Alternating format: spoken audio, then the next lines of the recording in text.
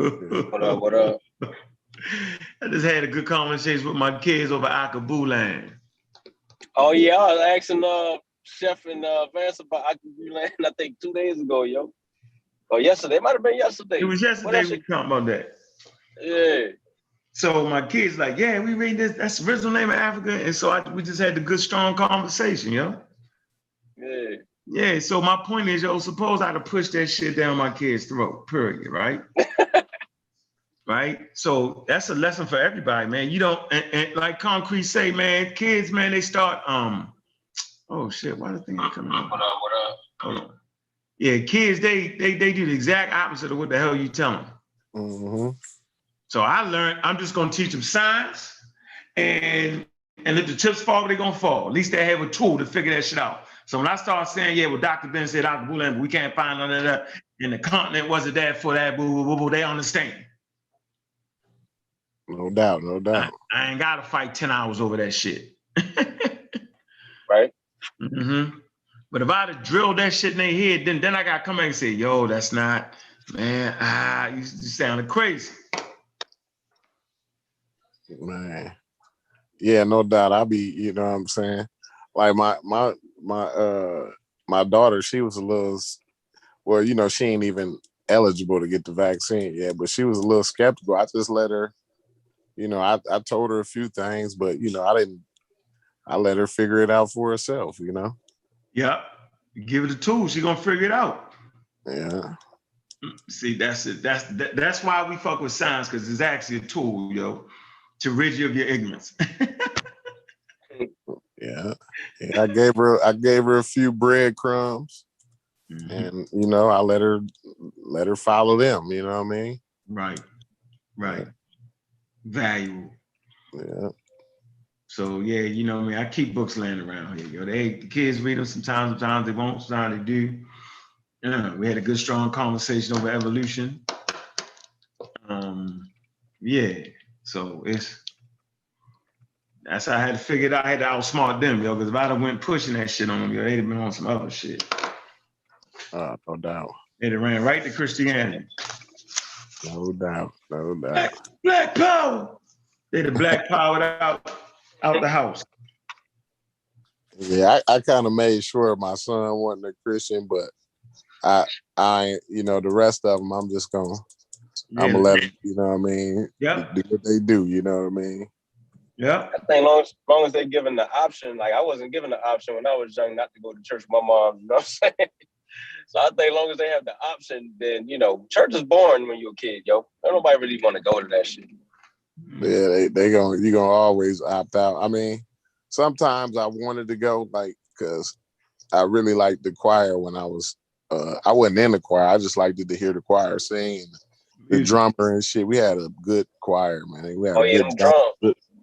Yeah, piano player. I mean, we had a piano player, man. She was a pretty bad piano player, man. Bass player. I mean, like the choir was just, man, they was awesome, man. That's the best thing about church is the music. Yeah. I always said if I ever get pulled back into the church, it'd be the choir doing it. The concert, yo. Concert for old people, yo. Yeah. Like, yeah. I grew up in a pretty big church, and you know what I mean, like the choir was like one of the best choirs in town, you know what I mean?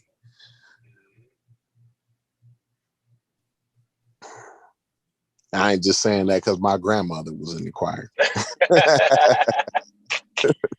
How many solos she had, yo? Oh man, she do a solo every Sunday. She still do a solo every Sunday. Already, yo. No doubt. Yeah, I enjoyed the music at my church too, man. I ain't gonna lie. Matter of fact, what is it? Wednesday? Is it today? Wednesday or Tuesday? Tuesday. Oh, okay. If it was Wednesday, she'd be at choir practice right now.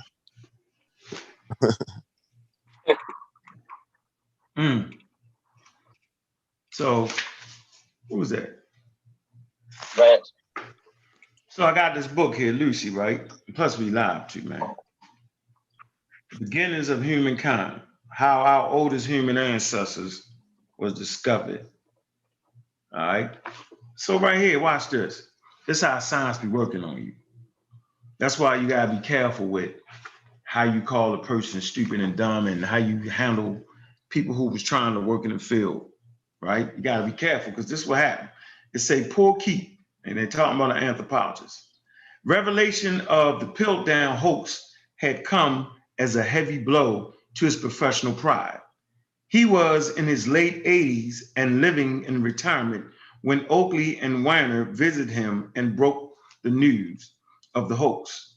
It will take me a little while to adjust to the new view, he had whispered. Whether or not he managed, he never said. He was far from the anthropological scene. In the midst of his old age and died 18 months later, well before he had a chance to learn that during his entire lifetime of estimating fossil ages, he had so ridiculously miscalculated the age of everyone. So this scientist, this anthropologist spent his whole career being wrong. And when they told him about the Piltdown man in his late years, that revelation had to hit him. But this happens a lot in science, right? So it takes me back to a quote in Dr. Ben's book. He said, it's something like everybody claims to have the truth, but the truth is like a broken mirror and everyone has a piece of it. So that's, I just wanted to start the joint off with that, man. Let me see who in the chat room, man. Maybe we can have a healthy conversation, man. We got 22,000 people in the building, man. We ain't gonna start the show with 40 people at least coming in, yo. At least got to come in here, man. Yeah. Yeah, no doubt. They'll pile up in here in a minute. Mm-hmm. Pile up in here and get this good information. Yeah. Scientific information. Yeah, all day. Yeah, all day long. And I just like to tell y'all, man, when y'all teach y'all kids, man, teach y'all kids the foundation, scientific literacy, man. All right, don't push nothing on them. Don't make them believe in this God or that God or nothing. Just, leave it open for them. Let them investigate, right? When you give them the tools, the proper tools of investigation, they're going to find that truth. So like I was saying before I came in the building, man, I've never actually pushed black allergy on my kids or this, that, and the other. Man, I talk about Africa. They hear me as they grew up and heard me talking on shows and stuff. But I never actually just sat them down and say, yo, this is what it is. I gave them the basics. I told them where humanity started at. And then they got to figure out, well, how to get to that point. Well, how do you know? They got to ask that question, right? They got to figure it out. And this is what life is about having the tools, being allowed to use your mind and your imagination, not being force-fed by a bunch of damn adults like we was force-fed fucking Christianity. We was given no options. And so that's why we turned our back on that bullshit. We were like, no, that's a bunch of malarkey based off of this, and that. But if they would have gave us a chance to explore, right? Gave us some science. My father gave me reading. He was like, man, you got to read. Every day, read the newspaper. So every day, I had no choice but to read the newspaper. He said, this is going to be essential. My father taught himself how to read. My father moved out of his house when it was amazing. He was like, I think he was like 8, 9. How the hell do you move out your mother's house at 9, 10? Ain't that crazy? Yeah. Wow. I must have had a bag, yo. And taught himself how to read, yo. I never forget. I'm like, damn. He said, I just kept reading the newspaper, kept reading and figured it out. But you got to read, Bob. You got to read, man. And he gave me my first book, was Negro in America, something like that. I had talked about the slave ships and how Egypt had black people in it. It was an interesting read. I fought like a motherfucker to read that book. Took me years. It's not till I got older that I look back on and say, damn. But he didn't force it. He just said, yo, reading is essential, bro. Yeah. And he was right, man. So encourage your kids to read.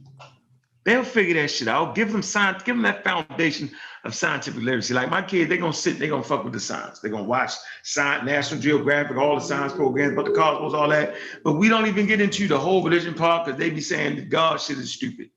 And I don't want them going beating up the kids in school, which I know my son do, right? But they figured it out. My daughter be like, well, I ain't no atheist, Dad, but no, I don't believe none of them stories, and I don't believe that God don't even make no sense to me. But she has agency on what she wants to call herself, right? My son be like, I'm just an atheist. I'm like, come on, dog, you 12, you tripping. Grow first. Don't make your mind up just yet. Yeah, all right, Dad. You know what I'm saying? Oldest daughter, you know what I'm saying? She atheist, right? Real black atheists, but they don't push that like that. My son be talking shit, but the rest they be, you know what I'm saying? Mm-hmm. Other two sons, my twins, one of them a non-believer, one of them is trying to figure it out. But that's dope. We sit down, we have conversations, and we had fun. We laugh about it. I be cracking jokes on them.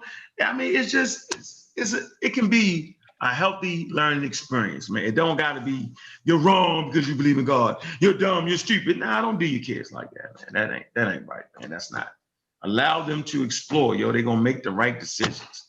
Raise them right, yo. They're gonna make the right decisions, yo. They might go away from the nest a little far, do something stupid, but they're gonna have something to come back to. That's why y'all see me right now.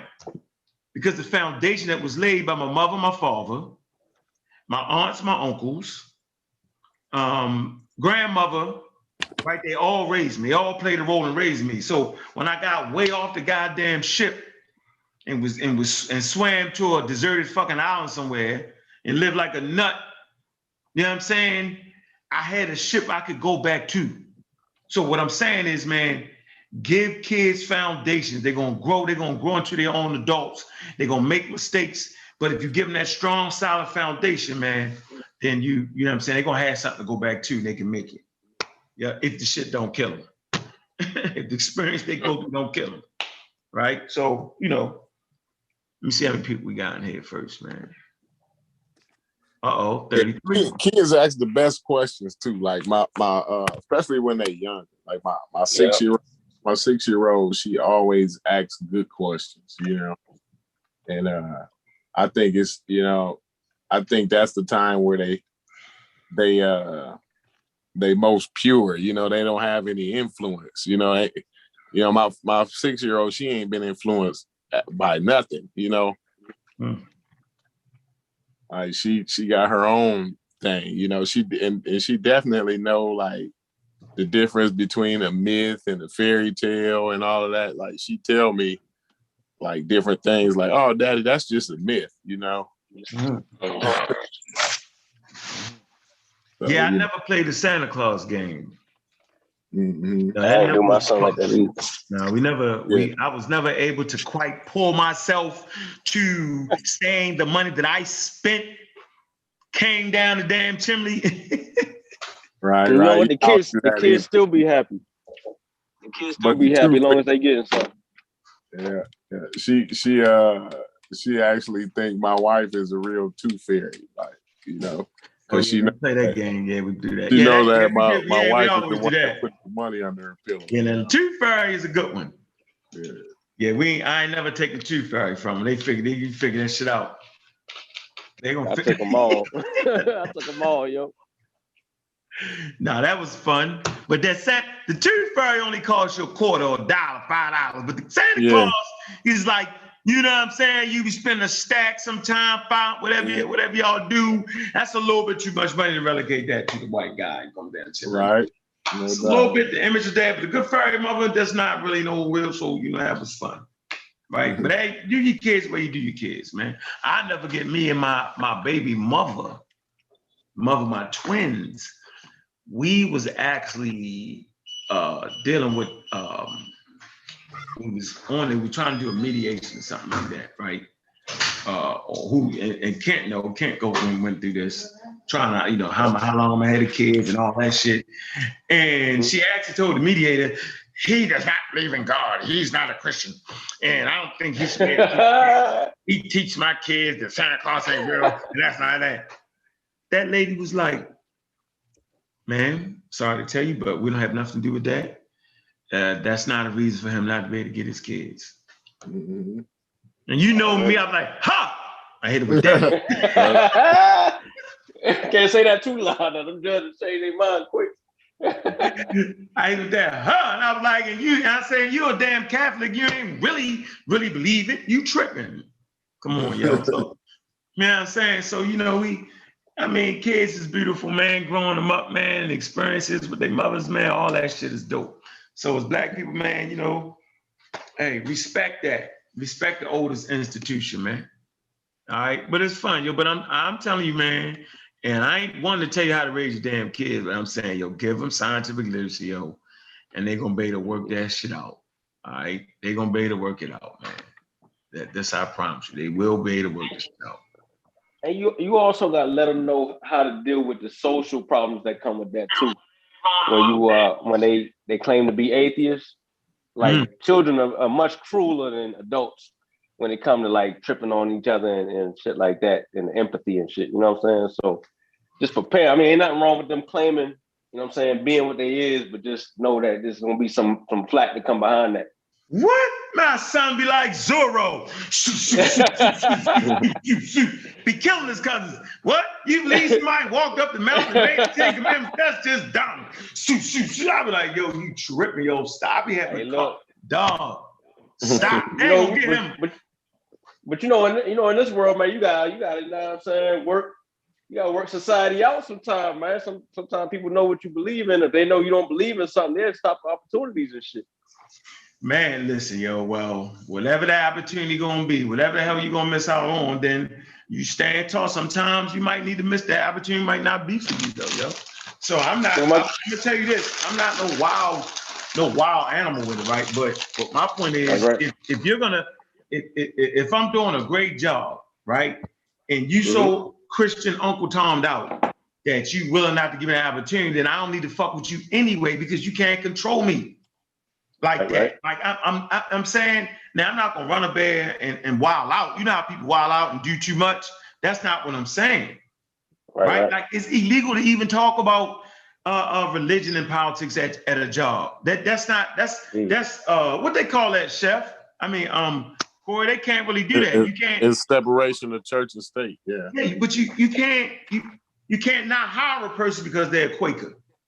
You know that's discrimination. Yeah, you get money off that. So please do that. You talking about opportunities to I get it, but what you gonna do about it? Yo, you ain't gonna say you I don't know. I mean, if it's a lot of money to be made by saying you're a Christian, then by all means say you're a fucking Christian. You know that, right? Sometimes I play it, but I ain't saying to claim being a Christian if you ain't a Christian. I'm just saying my granddaddy always told me, don't tell him everything you know. You know what I'm saying? Some things you gotta. No. You don't walk up in the room talking about your atheist. That shit only got to talk about. Just be intelligent. Yeah. Just be intelligent. You know, I tell you that shit all the time. Some damn women, you this and that. You feel me? They be like, you a what? Nigga, yeah. You crazy. You get kicked out the hotel. I don't even be giving a damn. I like it sometimes. I like shit, fuck it. You know? Yeah, you crazy, yo. I be like, come on, yo. Yeah, like, come on, yo. Man, get off that. Shit ain't even important, man. There's a lot of other shit to talk about, man. I tell them, yo, it's 47,000 systems out here, man. I say right now, I done got Islam, Judaism, Christianity, and a few African things. I still got another 4,000 and some. And I'll let you know once I get finished. They look at you like crazy. But $1,000, yo, I'm learning. I'll let you know after I look at all of them, critique them, I'll get back at you. So that's my way of not just killing. You know what I'm saying? Hell yeah. Yeah, I say, yo, I'm learning. I tell them I'm learning. Yeah, that's basically what I'm saying. That's basically what I'm saying. Yeah, you gotta have some tact to it. All right, y'all, Black African Power. What's good? What's happening? A well-organized lie defeats a disorganized truth every time. Woo-hoo-wee. Man, y'all already know what it is, man. It's the pseudo killers on deck. And we come to do what we got to do. And we're going to do what we got to do. We standing tall. We standing strong. Hey, pseudo killers on deck. What's good, Clark Kent? What it do? What it do, bro? What's up, man? Feeling good on this Tuesday afternoon, man. Peace to everybody in the building. You know what I'm saying? Like the channel, subscribe, all that good stuff. What's going on with y'all, man? What's up, Corey? What's up, huh? Hey, we here. We here.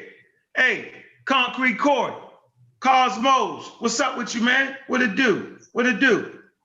Peace, man. Just trying to, have a little. We see it, ain't nobody on right now, so we'll see if we can have a good conversation, learn something, teach something. You know what I mean?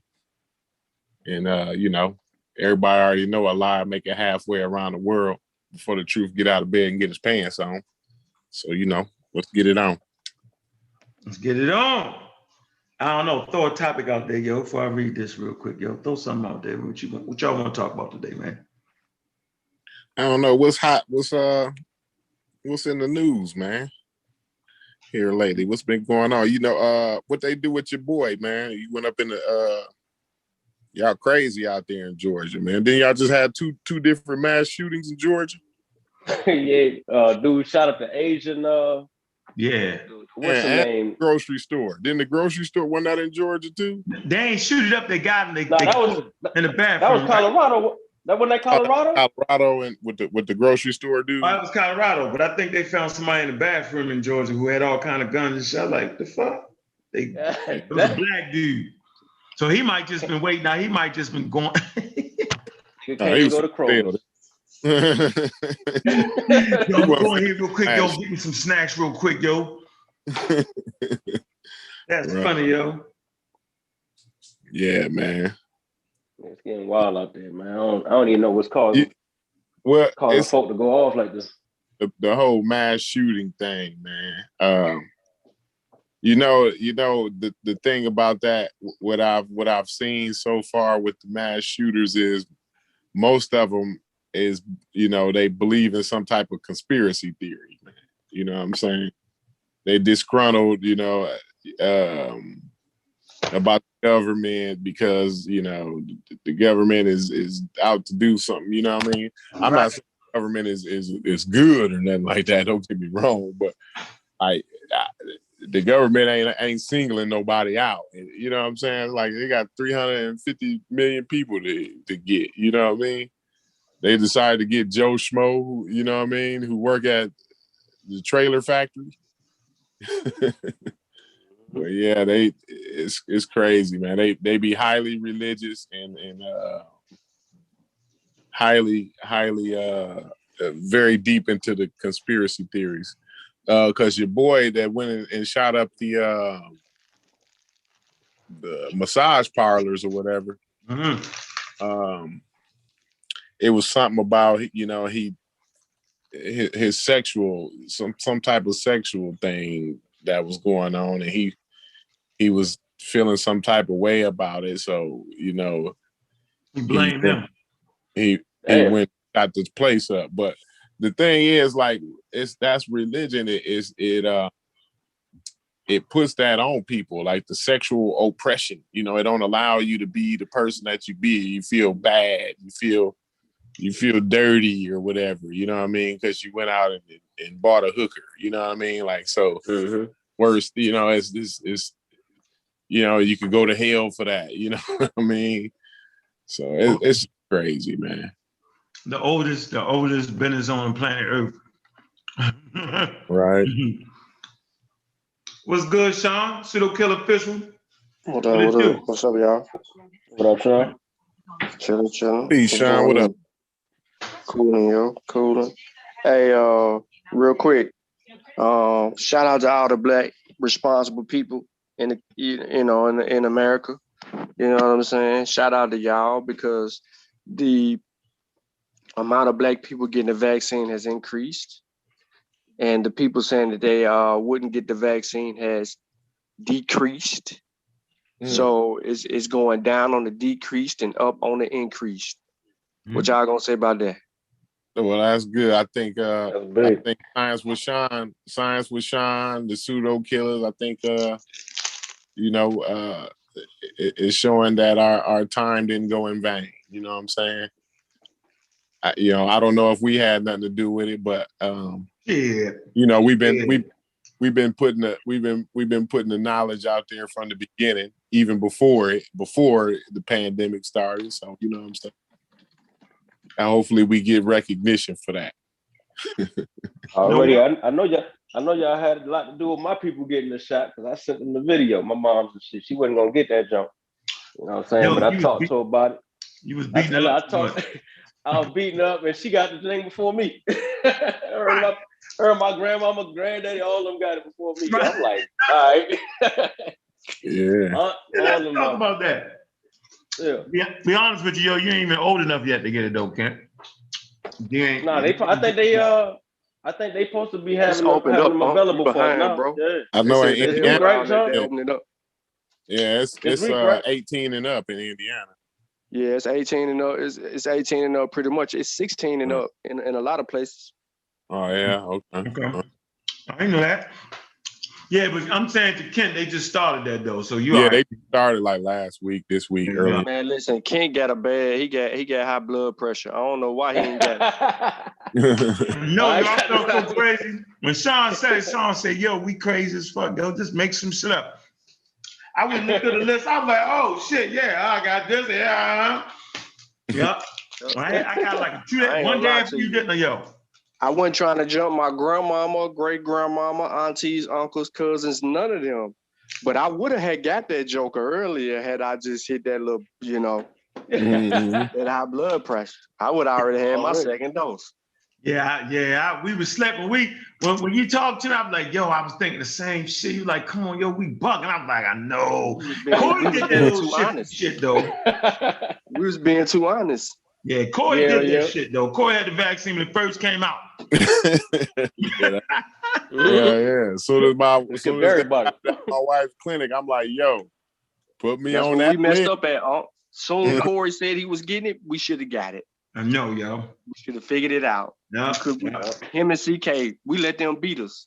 CK had hers before me, matter of fact. A week. Yeah, she big. Kent gotta get it though, Kent. We ain't gonna let you get away with that though, Kent. You done hyped everybody else. Yeah, he sued off for not getting it though, yo. Yeah, you have to film that, dog. We don't believe you, yo. You hyped everybody out and scared yourself. Yeah, how you gonna pseudo killer? He think they gonna put a microchip. He think they gonna put a microchip. I need science to create an 8th day. If they can create an 8th day, man, I'm going on that 8th day to go get mine. Yeah, I go up in that joint. The lady said, the 8th day in the week. Hey, look, the lady said, boom. Thank God for Jesus Christ and science. I was like, God damn. At least it's a blend. You got at least blend it. She said Jesus Christ and science. I was like, wow. I just laughed. I said, you got me. I'm gonna let you get away with it. I'm gonna let you live on that. I'm gonna let you live on that. So as long as they get it, that's all that matters. Yeah, like my family got it, so I did my job. Y'all ain't gotta get it. That's on y'all. You know, my family, people I love is close to me, right? You know what I'm saying? A lot of times the people that listen to us, man, they ain't paying attention, yo. So I can't, I fight, I advocate for y'all, I fight for y'all, man. I'm saying I truly love my people, man. We've been talking about this. I'm just gonna reiterate, yo. Before it was a pandemic, yo, the conversation was there, yo. We was already there. We was talking about evolution. Last 15 years, we've been talking about that subject. 20 years damn near now. So, I mean, if you've been following and growing with us, then you already know, right? You understand evolution. You understand. You know what I want to do real quick? It's going down on Facebook. I be beating the brakes on y'all. If y'all ain't following me on Facebook, you need to follow me, right? Beat the brakes off on them. What I would like to do is... No. I got a question. Mm-hmm. So where's them dudes that you be arguing with on Facebook? Like, what's the dude that always argue with you no matter what you post, he argue? I need to come out. I need to stop hiding, right? No. You know what I'm talking about? Like Lee. Where's Lee at? No, I ain't seeing him. Facebook. Okay, so if not Lee, then where's that herbalist dude at? Where these people at, yo?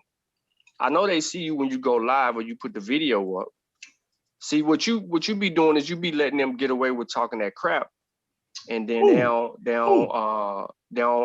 muscle up. How Because let they them be get away trying to with drop, that? nah. And hold on, the other dude who think he Aboriginal, the one who always come through talking about, oh, you late on this information or blah, blah, blah. I think his name was like start with an S. I don't know, man. Them niggas is ignorant, yo. You need to, listen, you need to make that post. You need to make that post Mm-hmm. and you need do it like right now. What you Call mean? them out. Nah, because they talked all that. See, you letting them get away. They talked all that. I be slaying them up. Y'all can't do it 24 hours a day. Yeah, they be trolling like a motherfucker, Sean. Yeah, come on, y'all got And, hundreds of well, people. go okay, crazy well, why talking to them if niggas. they be trolling, then get them the link. They need to troll on that link. No Hell doubt. Yeah, Hell you yeah. can get that link. Yep. Make you them right. look. Yeah. Call them. Go on the post. Call them out. Talking Yeah. shit. Get the link. Here go the link. Hop on. Talk that shit. Oh. Wing, don't talk me to death. Look, cause what they gonna do is they're gonna talk you to death on Facebook.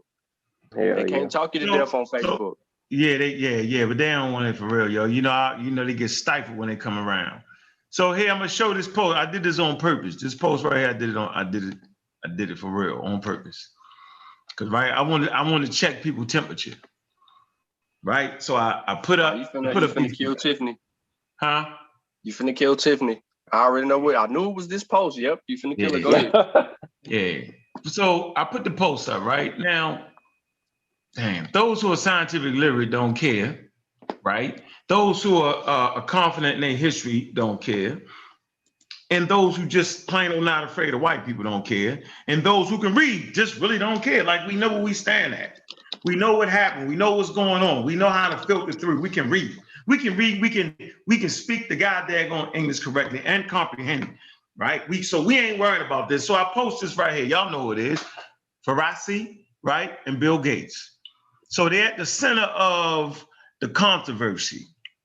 Bill Gates is trying to population control based off of people just not even understanding what vaccines do, right? Mistakenly thinking that, man, why you follow him? I don't follow Bill Gates for science. I'm gonna listen to the science with Sean first, right? I just know when I'm hearing Bill Gates talk about vaccines, he's just correct based off what I know, based off what I've studied. But I don't follow Bill Gates for scientific information. Like, get the fuck out of here. Add this to the fact. When you listen to him and he kicking the science, is because he's relying on the scientist. Correct.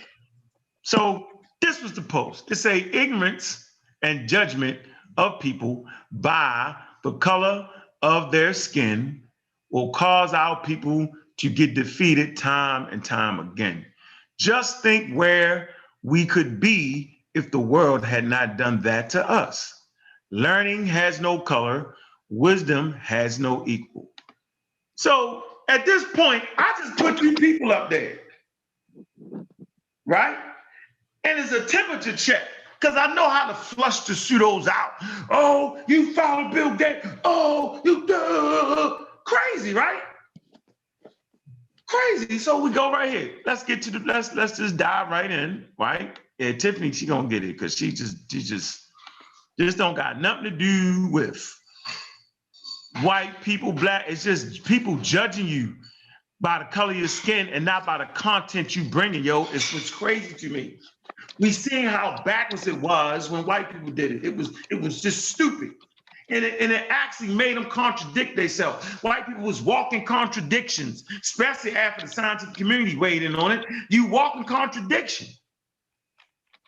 You know what I'm saying? So you need our help in building America, but we ain't human. Well, how could that be? We didn't invent shit. Like, it just don't make sense. You judge me by the way, the color of my skin, how intelligent I am. You missing out.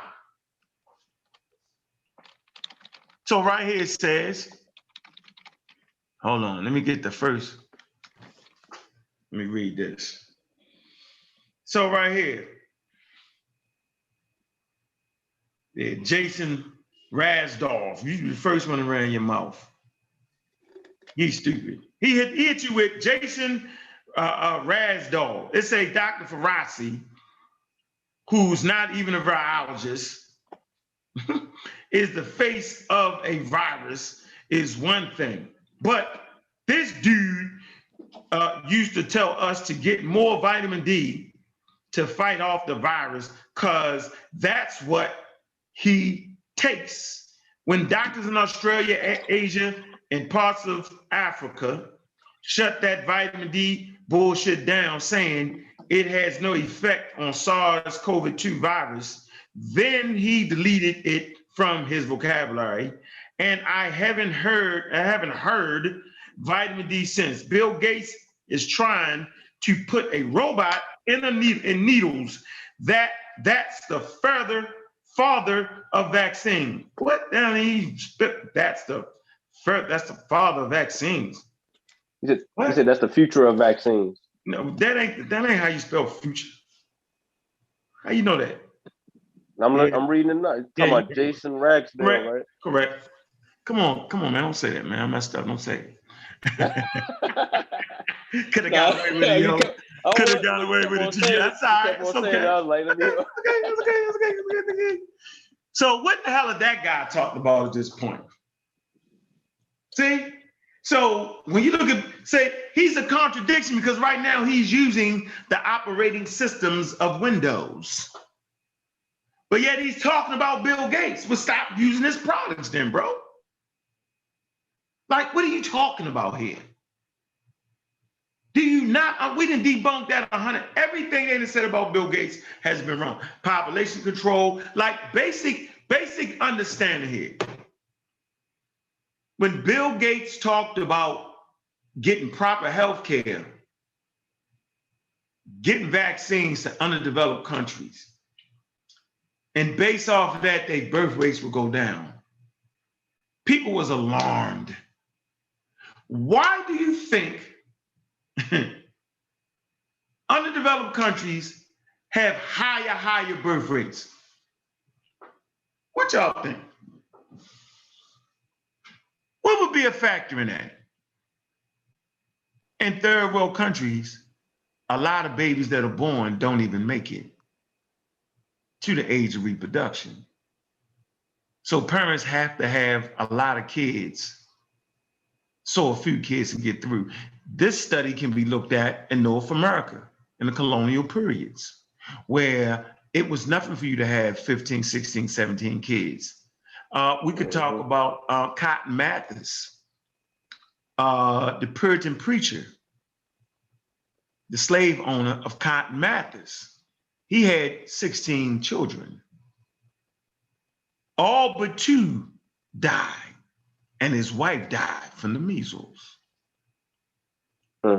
That's why they had large families in the United States, y'all. Now it doesn't make sense because every baby you have, 99.1% of them gonna make it. Right. So you have 20 kids, you're gonna end up having 20 kids.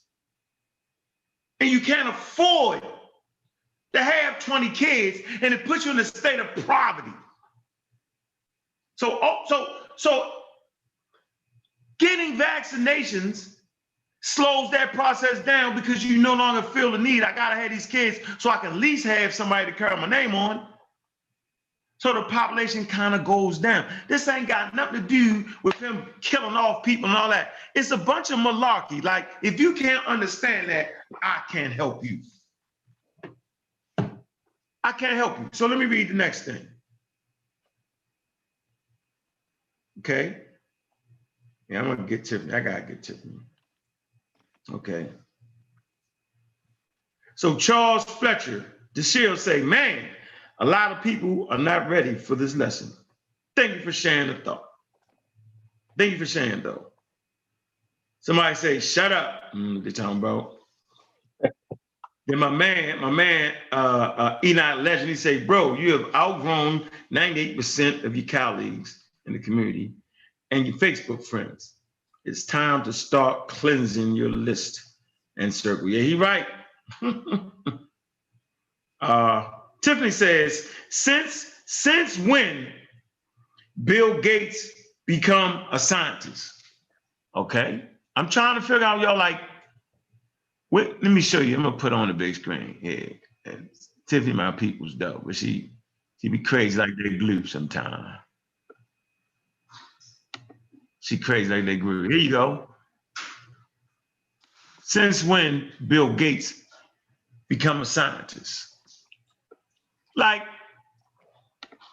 Kent, what the hell does that statement have to do with Bill Gates being a scientist? Exactly. I guess because he up there with Dr. Fauci. I think she confused the whole post, to be honest with you. Ain't no way she read it and comprehended that the way it was supposed to be comprehended. Yeah. The guy say, Fabian says, it doesn't seem like he's saying Bill Gates is a scientist. She says, no, but I do see a medical symbol on there, which is why I questioned it. That I am entitled to. So the medical that. Yeah. She just put okay. You know, I thought that was a what do they call that? The Illuminati sign or something. No, that's that Blue Cross Blue Shield. There you go. Brother Okay, Nahisi. yeah, but it's got the little, I see that, but it's like got a globe behind it or something. Look, Nahisi says, Tiffany French, that's the World Health Organization symbol. Okay. See, they faked me out too.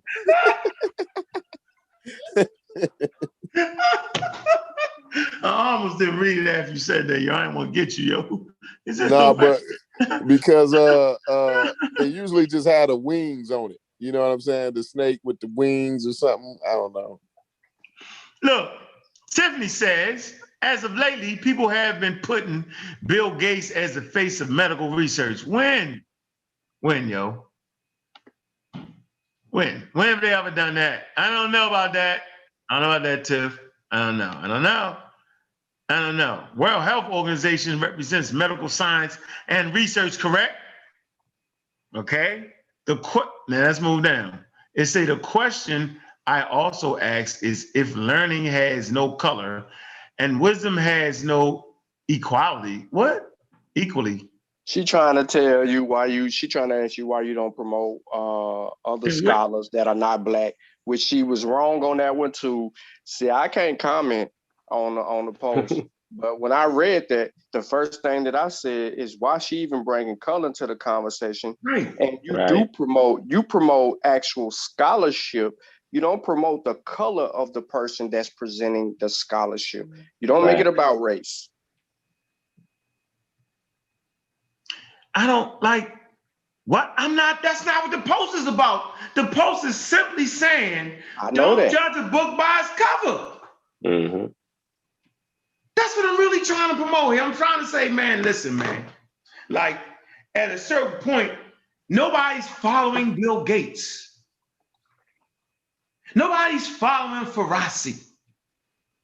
We're listening to what they're saying and we're checking it out to see if it makes any sense and if it is relevant in our life is what we're doing.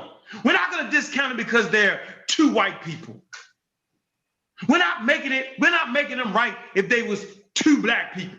So basically what you're saying, watch this. As we go down here, you're going to talk, people say, man, I'm just going to do the Black shit. You be like, really? I'm going to get off of Tiffany. I'm going to give her a break. I'm going to let her live. Tiffany's just talking.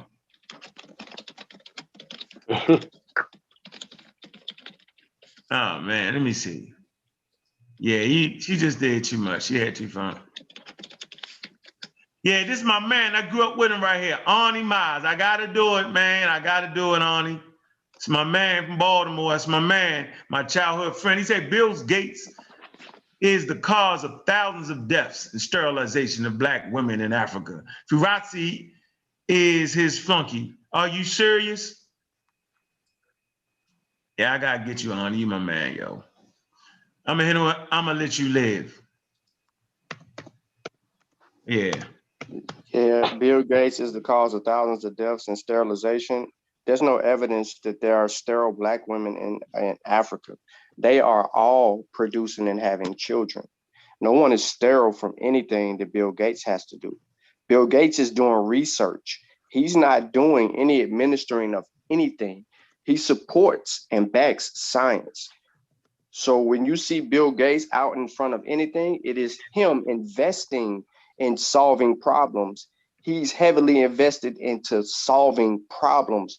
He drives his money up off of solving problems. He's looking for solutions to world problems, not Bill Gates problems, world problems.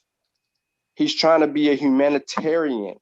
He's not trying, he actually is. He's putting his money where his mouth. Not trying. Yeah, he's being a humanitarian, the lead humanitarian in the world. Yeah. He's taking all that money he's got and he's put it back into the world community. Mm-hmm. So your man's just got that all wrong. Fauci is the scientist. Bill Gates aligns himself with problem solvers, scientists. That's why you see him with anthropologists.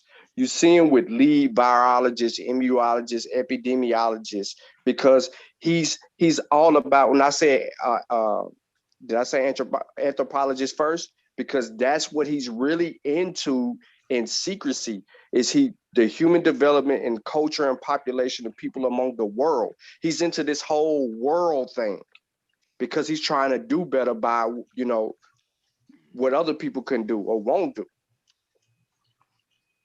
So watch that. That's a point.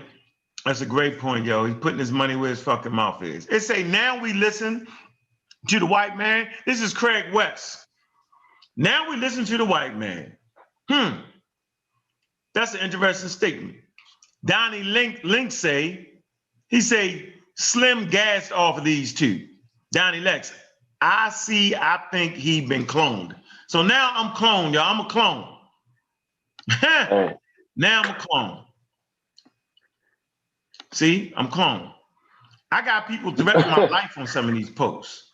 Beat niggas up, they start threatening my life. Damn. I said, good idea sometimes. Listening to white people, it's a good idea sometimes. Yo, sit back and listen. See, you listen to everybody. See, you listen. It say, wow. Here you go. Wow. It's correct. Wow. I remember the real Unc said he don't deal with anything white. Where is he being held? Somebody say, no, we listen to the right man. Skin color don't determine that. Greg West goes on to say, wow, this is all new to me. Yeah, you should do some fucking studying, dog. You ignorant as hell. Then of course CK dive in the mix.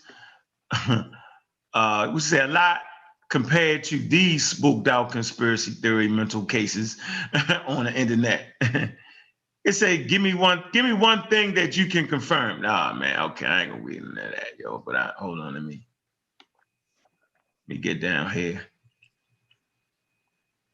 Craig West, and he just throw something up here. Joe Biden, I don't even care. I don't know what they doing. They went off into Joe Biden, the conversation at large. Wow, you basically, we're giving a white man benefits of a doubt. That's crazy, yo. I was like, that's crazy. I told the nigga, no, you made it up. You done fell off, yo.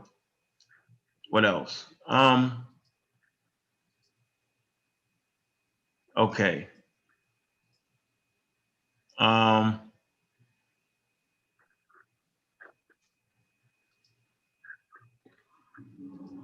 Back to Tiffany again. So why not promote other ethnic groups and nationalities if learning doesn't have a color?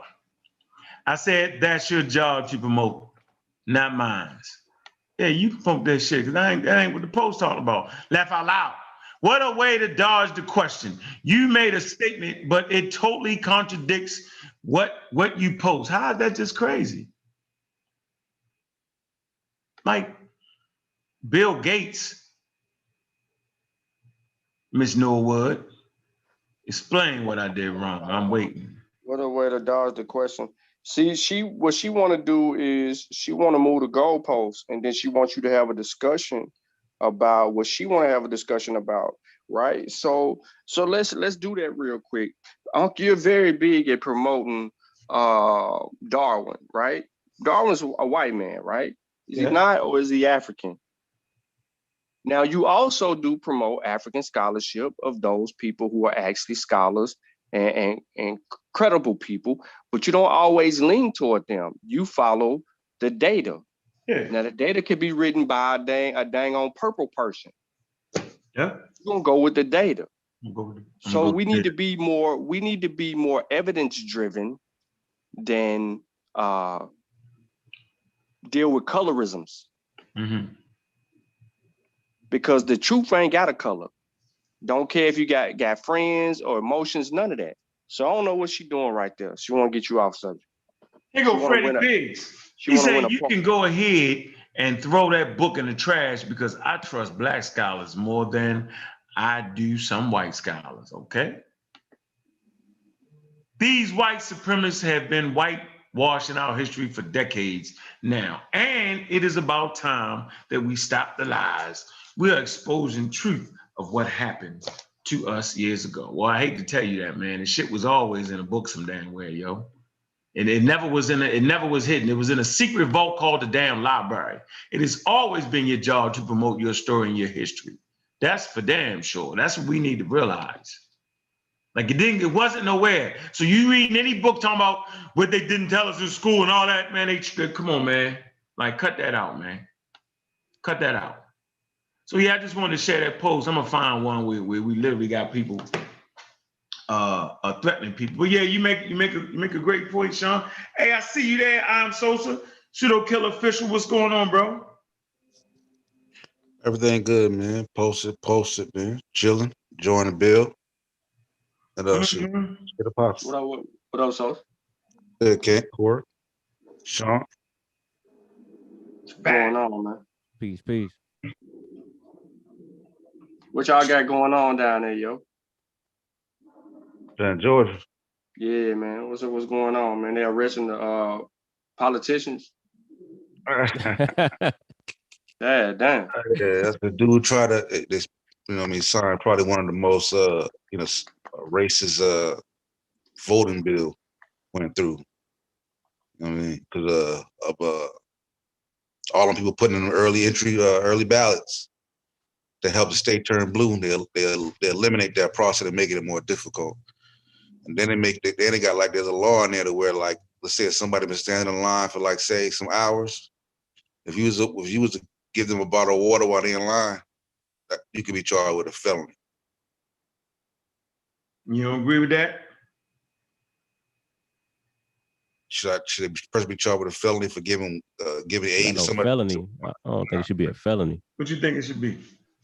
You know, give them a little $100 fine or something. You know what I mean, let them go on about their day, man. Okay. All right. The dude got arrested because he just wanted to witness it. You know what I'm saying? He's like, I just want to see you sign it. You know what I'm saying? So they locked the homie up. It ain't that serious. Oh, man. You said you. Yeah, but because he got to go up for re-election too. You know, the state turning blue, so he got to do what he got to do to, protect his next term. Mm-hmm.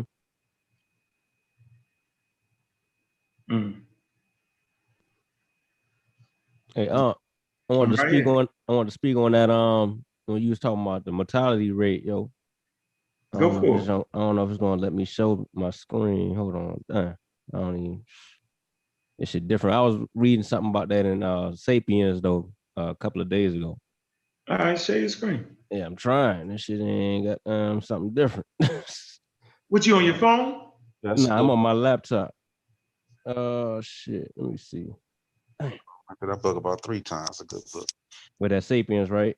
Yeah. Yeah, because it spoke directly on that mortality rate. It was talking about King Edward I and his wife Queen Eleanor, about how they had like 12 children, 16 children. Hold on, was it 16? Hold on. Matter of fact, go ahead. I'm gonna pull up the book real quick. Pull up the page real quick. I'm trying to see why it's not pulling up. We had Corey.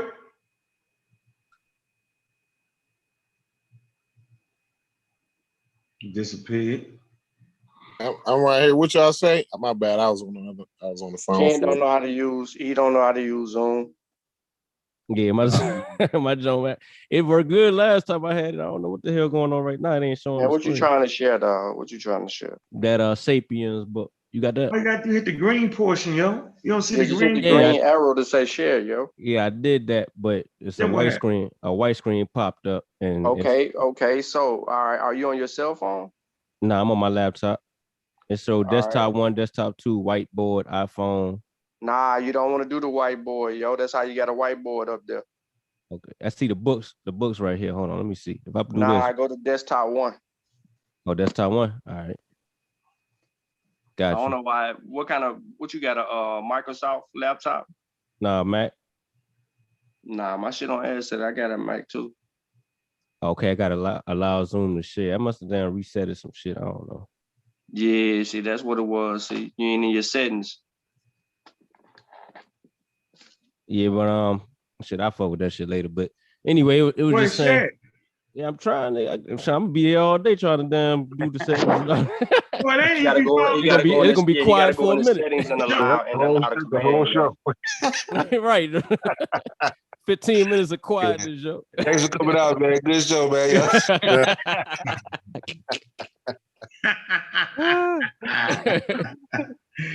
Damn, I'm trying to look for something. Somebody got to say something.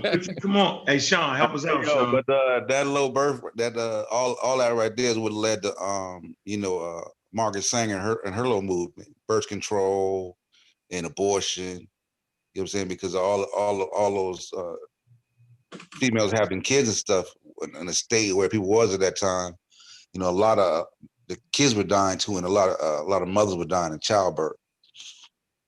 This led to that. This led to that whole little movement and birth control, which at the time was like, you know, was extremely controversial. Birth control and goddamn the abortion movement, stuff like that. So, you know, she had her little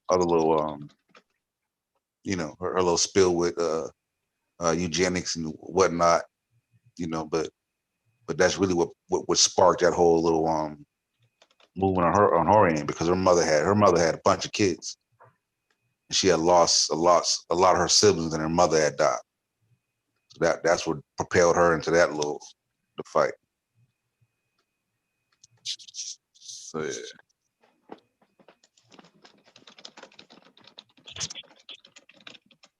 Typing hard as hell. Yeah. Hey, Sean, though, I heard we got to put a cease and desist on the black on black crime. I heard that conversation. Oh, Garfield shit. Yeah, bro. Like, we really got to, like, people don't understand like that statement and you know what I'm saying? More to it than just black on black crime. There's other factors. Yeah, and you got to understand, you know, it's like opportunity costs. If correct, like that's if the I biggest go, thing. yeah, like if I get up, take my daughter to school, go to the grocery store, go to the gym, right? Go to the library and come back home. I'm in a predominantly black area. So over that course of time, I might have came across about 500 black people. Right. I might have drove by, and whether I drove by, I'm in the grocery store with them. Okay, then I may have passed, 6, 7 white people, 3, 4 Asians. So chances are, if I was to wreck my car, it's a probably 90% probability that person's gonna be black. You know what I'm saying? So that's what that stat is a representation of. You feel me? So you can't really use that as a launch pad to get into a racial discourse. Well, who disagreed with that? They was disagreeing with that. Nah, he was using that as a launch pad. The black people killing each other at a 90% clip or something like that. I'm like, bro, you know what I'm saying? As this that's reason for black on black crime. Yeah, it's systemic. Yeah, well, if you're a Chinese dude, it's likely a Chinese dude killed you. Yeah, you know what I mean? If you get killed and you're a Chinese dude, it's more than likely a Chinese dude killed you. Oh, his Mac work, y'all. Look at it. Yeah. Damn, restarted and all. White community, the race is the same. This is where you are. Mm-hmm. population ratio. That's all. It's about who gonna get close enough to you to kill you. You know what I'm saying? Yeah, you ain't finna see Not, not only is it likely for it to be a black person that kills you, it's likely that you knew who they was. You know what I'm saying? Yeah, You had a exactly. relationship with them. You know what I mean? Yeah. Not if the population was 50-50 and that would have then we got a real problem. You know what I'm saying? Like, yeah, like that. But Mhm. go ahead, Ken. But yeah, basically to what Aunt was saying about mortality rate back in the day. So this particular part of the book is saying death suffered its worst setbacks in the arena of child mortality. Until the 20th century, between a quarter and a third of the children of agricultural societies never reached adulthood. Most succumbed to childhood diseases such as diphtheria, measles, smallpox. In 17th century England, 150 out of every 1,000 newborns died during their first year, and a third of all children were dead before they reached 15. Like, crazy. Today, only 5 out of 1,000 English babies die during their first year, and only 7 out of 1,000 die before age 15. Then, it went on into like how many of King Edward I and his wife Queen Eleanor's children died, and like they had an anonymous daughter born in 1255, died at birth. A daughter Catherine died at 1 or 3. Joanne died at 6 months. A son died at age 5. Like these are all from the same people. Died at age 6. One, 29. That's a little bit of good life. One at 5 months. 35, age 10, 58. She, lived a pretty good life. A daughter died at age 2. One died shortly after birth, and a son named Edward, and he's the only one that pretty much survived out of all of the boys. First of the boys to survive the dangerous years of childhood, and at his father's death, he ascended to the English throne as King Edward II. But yeah, man, them babies was dying left and right back then, yo. And like you don't hear about that nowadays. Like just 10 churn down, you know what I'm saying? Yeah, that was the same on the plantation too with those early English settlements. Like chances are, if you survive, if you survive out of the first 7 to 10 years, you're good. Yeah. But more than likely, you're gonna get clipped between that age from birth to that 7 to 10 year period. Right. People want to argue with science. They want to, argue about the doctors and shit. Like, what are y'all talking about? You're like, at one time, your babies wasn't making it. Like, it was fucked up, man. But yeah, that's all I wanted to add to that. I just thought about that when he was talking about that a minute ago. That's valuable right there, yo. Go ahead. Nah, it wasn't me. No, that's valuable. I was trying to find something, man. Motherfuckers be just strung out, yo. They fucking be crazy sometimes, man. Yeah, Facebook. Huh? You try to find something on Facebook? Yeah, damn. Yeah, and they're still arguing with. Nah. Chicago fake ass nigga start trying to gangbang.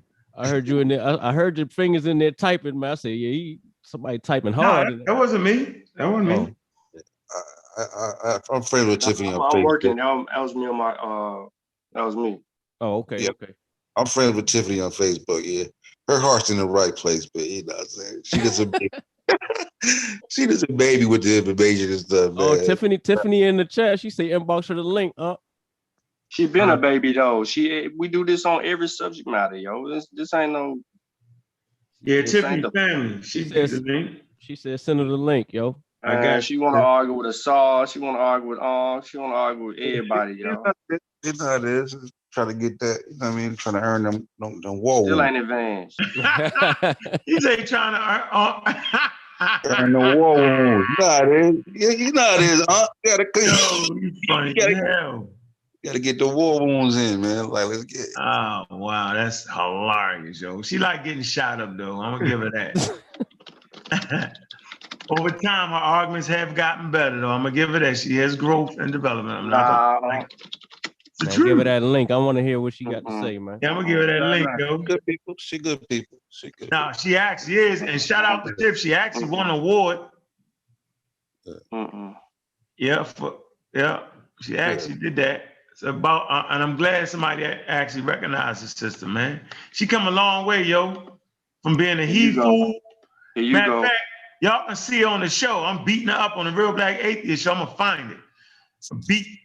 I beat it unmercifully. Huh? Huh? Yeah, she was a Hebrew. Yeah, It seemed like everybody man, came. She want to argue with the whole I ain't gonna- Amara squad, yo. The whole Amara squad is Hebrew. Like I was never even exposed to them at all. Like that's why I'm so shocked with. Hey, yo, real talk though. I seen them fools when I was downtown in Dallas. I seen them. They was cooped up. It was like 5 of them. And they was in some hot ass clothes too. Cause it was 81 degrees.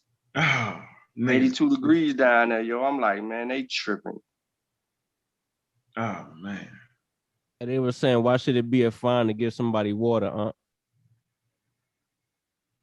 Cause nigga, bring your own goddamn water, yo. Cause y'all gotta know back in the day, it was paying niggas to vote, yo. They give you a turkey, chicken, $100, give you pass it out, and this shit get crazy. So I'm not saying that the reason behind why they doing it, but I'm trying to tell you that you niggas was paying for votes, yo, and that's how they was doing. Yo, you go out there, yo, we're gonna give you $100, yo. We're gonna give you a bottle of liquor. We're gonna do this. Niggas don't be caring about. And when I use the word nigga, let me do this, because I don't mean black people specifically.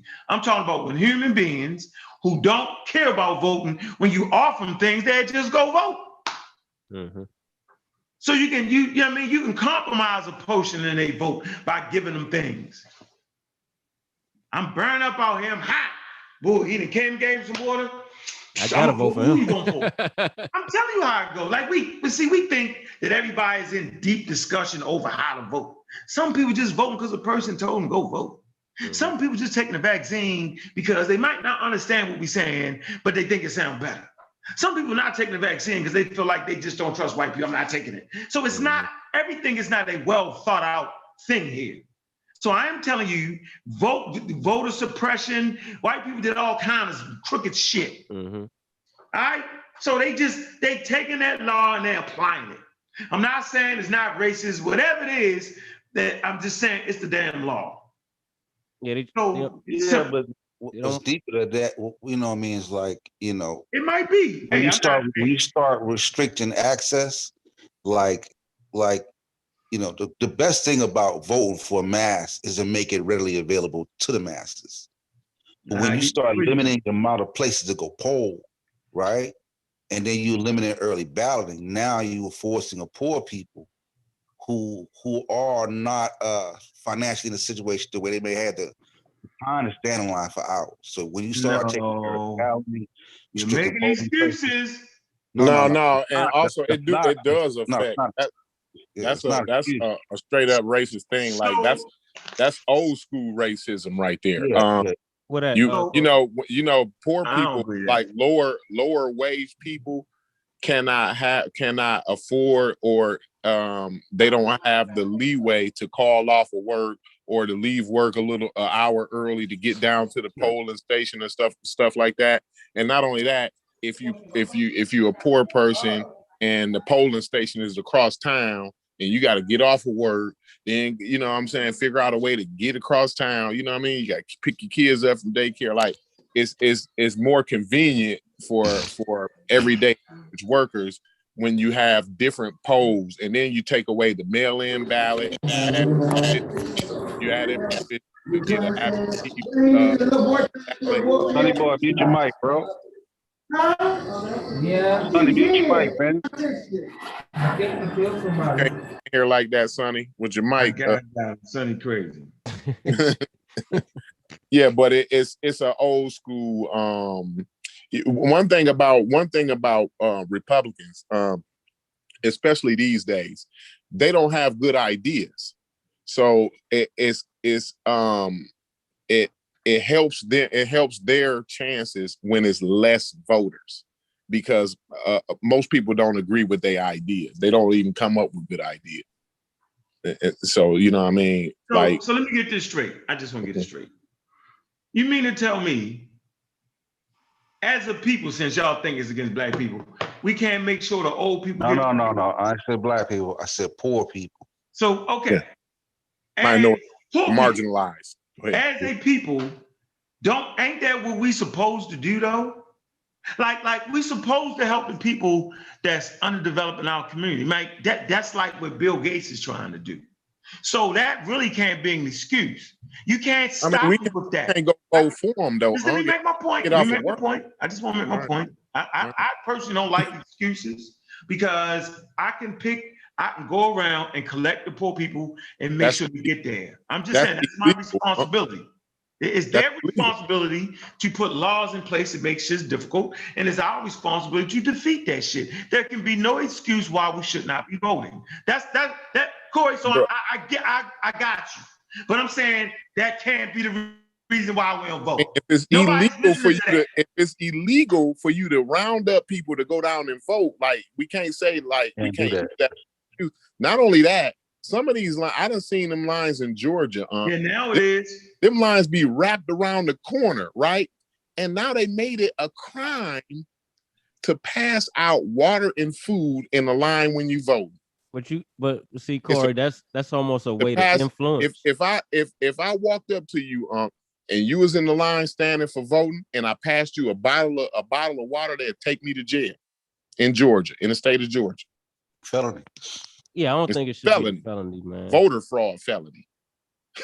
But I can't understand how they saying. You know what I'm gonna do? I'm gonna remove myself out of the politics conversation because there's no rhyme or reason, right or wrong. So I'm gonna let y'all go. Listen, though, but what I'm saying is this: like, don't think that these ideas are humdrum. There's data collected, right? They don't just go to do this on a whim. They collect information to see, okay, what mostly affects the people that we don't want to depose as a Republican, bro. And they gather all the data and they figure out what we can do to eliminate it. So it's not complaining about it. It's like you gotta. Yeah, you got Republican strategists. You never heard of a strategist? Are you crazy? But you got to think now. Hold on. You never heard of a Republican or a Democratic strategist? I don't know about that. But I don't believe that people that can walk down the street in the worst hoods in America with iPhones and Jordans can't get their ass to the goddamn post. I don't believe it.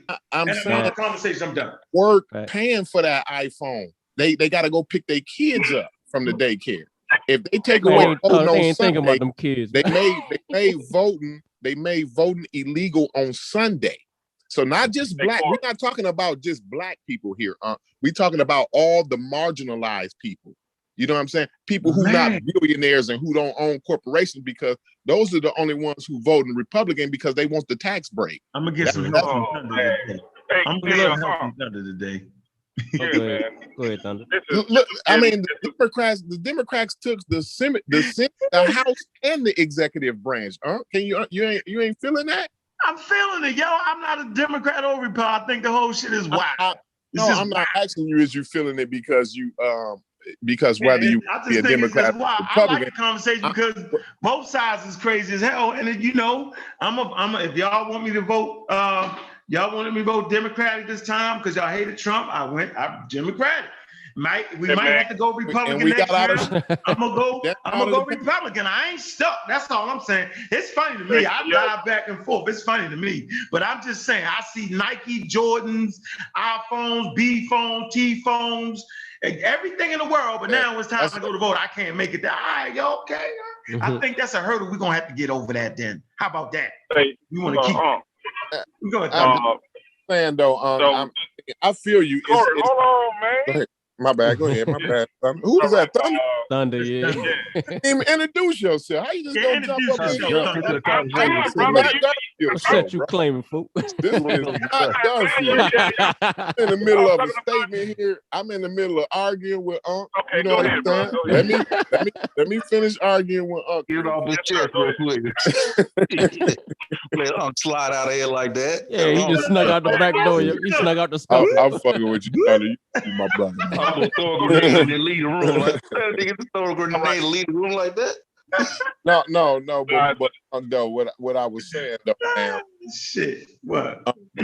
is and what Sosa was saying, they do these statistics. It's called they call strategists, and they understand when they make it illegal to when they cancel voting on Sundays. Yeah, They know that the most marginalized people aren't going to be able to vote during the week because they vote. Because you saying they working. Yeah, they working. They got to take care of their kids. They got shit to do during the week. You know what I'm saying? Like, poor people got things to do. They don't go to work at 9 o'clock. You know, because the polls open up at 8 o'clock, right? But the poor people already at work at 6 o'clock in the morning. You know what I'm saying? And the polls close at 5. You know, so like, you know, you got to catch the bus. This, that, and the other. You know, yeah, they might have an iPhone, but they paying $12, $24 a month for that. They didn't go down and pay $1,200 for it. They on a contract. You know what I'm saying? So you know, they go down and just buy the iPhone. Let me ask y'all this last question, Tim. Hold on 1 second, man. Please give me 1 second. I ain't trying to cut. But I meant, I ain't got nothing but like 5 minutes. So I don't believe you. Right. He pulling a woo job. You're pulling a woo job now. Listen, man. So, thanks to you all, I'm going to get my Pfizer shot today. Okay. Right now, I'm going right now to the Georgia Dome. I'm supposed to be there by 8:30, man. So I'm trying to. Long, boy, you better hurry up. They be crowded out there, bro. Yeah. So, yeah, man. Like I said, I just wanted to just thank y'all, man. Hopefully, I don't die from this. You know what I'm saying? But for real, yeah. I know y'all were talking politics. Y'all don't want that smoke, so I ain't even finna entertain that. But yeah, for the vaccine, man, I appreciate y'all advice and y'all fight. Because y'all been fighting for about 2 years now, and as you see, I don't know if y'all seen the numbers. I can't think the exact numbers, but we talking close to 90 million, something like that. Nah, it's way more. It was 90 million like last month or something, but it's like my check was 1.4 million. It was like 3 days. No, 90 million more to go. Mm-hmm. I think I saw that today or yesterday, and he said he want to get it done by next week or the week after that. Fight. So we like I said, I appreciate y'all fight, man. Y'all ain't fight for no reason, bro. Don't think the work y'all doing is in vain. Because you got one hard-headed guy. You influenced me to do it, man, so yeah, y'all keep up the good work, man. I'm gonna let y'all get back to politics. I don't even want to talk about that. Especially you talking about Georgia. I don't know why y'all worrying about Georgia. Y'all ain't. You can't pass a bottle of water out in the voting line. I live in Georgia, so I live in Georgia. But Corey, okay, cool. You don't need no water, nigga. Hell no. Okay, all right. Hey, look, my grandmother might need a bottle of water though while she's standing there. Hey, Corey, go buy her one. You can buy her a big spring water. It's illegal. You can go to Kroger. You can go to Kroger right now and get you a bottle of spring water for 6 to 8 cents, bro. Go on down there and get you one. Already. My grandmother can buy a lot of bottles of water. She can buy more bottles of water than me. But what I'm saying is, if she called me on the phone and said, Corey, this line is a lot longer than I thought it was, baby. You need to get on that. You bring me a sandwich and a bottle of water down here. Guess what? Guess what happened to me, Thunder, if I did that? No, that ain't the truth. But at least that way you make that up, yo. No. Okay. Hey, look, but at least she know not. No. Hey, Sosa, Unc said I made that up. Yeah. I think if that's your mother, that's different, dog. I don't know. I gotta read the law. They saying if you out there They passing didn't out, you put no got provisions in there. You mean to tell me if I walk up with a sandwich and hand it to the lady, and I say, oh, that's my mom, they gonna be like, oh, okay. No, They that's ain't gonna check no ID, no probably ain't birth gonna, certificate. they probably ain't. They gonna check that ID. they gonna yo, choke you out like George Floyd in front of everybody if you try to give your grandmama a bottle of water. But look, they probably ain't gonna do it like that. Like if you got a sandwich stand set up out that They joint, gonna wrestle you down to the ground and choke you out. yo, they. Hey, man, I'm about to jump out, man, and go get this shot, man. But yeah, y'all enjoy your night, man. If y'all on at 9 o'clock, then I think it's supposed to be over. I think it's a 30-minute process. What the thing says. So I'll jump back on. Man. All right. And got that microchip in. I feel like y'all put that microchip. Yeah. All right, peace, man. Don't get that microchip. I microchip. wouldn't do it, Thunder. I wouldn't do it. Hey, yo, Hey, yo, I feel like y'all exaggerating a little bit, yo. Y'all know they ain't about to wrestle you down for bringing your mama. Like if you got a table, if you got a table set up on that joint with a pack of water. With the wrestling you down, but Ken, but listen. He has the bottle of water. He just gave to somebody. It is written in the law books, right? You know what? Go get that law. I don't believe that. I'm not believing you. But check it. At least we all know now, so we gonna be prepared. We gonna have our water. Pull up the new voter, Georgia, because I can't share my screen. Y'all sound like the pseudos and dove with that. So now I gotta check it out. I don't know how y'all don't know that, you in Georgia, man. Man, they made it more than what they made it. Like they added the spice. They said they tried to get locked up. They said if Unc want to give his auntie a bottle of water, that's cool. We gonna let him go, but everybody. Hey, but look. So say Corey, if somebody wants to get people to vote for them, they make a bunch of chicken sandwiches with people with buttons with their face on it. Go down there and give everybody a chicken sandwich, but they got a picture of that person's face on it. No, that ain't what they talking about. No, they gonna make I mean, you know what I mean? No influence right there. Yo. Like they didn't say vendors can't come down there and pass out. They said it's illegal if you to pass out food and water in a voting line. It's illegal. I ain't never had none. I mean, they didn't say in case if it's Kent's mom or it's Kent's cousin, maybe he can get away with. They didn't put that in the law. Kent, I'm sorry, they didn't. Read it. Why we acting like we can't read around here, yo? There's nuances to it, though. You talk to the officer. Hey, officer, this is my mom. You talking about Georgia? You talking about Georgia, Kent? Yeah, I mean, hey, look, ain't number black police down here. I'm sorry, yo. Hey, black police cool down this joint. Yeah, it is cool. They ain't fucking with us like hey, down in them backwoods down in Georgia. Now that's different. You tell me, it's all good down in them damn backwoods. Now you right. And they putting there like niggas out there in Georgia. Yeah, you right. Yeah, it's Trump land out county, right? Like how what happened with Trump was they was trying to get to the Cobb County vote straight, right? So now with the new law where like the state could come in and take over that county voting process. If they deem it's an issue with you getting the votes in on time, or whatever, they could come and just jump involved and just take over like that. See, that's what stopped Trump from getting in, because Trump was on the phone trying to get Kemp to stop that shit, but Kemp didn't have the power to do anything. But with the new change, the state now has the power to come into the county and take over the voting process. You know what I'm saying? But I dropped the link in the back chat, though, kind of giving a rundown of some of the new ones. Oh, I ain't reading it because I ain't pre-reading, yo. I be stumbling over that shit. I got to pre-read.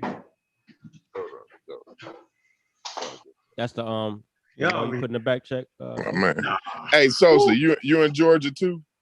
Yeah. Nah, man. So who is Brad Raffensperger to y'all? Hey, man, you done gave us some left wing shit, man. I'm not. I ain't left wing or right wing. I vote for my interest only. I vote for my best interest. Come on, so you know who Brad Raffensperger is, though, Sosa? I cannot believe you, yo. Don't you know who Brad Raffensperger? Who is that to y'all state? Who is he to y'all state? Brad. I'm familiar with Cat. Well, that's who What's the that's name who of was the on the bill, y'all? phone. Stop it. What's That's the name who of the was on bill? the phone call with Trump when he was trying to ask him for the. I think he attorney general, I believe. We're trying to ask dude to go in there, Hey, go what's in the there name and of the shut that bill, shit y'all? down. Well, when he was looking it up now. when he was asking dude to give me like 12 more votes, he was like, "Man, I Oh need yeah, like." find me no votes. Find me some votes. Yeah, that was Brad Raffensperger. He from y'all, he from Georgia. You know what I'm saying? Yeah. Man, you better go there and find. Yeah. Hey, dude was like, man, but we can't do it. He like, nah, man, you gotta find that. Like, I think he even hung up on Trump for a minute because I listened to that whole phone conversation. It was like 3 minutes, like where dude was just quiet. He wasn't saying nothing. Trump was just talking. I'm like, man, dude hung up. Yeah, because see, because dude can't go in there because he restricted. Those people got to deal with that in that county. But with the new law now, the state can come in and just say, you know what, we gonna like the feds. State come like, you know, we taking over this. Y'all go ahead and leave on out. I'm saying we gonna handle it. They wouldn't have that. Send Tiffany the link again. What y'all doing out there? It's so racist out there put it in in the Georgia, chat. man. It ain't even funny, man.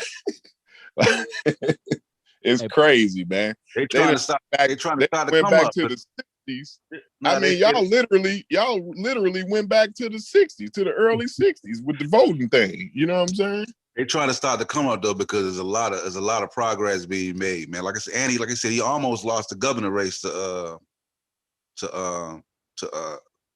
Stacey Abrams. It was close, like 30,000, 40,000 vote race.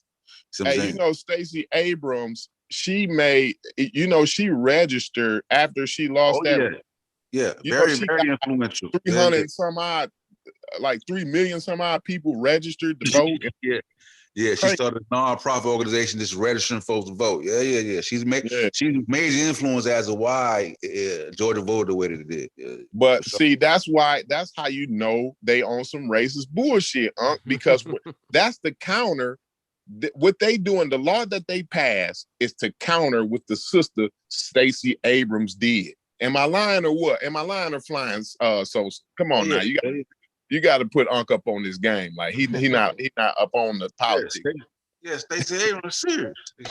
What? I'm up enough to know that shit is a bunch of malarkey everywhere you turn. I know that much. I ain't dumb, goddamn. That shit ain't concrete. Shit. That shit. Hey, hon. Jakey. What's up, Hello. Tim? Hello. What's going on? What's up? Tim just Hey. called elbow her way in the room. Who said something? Somebody said I look familiar. Yeah, me, Concrete Corey. I seen where you look familiar. I thought I had maybe not. I don't know. Oh, Where you think you know me from? I don't know.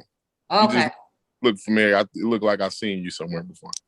Oh, okay. Yeah, you can't be beating up on the Real Black Atheist show. Pseudo-line. Oh, you know what? Yep. What y'all had a debate, didn't you? Yeah. Okay, yeah. I remember. That was a long time ago too. It was a long time ago. Yeah. It came a long goddamn way, yo. That's why I don't even say nothing. So go ahead. Not that I was still flying. Okay, so now you did this video and it was in response about the comment that was made about your post, right? Yeah, I was having fun. Yep, go ahead. Okay. Oh, I just wanted to clear it up. So yeah, I just want to give clarity on that post. I wasn't saying that I wasn't totally disagreeing with you. I do agree that you're right. Learning has no color. And not only that learning has no color, but also you said wisdom has no equal, correct? I just want to make sure. I can't hear you, I said wisdom has no what? Has no limits. Yeah, it has no equal, right? Yeah, right. Okay. Yep. So all I was saying is that based on the post, and I seen that you put up the two image of the two white guys, Dr. Fauci and Bill Gates. And the only thing I was saying was, okay, if that's the case, then where is the diversity? Because the point I was making it's a lot of more diversity taking place in the science field. It's not just with those that are European descent. I mean, right. If we're going to say that learning has no color and the wisdom is not equal, then there should be a form of diversity from both male and female and different nationality and ethnic background, because we all can agree that knowledge is universal, correct? Right. Right. So that's all I wanted to clear up. I just didn't want there to be a misconception that I was like totally against what you were saying, because I wasn't, but it was just like there should just be a form of diversity showing that. And our people are very skeptical, especially when it comes to somebody that's European descent. Right. You know what I'm saying? They very skeptical. And you know what I'm saying? So it's like if you show the diversity, then they'll be able to know that, okay, it's not just European people that's dealing with science. You got all nationality and all ethnic people and from different backgrounds. And you even got those who are religious and some that are not in religion that's dealing with science. So that's all I wanted to say. Yeah, and that man name is Fauci, y'all. Stop butchering that man name. I done heard of Farad. I heard so many variations. Farad Muhammad, all kind of shit. That was like a mob boss. I thought it was even a mob boss. Fasadi and all kind of shit. I'm the only nigga that said right. Farasi. Farasi. Oh, Farasi. I thought it was Fauci. I thought it was Fauci. Fauci. It's Farasi. Farasi. Okay. Farasi. In Italy, Farasi. So anyway, that post wasn't even about none of what you was thinking. Maybe that'll be my next post. Well, I'll show different and that would have been a good idea to show different sides and say color has no. I get that, but that's not what I was doing. I was trying to drag out the pseudos because they hate Bill Gates and they hate Farasi. They hate him. So I did that on purpose to bring them out, right? Okay. Like even if they is white, at least hear them out. Yeah. We can't cut ourselves off. Like that's crazy because they might have something that we could use to our benefit. That don't mean listen to anybody and everybody. That's not what I'm saying. I'm saying is never underestimate, right? Don't underestimate them, right? It's something in there for you. Trust me with that. So my thing is I don't listen to Bill Gates for science. He's not a fucking scientist. He's a science advocate with $1 billion. He like us. He advocates science with $1 billion. Okay? Farasi, he's the lead scientist, right? So, for the government, right? Like he know what he talking about. So I'm gonna listen to him and I'm gonna listen to him, but I'm gonna go, okay, but what studies is he using? He'll direct you to different studies to look at. I'll tell everybody, look at his videos. He'd be killing them. All that shit you think they got him, okay, he'd be killing all of them. Because this is what he do for a living. He's a professional at it. So I get your point. I ain't tripping. I'm just having fun. But you see the ignorance was drawn out on the post though, Tiff. Like people they just out of pocket. I'm gonna throw it away. I'm not because he white. That's crazy to me. That's what they did to us.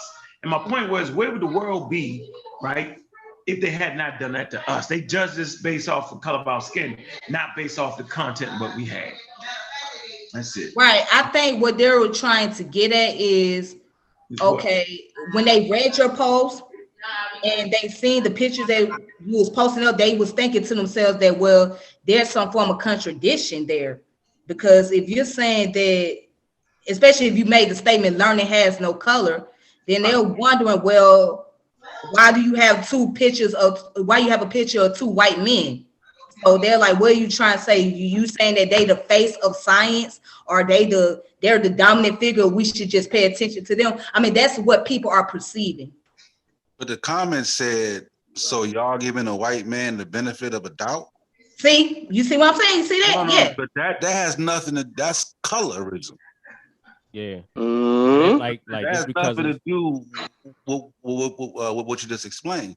That's them seeing a white face and going, oh, you trusting these white devils? Right.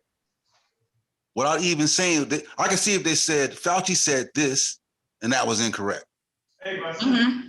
You know what I'm saying? That's a different argument, but they're saying, oh, so you rolling with these white folks now. And that's what he was trying to tease out in the post, that type of thinking. Yeah, As dude. it says, examine the information, challenge the information, forget about the race. Okay, now let me ask you guys this. Are you guys familiar that there is like, when it comes to like science, there's like the white man version of science, and there is like other cultural version of science. What I mean by that is the ethnoscience. Are you guys familiar with the ethnoscience? That's pseudoscience, you know. There's no science is pseudo. It's either science or it's not. Yeah, it's Science is science. I mean, or help me to not. understand. I would just like for you guys to help me to understand. I've seen your post on ethnocide. You're talking about the as far as a cultural perspective on how they look at things and whatnot. But when it all comes down to it, science is science because the methodology is Right. it's going to be the same.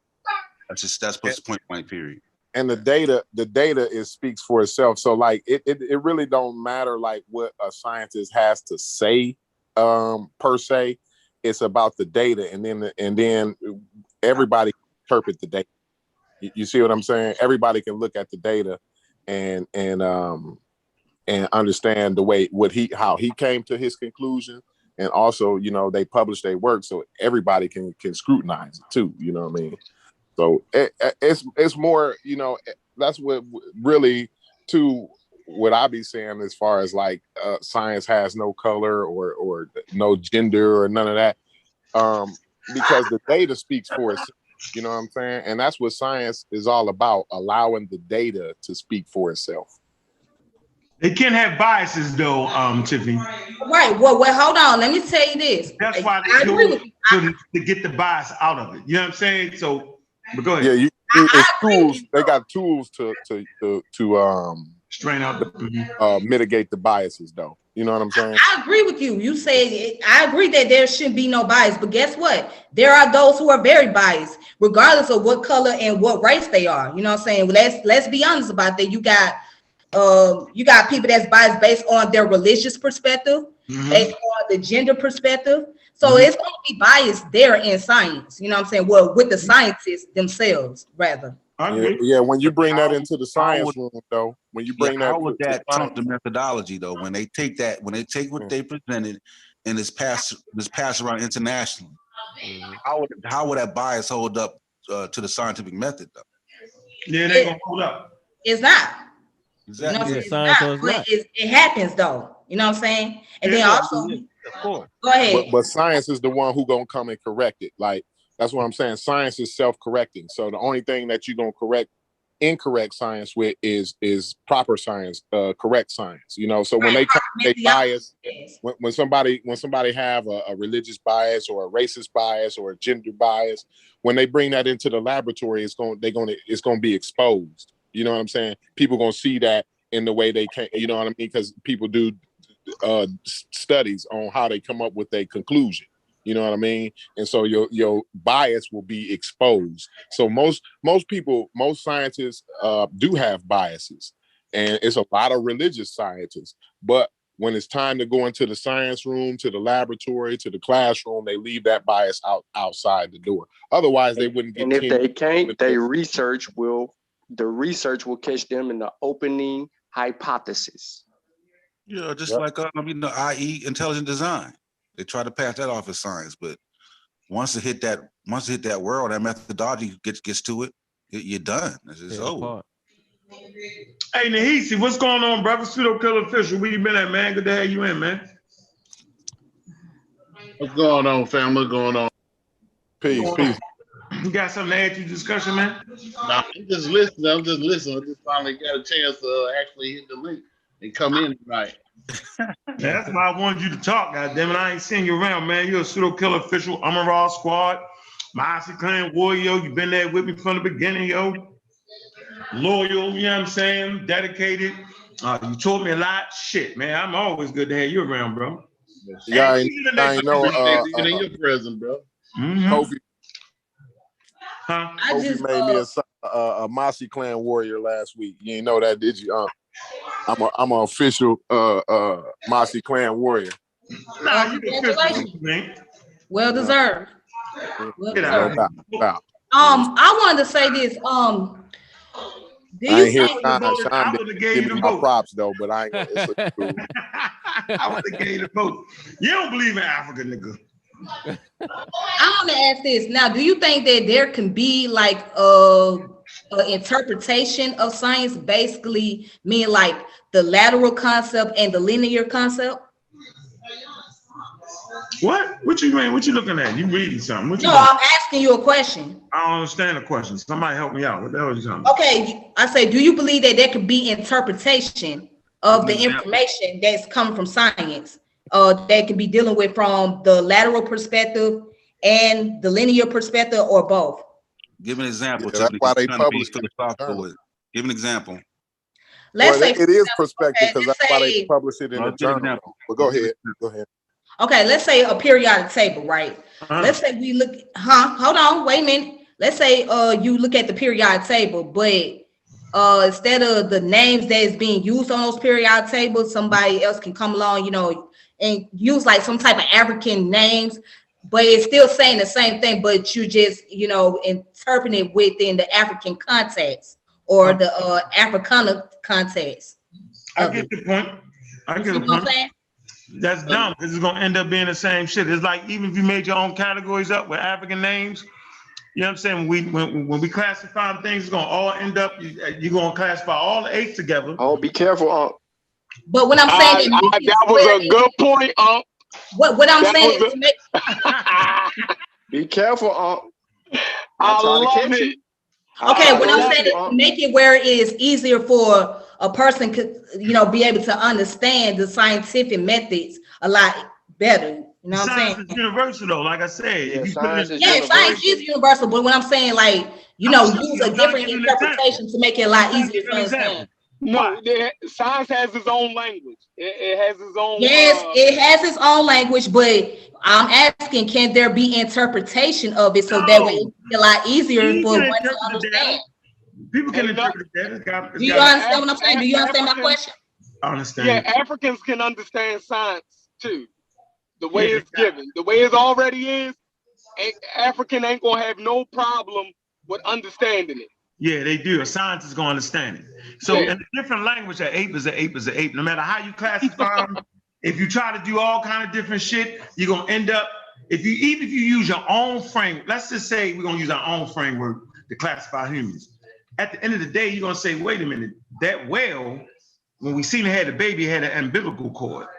You're gonna say, man, that whale, the female version, had breasts that actually lactated, and the whale drank from the breast. That's exactly what humans do. Oh, that whale has human. So at the end of the day, you're gonna still end up putting it in a category with a whale. Now the name might be boo boo boo, but it's gonna end up being the same thing. Okay.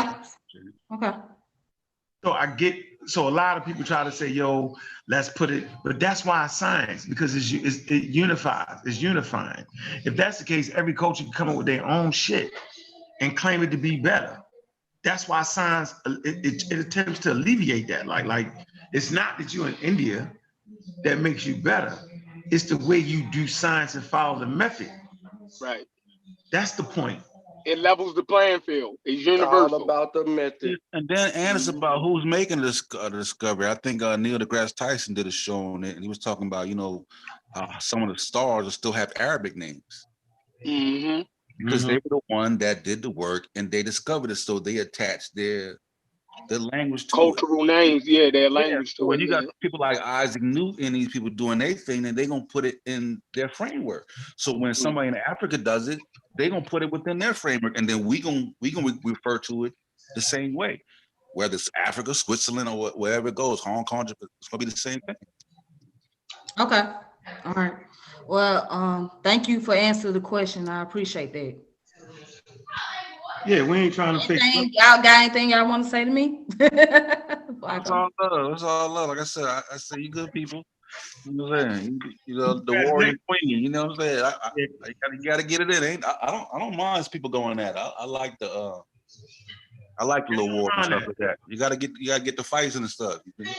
You win some, you lose some. You feel me? Like that's I'd like to say thank you and congratulations. I see you got that award from Chief Kamara.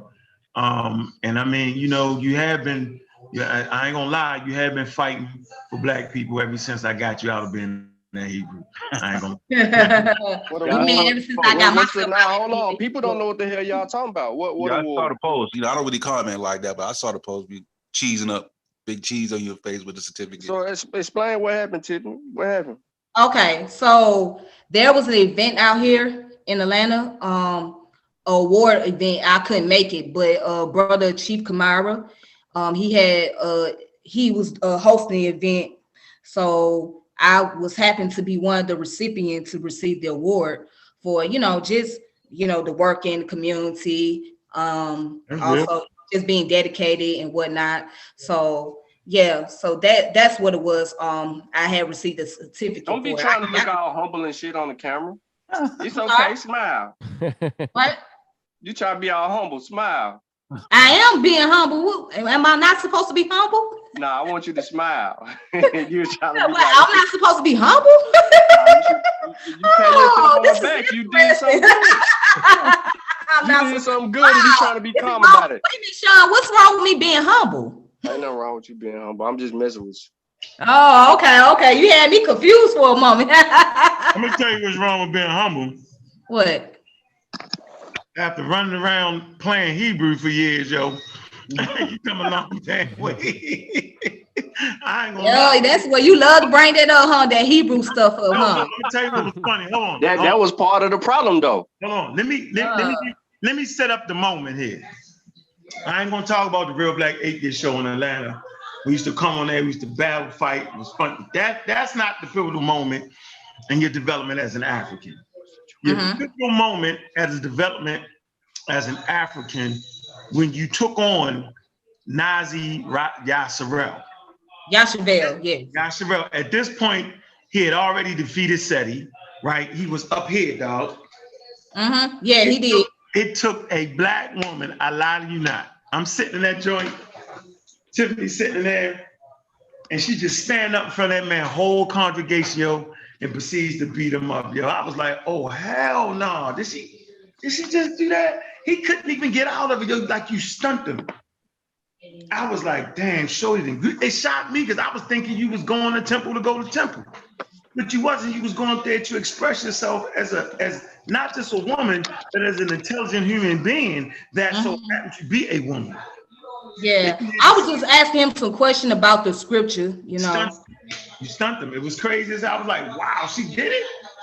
So, but I just was proud of you because that moment, that's when you grew as an African. That mean you surpassed all those male influences that hold women down sometimes. You know what I'm saying? In that male orientated world, you know what I'm saying, of being a Hebrew, like you just blew all that out the window, yo. So you made it fashionable for a sister that might be caught up in that actually stand up and speak your piece. Like that was, I think he put you out after that. Oh he didn't put me out. I just stopped going afterwards because he couldn't answer, yo. It was crazy. I was like, wow, she got him. Yeah. And, and so for me, yo, that was just, that means you studied your ass up out of that, yo. That was serious, yo. So from that point going forward, yo, you've been working, for black people, period, man. I gotta give you that. I'm gonna tell you that, yo. Yeah, I mean, I'm just. So what kind of work have you been doing? What kind of work have I been doing? Yeah. Explain to the listening audience what kind of work you've been doing in the community. Okay, well, that's unfamiliar with Tiffany. Well, besides, for a while, I have got into like doing a little philanthropy work, like getting involved in community events. I just haven't been doing it as of lately because I've been tired of my work schedule. But at that time, I used to get involved in like going to community events and doing little like philanthropy things. Like anything that's like involving like help clean up the neighborhoods and stuff like that. Yeah, that's what I was doing. You know what I mean? So the education part, though. And also the protests. Yeah, some of the protests. Don't leave out the information you gave. Oh yeah, and the education, yeah, of course. That's what I'm doing now. You know what I'm saying? So that's my main thing. So yeah. You might get beat up with that black Egyptian though, but you be black Egyptian. I saw them with the linguist shit. You be fighting that. What about the black Egyptian? That's what it's called. Remember black Egyptian? What I'm talking about? What about it? Negro Egyptian. I saw it work, yo. Don't go there, Unc. The chef and all of them be thinking they could be. I'm leaving that alone. You know what I'm saying? I'm leaving that part alone. I mean, that's a topic for another day. Yeah, leave it alone. Yeah, all night. Yeah, that's a topic for another day. Yeah, that's blow the whole thing. That's a topic for another day. And look, Chef Radio, look at See, I ain't Chef go there. Radio jumping that joke. Get that pseudo shit out of here. I'm not gonna go there about that. I ain't gonna talk about that. I mean, Watch this. Watch this. that'll be a headache. I mean, I'm gonna be honest. That'll be a long headache. Watch this. So Chevron is pseudo, right? Pseudo as hell. It's pseudo as hell, right? Pseudo as hell. So Afro-Asiatic is pseudo as hell too, huh? No, that ain't pseudo. How come it ain't? How can you prove that it ain't pseudo? How can you prove that it is pseudo? I just told you it was. And I just told you it was. And I told you it wasn't. No. I can prove to you that it is, but you can't prove to me that it ain't. I'm saying that you will attempt to prove that it is. No. I won't attempt. I can make it quick. I can say two things. What African gave it agency? Name me a continental African that gave it agency. Man, y'all hated this thing again. God damn it. No. It's ended. The discussion over. Name me one African linguist that gave Afro-Asiatic agency.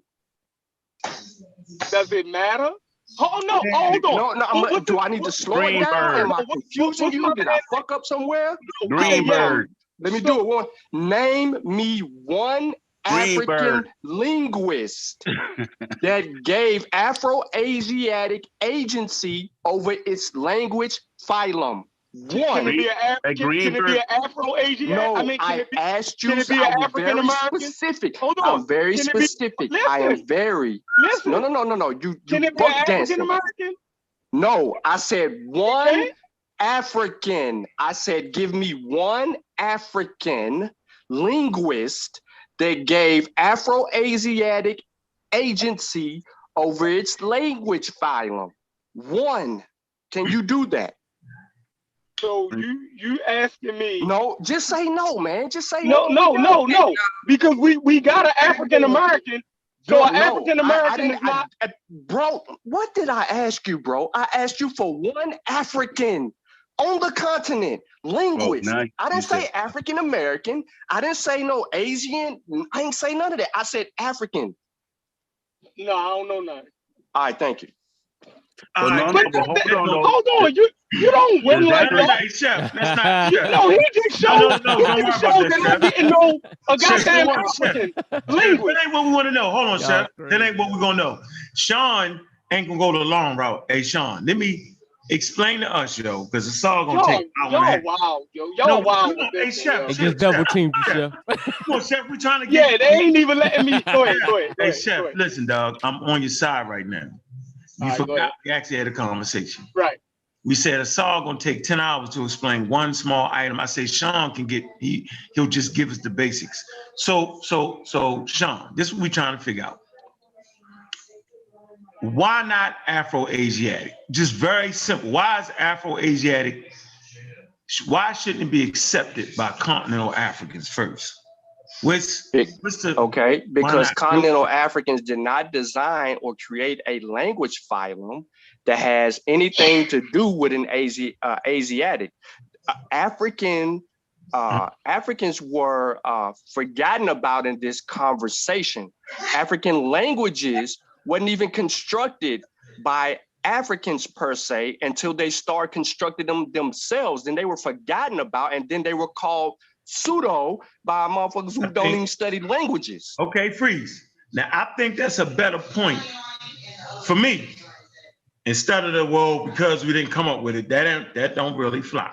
What does fly is that once we learn how to reconstruct a language based off of using the science that they use in linguistics, that's the part that I'm saying, man, they got their own, like Egypt is in Africa and the language is a homegrown African language. So why aren't we paying attention to the other African languages around it? Are you saying that the other African languages were left out of that?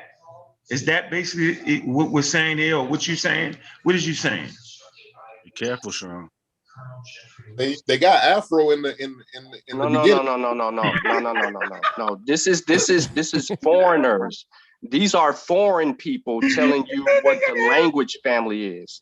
This is not Africans having any agency over their own languages. Got that part. Now I ain't got a dog to fight, right? Just bear with me because I'm ignorant as far as the. No, you good. Corey, let me ask you this. Let me make it plain. Let me give you a better example. Corey, I need to ask the question because most of that I don't even know. So you probably don't. Even, but no, I'm trying to make it easier for you to understand what I'm saying here. I think at this point we should all be adept on agency because we done had this conversation about agency. Listen to me. But if I want to ask about before y'all skip over because my question gonna be quick and then y'all can have the rest. Go ahead, Corey. My thing isn't linguistics? That's a scientific discipline, right? And so it's more like mathematical. Okay. They use science. But my thing is like all of those languages, it's just like evolution.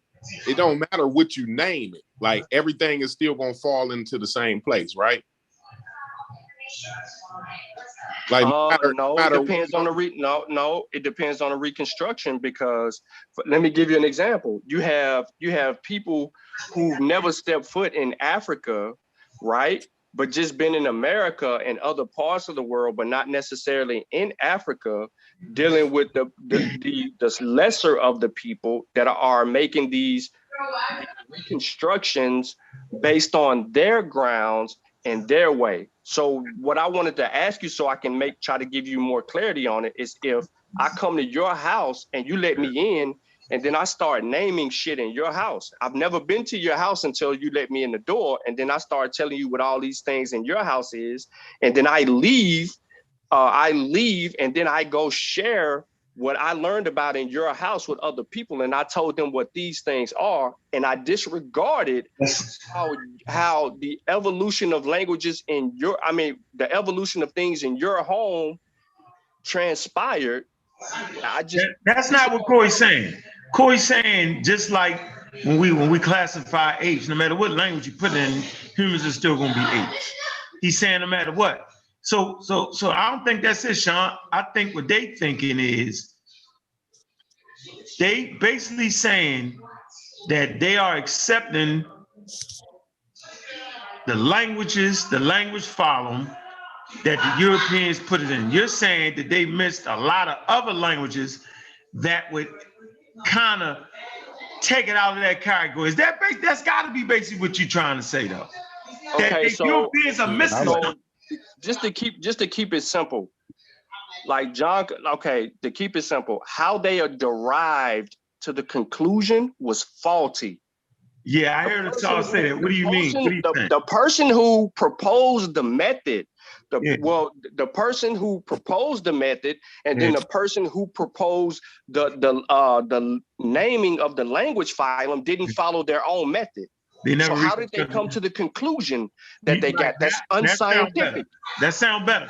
So you're saying they really didn't reconstruct the thing. They didn't really, they never really They didn't do what Mboli did. And Mboli said to hell with everybody. Did they not have enough data, Sean, to come to the conclusion? Is that what you're saying? They had data. They didn't follow the method. So Greenberg put out a method, right? In order for him to argue his point, he put out a model. Now, the reason he named it Afro-Asiatic is because he was trying to get the religious connotations off of it. Greenberg ain't named it Afro-Asiatic. I mean, not Greenberg, but they're using his model. He named it the Hermetic. What was it? Yeah. Damn. They wanted to get rid of Hermetic. They wanted to get rid of Hermetic and name it Afro.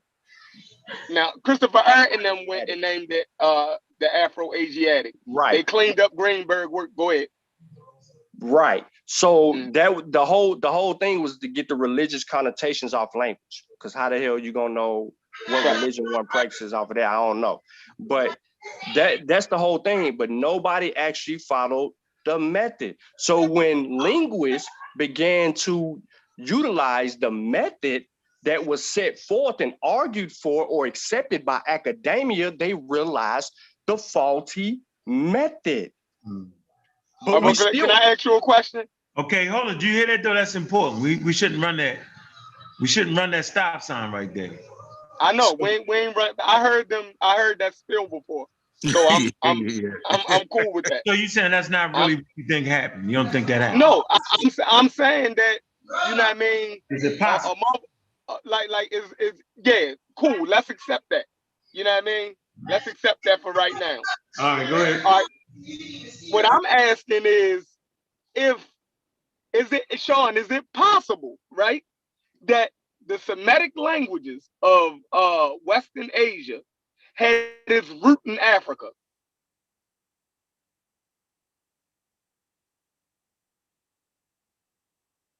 You said these Asian languages, but you put Semitic on there. So you put these I don't or Western Asian languages. Some languages they say derived from other languages that come from Africa. Africa, right? Mm-hmm. Because when you're doing reconstructions,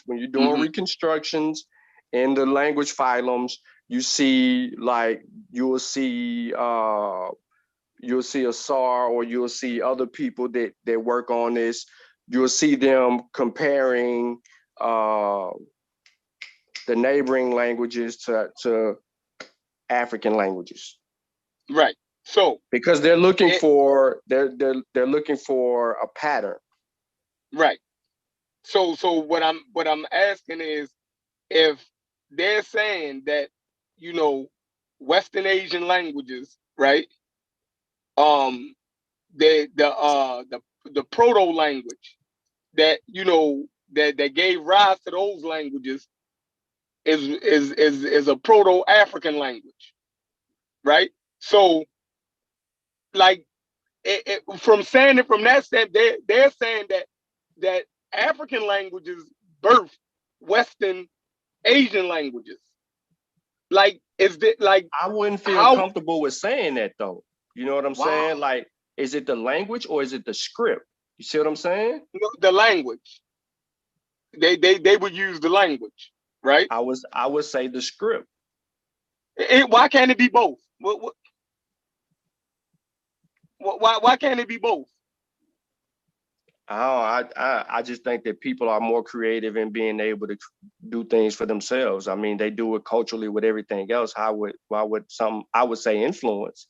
Yeah, they could be influenced because of trade and all of that stuff. Yeah, you're gonna see that. And you're gonna see it in there because when you're doing trade with people that's Western Asia, you're gonna see some type of seals or something going on along the lines for them to be able to communicate. This is before seals. No, I'm saying generally speaking. Right, but these proto language go back way further than that, right? Mm-hmm. The proto language goes back way further than that.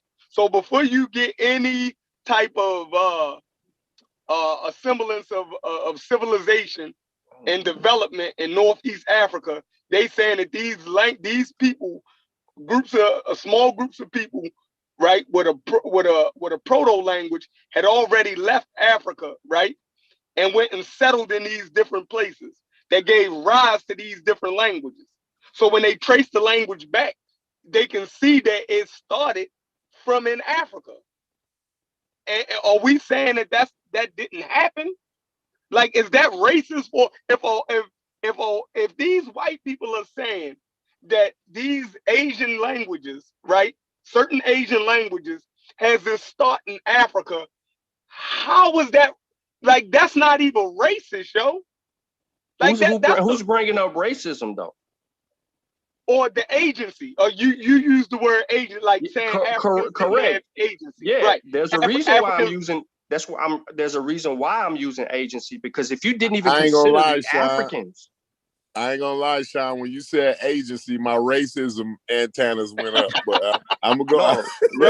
No. This ain't about race. Okay, so let me slow it down, because I'm not looking at it how he's looking at it. I don't care nothing about that. You have to consider the Africans in the conversation, because they are the authority on their languages. And then what they're trying to say is The Asiatics are the authorities on the Asiatic Asiatic languages.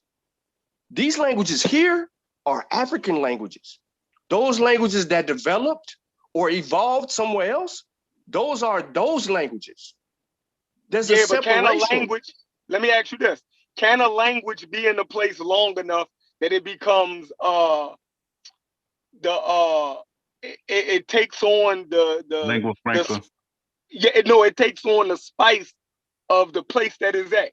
Like Arabic been in Africa, in certain parts of Africa, so long that it's damn near native in certain places. So Nah. What? They still speak their African. Listen, Africans are multilinguals because of colonization. Okay, but they still speak their native tongue to one another. But they can switch it up if they are speaking to Arabs, they can kick the Arab shit. If they speaking to English, if they speaking to Europeans, they rather French, British, Spanish, Portuguese, or whoever, they can flip it up for that. But I'm saying, but you have Africans, right, in the Sudan who call themselves Arabs, right, just because of the language, not you know what I mean, and all other aspects, you would look at them as African, but these people actually classify themselves as Arabs, right, because that's their language. And they've been speaking it so long that it took on... because of colonization, not because of the language, bro. They call them, they're identifying with Arabs because of colonization. So oh man. So you're saying that there's no way an African can adopt other things without being colonized? What I'm telling you is that if you have a continental African in the Sudan calling himself an Arab, right? He's doing that because of primarily colonization. No, that's acculturation. That's everything wasn't colonization. A culture. Okay.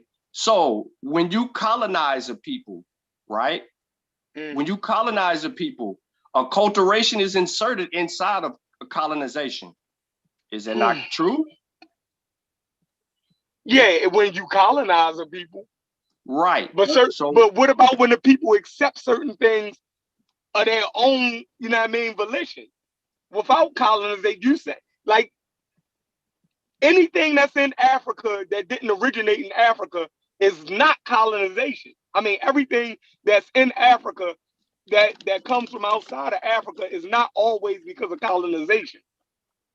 Like, people traded, you know what I mean? Before these colonizations, all places wasn't colonized. Some things happen organically off of trade, you know what I mean? And all of these different aspects. See this book? You see this book? Stop preaching to me. You see this book? Yeah. All right. This is the archaeology of Islam in sub-Saharan Africa. So everything you trying to say right here is right here in Insal's work. The argument that you're trying to make is that Islam came due to easy stuff, right? I'm also dealing with an actual claim. Now, there's a reason why I have 30 books on Islam now, and I ain't care nothing about Islam. Right. Because of the same mindset that someone else projected that Islam came peacefully to Africa and certain things just happened organically. I'm actually writing a book on that. But I wasn't saying it like specific. I wasn't saying that that's what happened. Like Islam was peaceful. I'm not even saying that. Yeah, that's not even.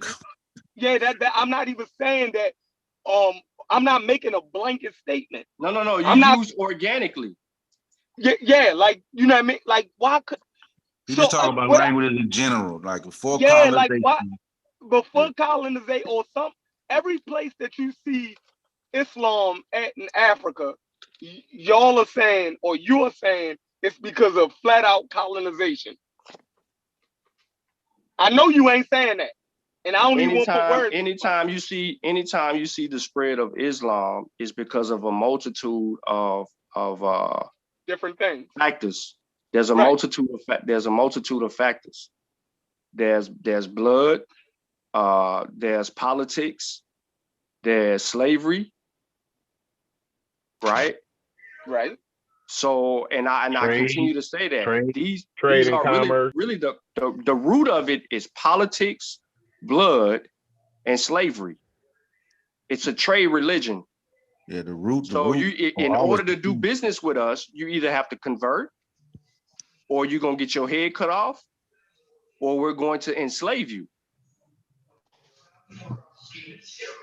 So as a political So your ploy, argument I'm is saying that your argument that Islam came to Africa and it was strictly get down and lay down. There was no other you option. will see my argument in a book. No, I'm not going to tell you my argument. You just laid a claim. I have not. I haven't laid anything. You Sean, just you are difficult. I haven't laid anything. You just said that. I know what I just said. Don't tell me what I just said. I know what I just said, but I haven't told you anything because I'm going to make my argument clearly in a book. Yeah, but you just said that anytime it comes, it's get out of lay down. Whenever you see it. No, I didn't say that. I said politics, blood, and slavery. I said politics, slavery, or bloodshed. Yeah. Man, you said that if you did not convert, wait, you're gonna chop your head off. Wait, are we really having a conversation over some Africans in their own fucking land? And they went to their motherfucking land. They came in our space. That's why the fuck Islam is in Africa, because it was brought there. Like, are we fucking tripping or something here? Have we just lost our reasoning mind here? The only reason that's how you get Afro-Asiatic. That's why they don't accept it. It is forced or not, whether some niggas just got to, whatever it is, yo, we wouldn't have been that if not for running across the Arabs or running across some Africans that was trading and thought that was better than what they was doing. Like, come on, man, that shit is a transplanted that shit in. That shit ain't a homegrown thing. And I'm saying just because something is homegrown don't mean it's better. I'm not saying that, but goddamn, yo, we know why Islam, because of the Arab expansion. That's why. Right. Cool. Like, fine. They took trade routes. You know what I'm saying? They did their thing. Yo, like, what you, come on, dog. Come on, yo, we ain't gotta argue that, yo. Like, come on. The first time when they initially started the food with the Arabs, it was always that. Like, I mean, initially they had some kind of relationship before it could get to that, though, right? Nah, they was trading. They did, man. They That's come what I'm in. talking about. Yeah, they was doing business. Yeah, they come in taking shit. Like, come on, dog. Yeah, some people, but the thing is, people are under the impression that they came in trading. They wasn't even allowed in yet. There were certain places. There were certain places in Africa they couldn't even go. They couldn't even step foot in. But nobody says that. Yeah, there wasn't. These niggas came with the army, yo. Taking land, came in with the army. Just like the Persians. How about the Persians, yo? Why you think the Persians came in? Tiptoeing? Nah, I just be tripping because y'all be tripping over humans being humans. Like, that's just what humans do. It's with Africa, Let's y'all. call it what it is. Let's call a spade a spade. Let's not get away from that. But this is what I challenge y'all. I challenge y'all to find an African army conquering niggas outside of Africa and making them their religion. Hey, but that ain't necessarily. I get it. Listen, I don't think you're gonna find that. No, listen, I agree that you're gonna find that, but what I will disagree with you on is that is a good thing. Why not? But why not? Why ain't we gonna find that? I don't know why they didn't do it, but I'm saying what I'm saying to you is that they should have did it. I'm saying they should have. The Moors. I'm saying the reason is Africa is such a big continent. It's no reason to leave Africa. So the only people they're gonna be conquering, and putting their religion on is other Africans. But they never did that. That wasn't okay. I don't like sacred. It's sacred to them. That's why they wouldn't do that. I don't like to use the word never.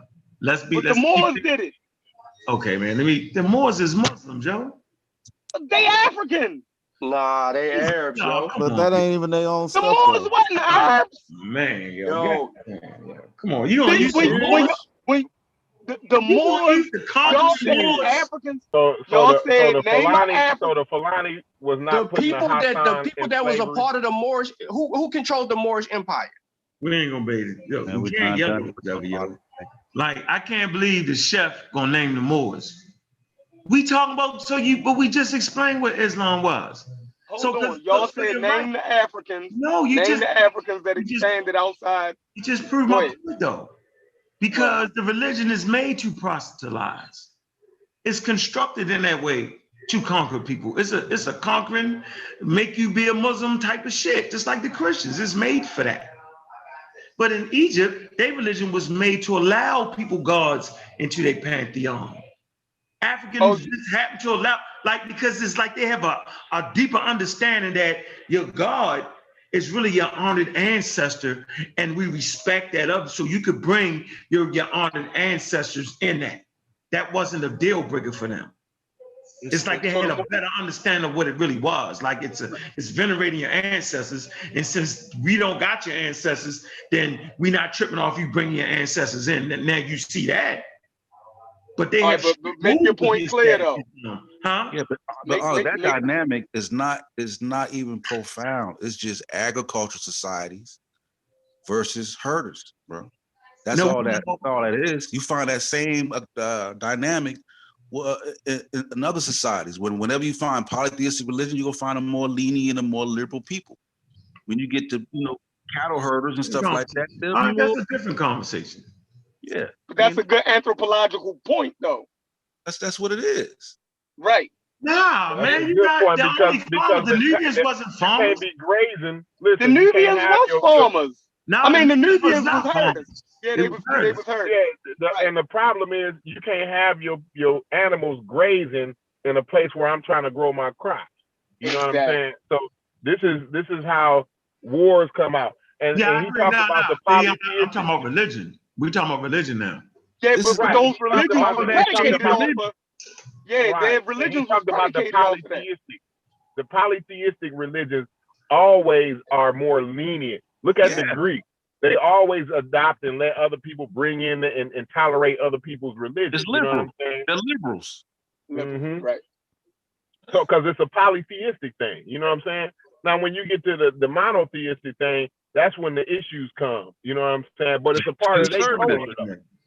That's the point we're talking about. Well, they have to be because they herders.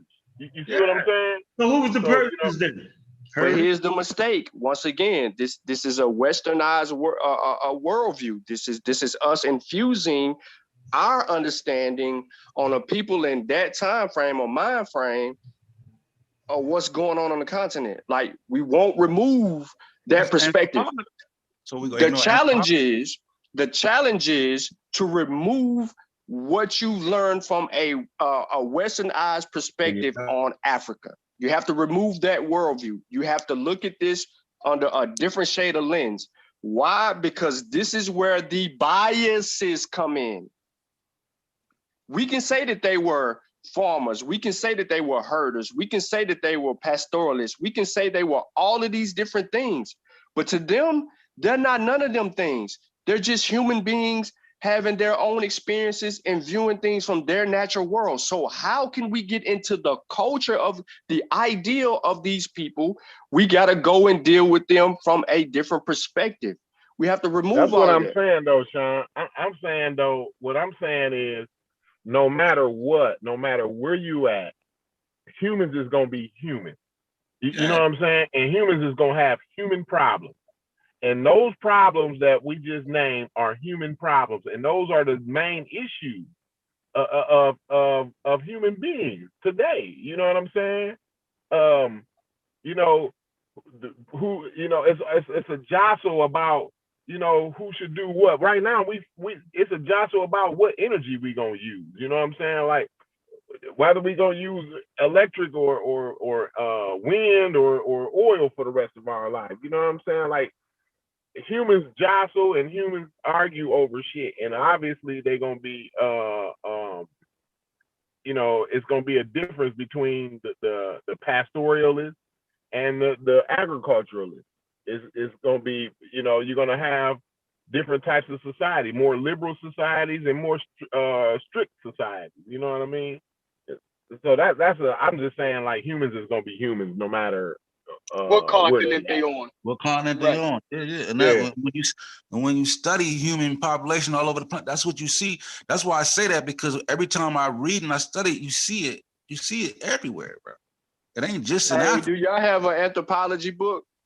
Yep. Any of y'all got an anthropology book? Yeah, I got an anthropology book. Yeah. All right. So when you're studying, okay, so since humans are going to be humans, right?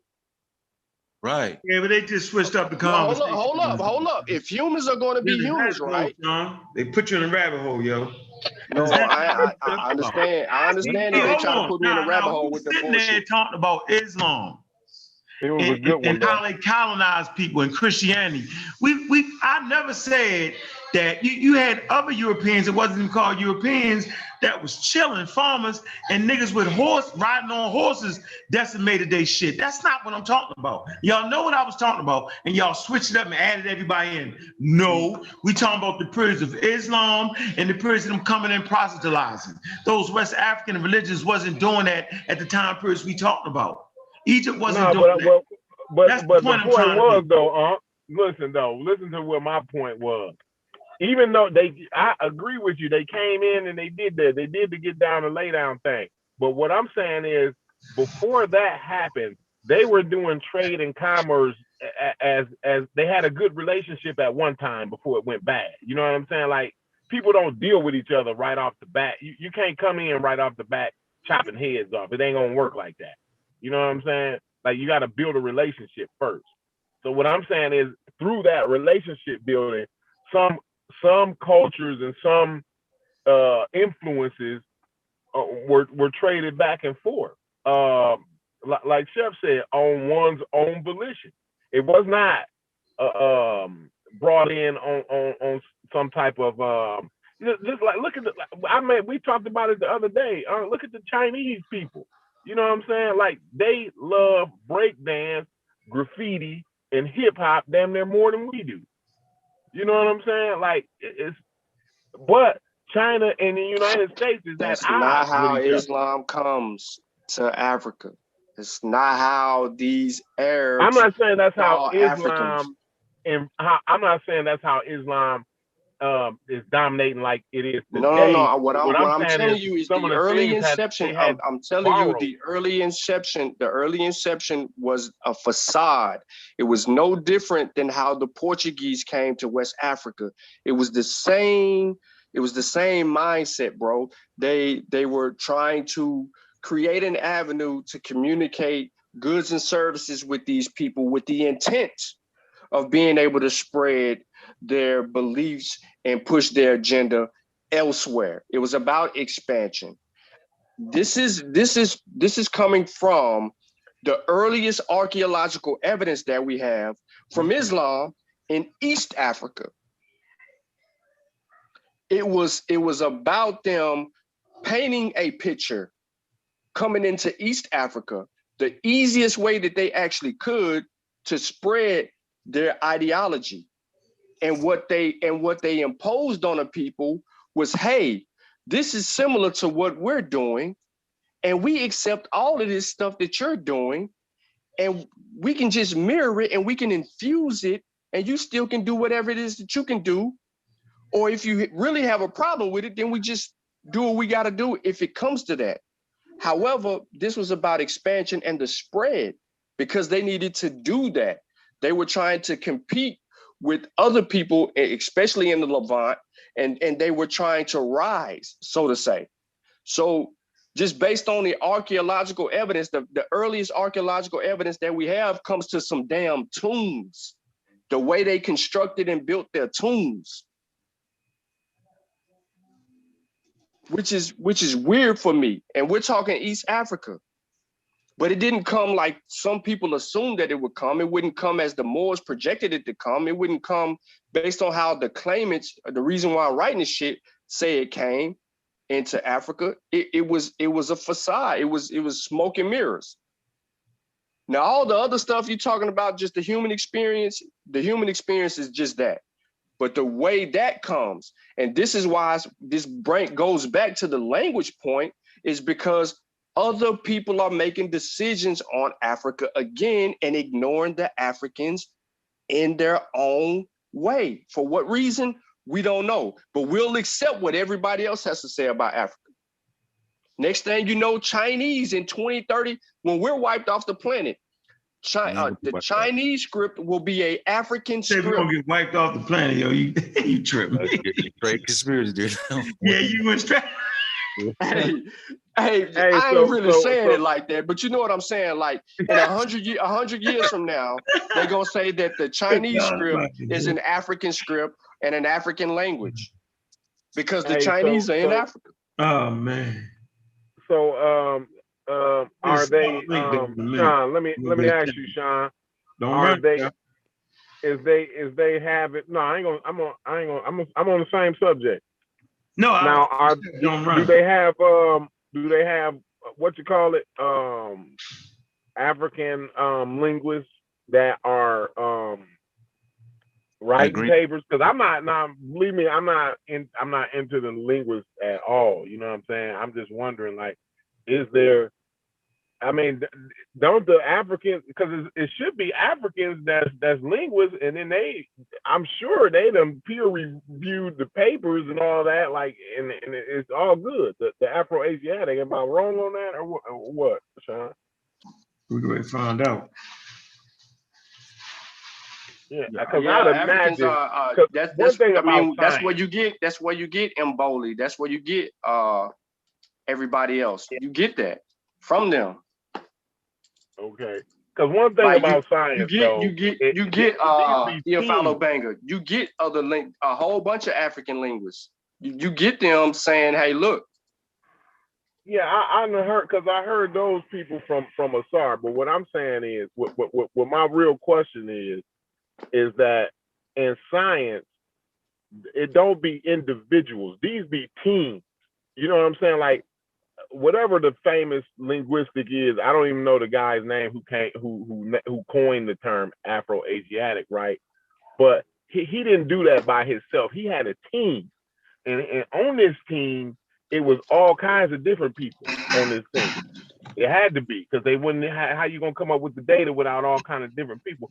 So who was on the team? I'm just wondering, like, I'm just saying this is how science works. You know what I'm saying? Like, I have no idea who was on the team.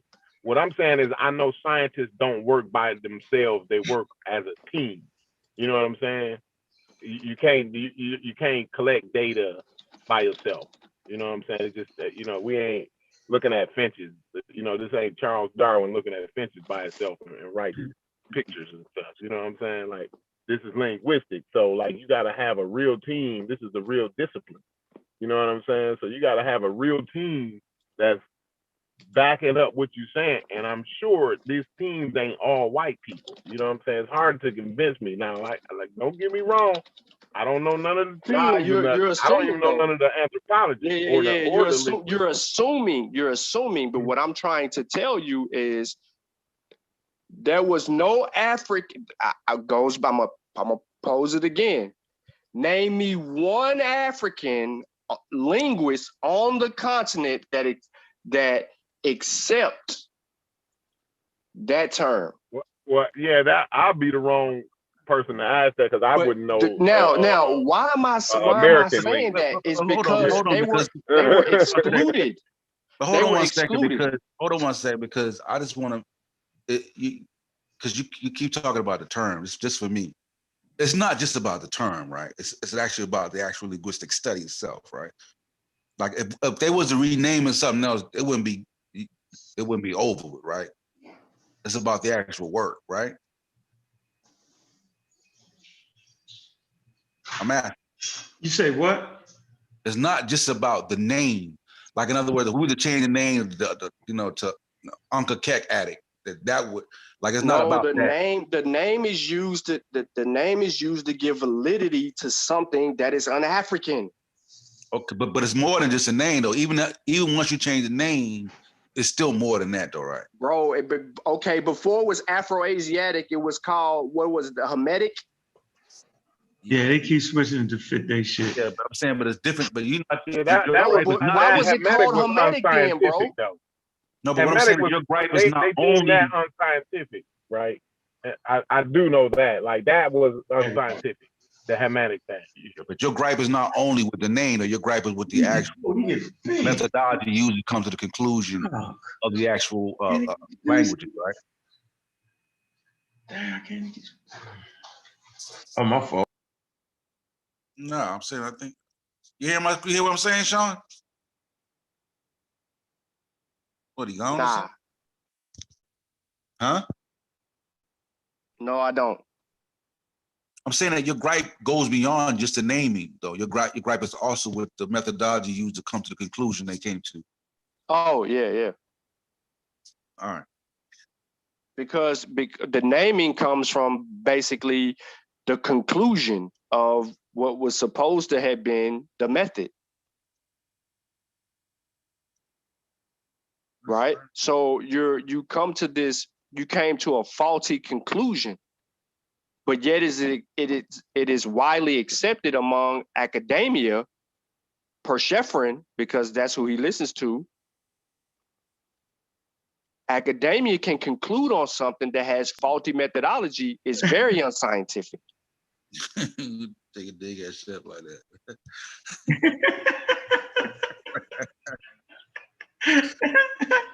Shep think the Egyptians is white, yo. That should be funny to me, yo. I be like, They Shep think they were goddamn European. he think they was European, yo. You know what? Sometimes we act like white people didn't actually say that Egypt was populated by white people. Y'all know that though, right? Of course. And they actually said that humanity started in Europe. Y'all know that, right? It's facts. But this is the environment that Dr. Ben came up in, is what I keep trying to tell people, yo. So when you're in an environment like that, yo, you fighting, yo, you gonna make mistakes. It's just our job to clear this shit up. Don't act like they ain't do it. See, you'll never hear me act like white people ain't do that. You will never hear me act like they didn't say that human beings was monkeys and apes and all that shit. You never hear me say that. I'm just saying there has been a correction made, and I choose to follow the correction, understanding the mistakes that was made, whether it was on purpose or not. They purposely did that so that they could enslave us. They gave them a scientific reason why they could enslave us. Was it science? No, we call that pseudoscience. Did they teach in Harvard and Yale? Yes, no one denies that. It's called scientific racism, right? And that's why I talk about Charles Darwin so much, because him, Charles Darwin, Albert Churchwood, these dudes, these naturalists, these scientists changed the mode of thinking with that. Now, when they discovered, did it happen overnight? No, that's crazy to think that on Monday when Charles Darwin discovered it, Tuesday all the white people wasn't racist. Now, who says that? But that's the game people trying to play. What we're saying, there is a mechanism in place that we can always fall back on. Science says this. Well, no, man, they trying to say it ain't no race, because it's not a race. It's just variations of the original. Simple as that. Okay, now what's valuable? Culture is valuable. This is what ties groups of human beings together.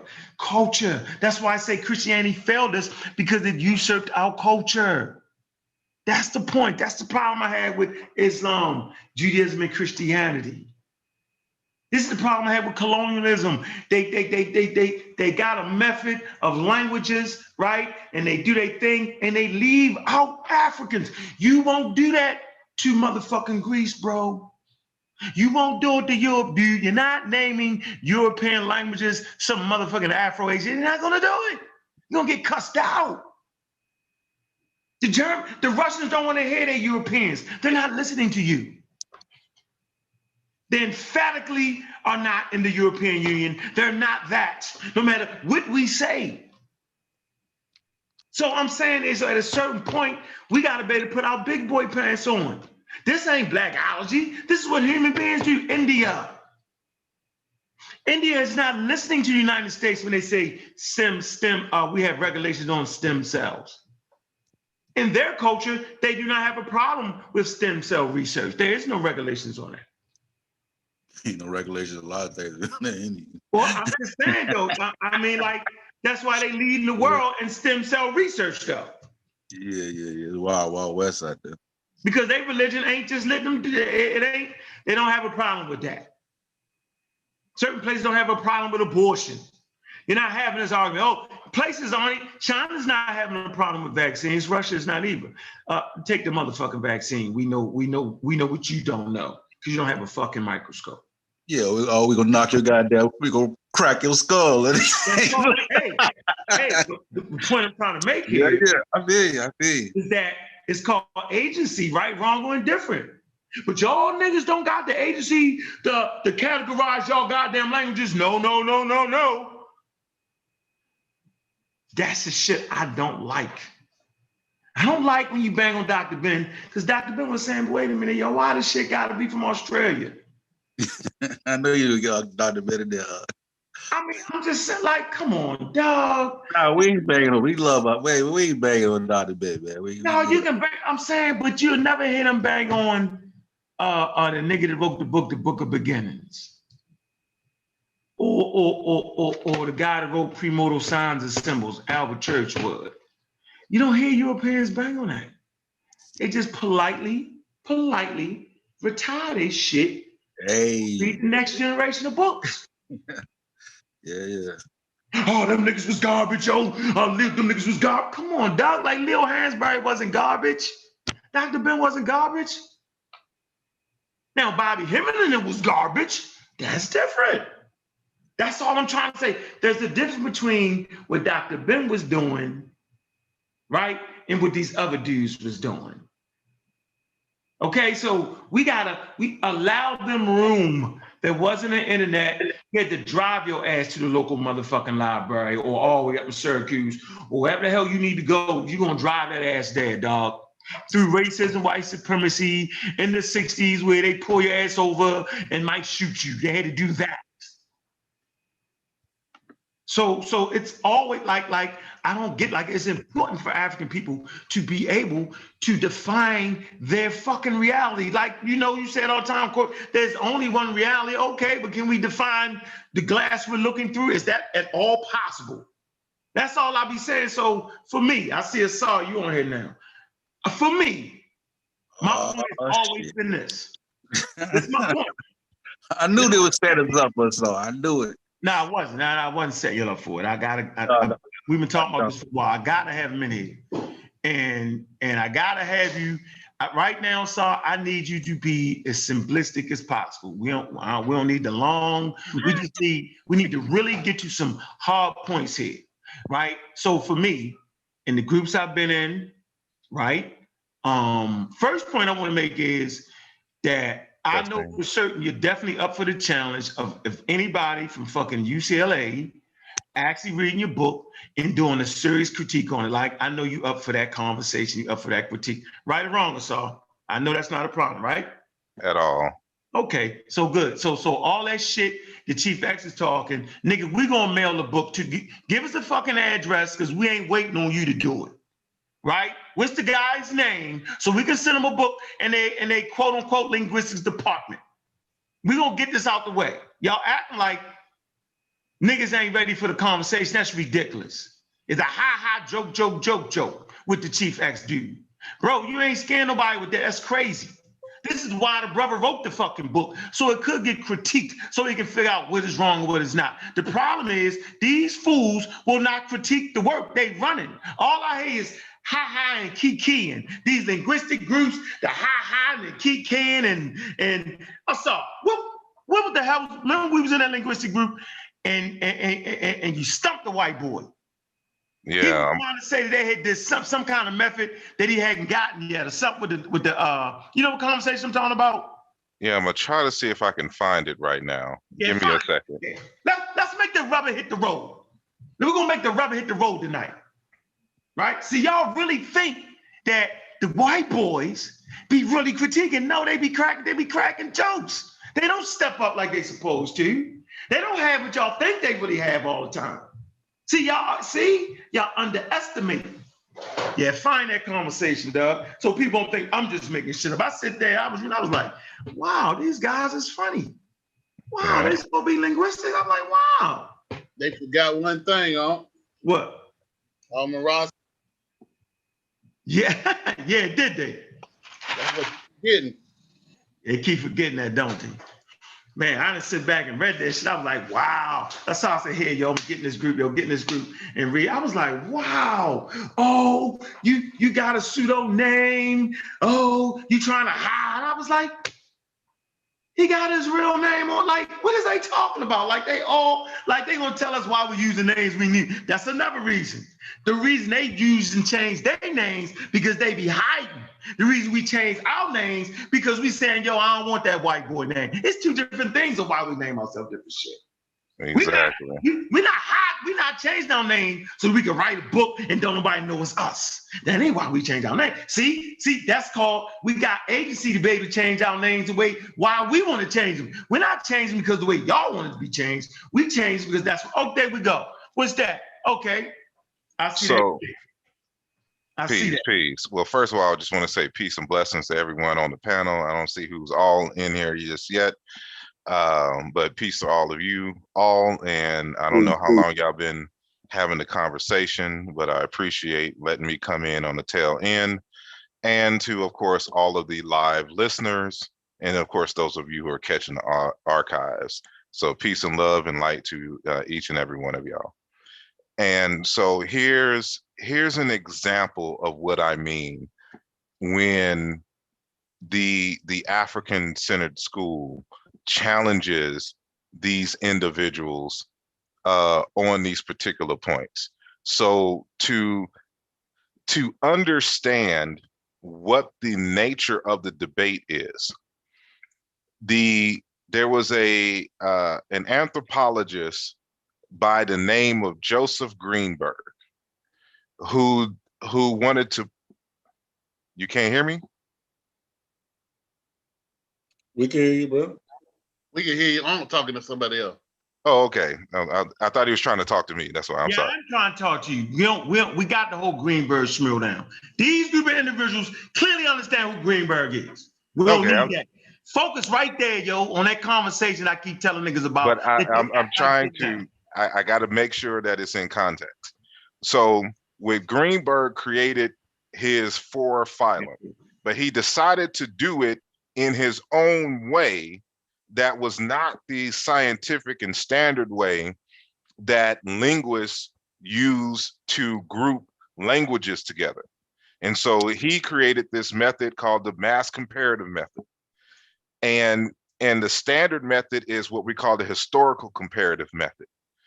Any introductory linguistic book is going to tell you that when we group languages together, we do it using the historical comparative method.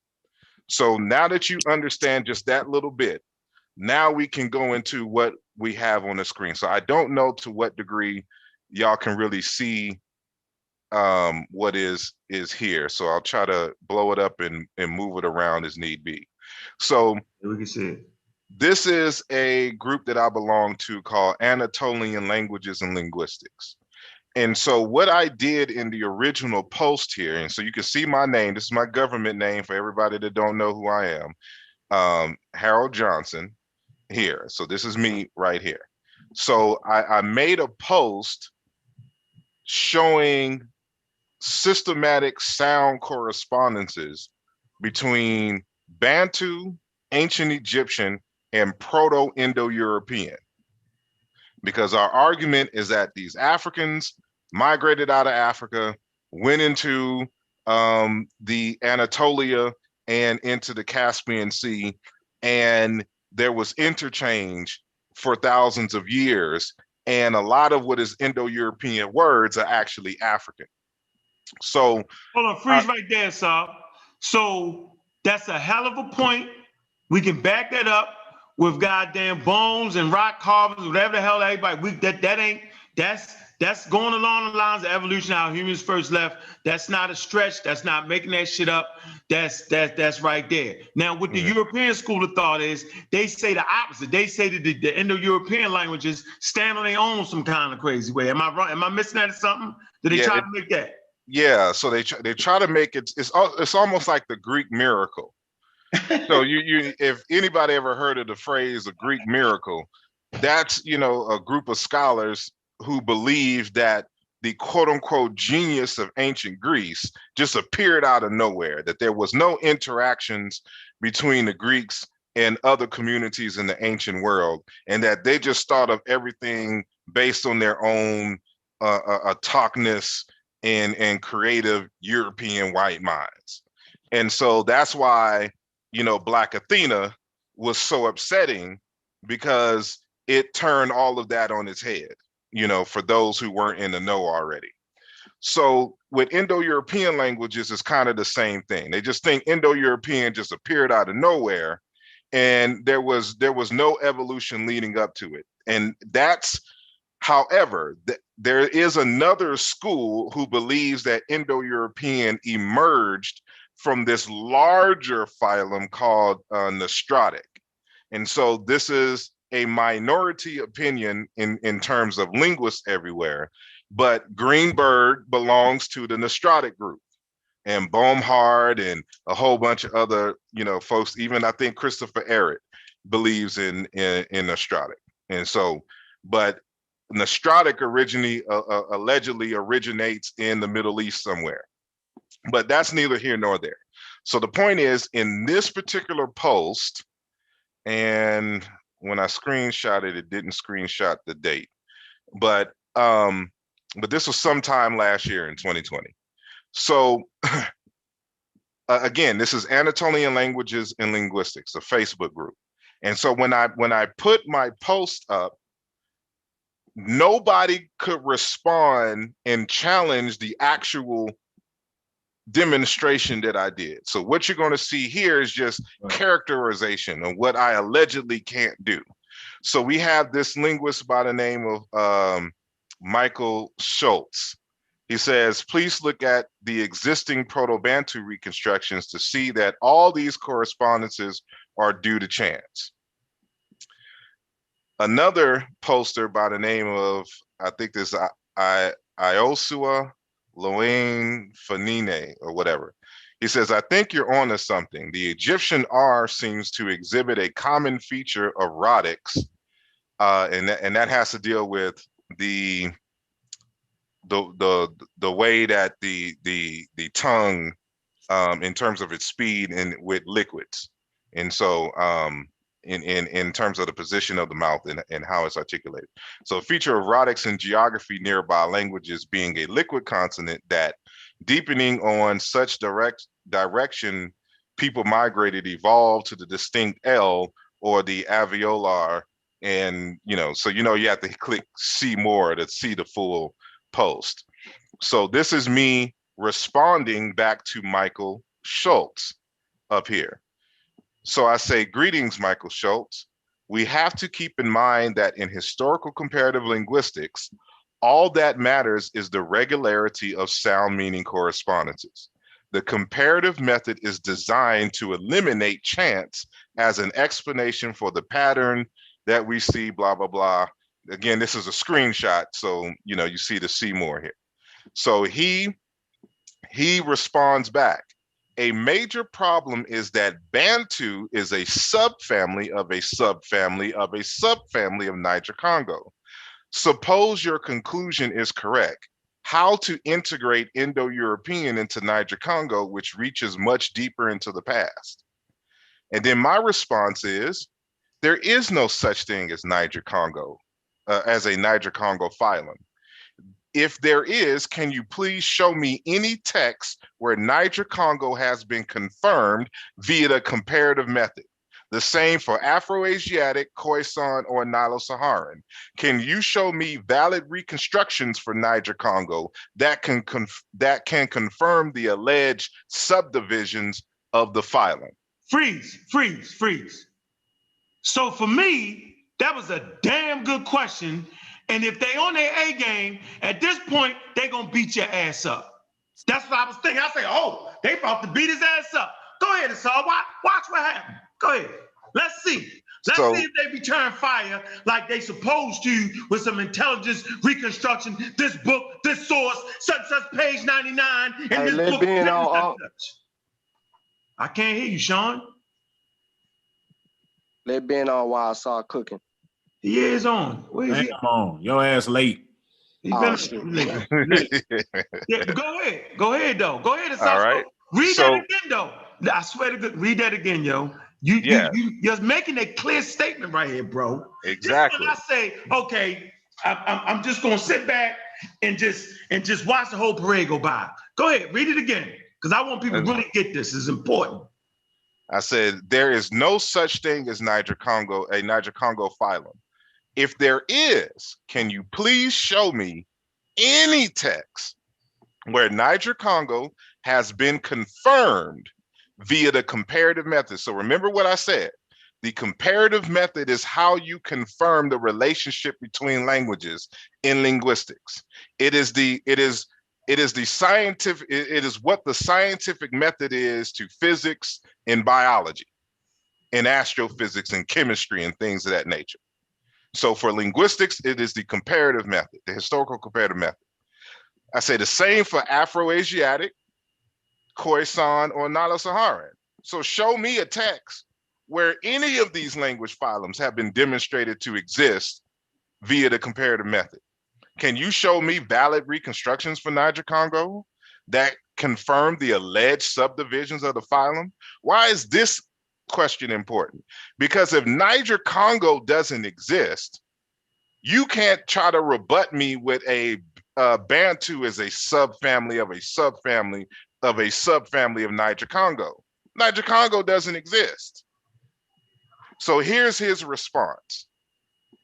I am one of those Africanists. That's what the general linguists who deal with African languages, we call them Africanists, who strongly believe that there will be such reconstructions in the future. Stop. Really, dog? Really? Right. That's funny. See, I was like, really? So you're not making this up. This is to the general community. He's not making this up. He's in a group that's dealing with linguistics. You hear the dude making his response, the white boy, and you hear exactly what he's saying. So either you think the white boy don't know what the hell he's talking about and he's just trying to help us out so we can screenshot this one day, or there's a goddamn problem, Houston. Houston, we have a goddamn problem. Go ahead, Assault. So he says, in my opinion, there must be a bottom-up reconstructions of smaller subfamilies, and this will take much time. But I am confident. And when you say the word confident, you need to put your arm up like this and then do like this, like they do in the cartoons in the movies. But I am confident that we will be successful. In other words, I have faith that Jesus is going to return and wash the sins of all of our Niger Congo foolishness in this linguistics. It doesn't exist. He's just telling you here. No, there's no reconstructions. No, there's no text. If there was a text that demonstrated that Niger Congo or Afro-Asiatic or Nilo-Saharan, et cetera, exists by the scientific methods used in linguistics, he would have came back with the rebuttal. Because he's an Africanist. He's not one of those, because it'd be different if he was an Indo-Europeanist. Because he can fall back and say, well, I don't know about African languages. Okay.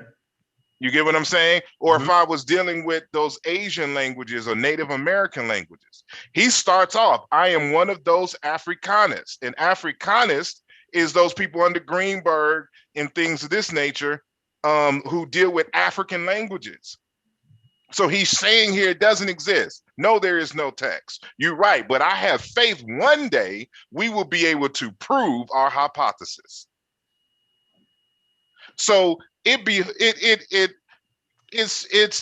it's interesting to see everybody who was in opposition to what I or Theophilo Benga or Mboli or whatnot are saying. They know this stuff already. The only Negroes who are arguing against this stuff are the people who don't read, who don't study the field, who don't know. The European, these white boys know. That's why they avoid direct confrontations with African scholars who are linguists on the issue of classifications and things and relatedness. So because as soon as we bring this out, the conversation is over. There was nothing else said after this. This is it. There's nothing else to be said. Oh man. Wow. So I'll stop sharing now. That's why I said, for me, that was enough for me to say, man, they keep doing it. So Chief X, we're actually waiting on that address, bro. We're actually waiting on a guy at UCLA to actually read the text, because maybe somebody can give us all that damn homework. You're asking us to wait on some information that you and I and Asar and Ben and everybody on this panel know they cannot transpire. There's no connection there. Well, that information would have already been out, and this person would have already been on Chief X's YouTube, Facebook, or whatever, having those conversations, because he's had no problem bringing on guests before and interviewing them when he was trying to expose Polite. And by the way, since Asar, you're on the panel, are you aware that someone wants to see your degree? Who is that? Man, come on, man. Like it in my degree in what? Because I've never said a degree in linguistics. No, it don't even, Asar, it doesn't even matter. It was thrown out there to sound good. Yeah, I'm back in school now working on a master's. So I'll show them that degree too when I finish. Yeah, but we don't even play that shit on the Amaral squad. Either Ben got a degree or don't say it. Either Saul got a degree or don't say it. You already know how, man, you already know. Dr. Mayat, I swear to goodness, do not call yourself a damn doctor if you don't got a doctor's degree, because they're going to dig all our shit up. It's exactly simple as that.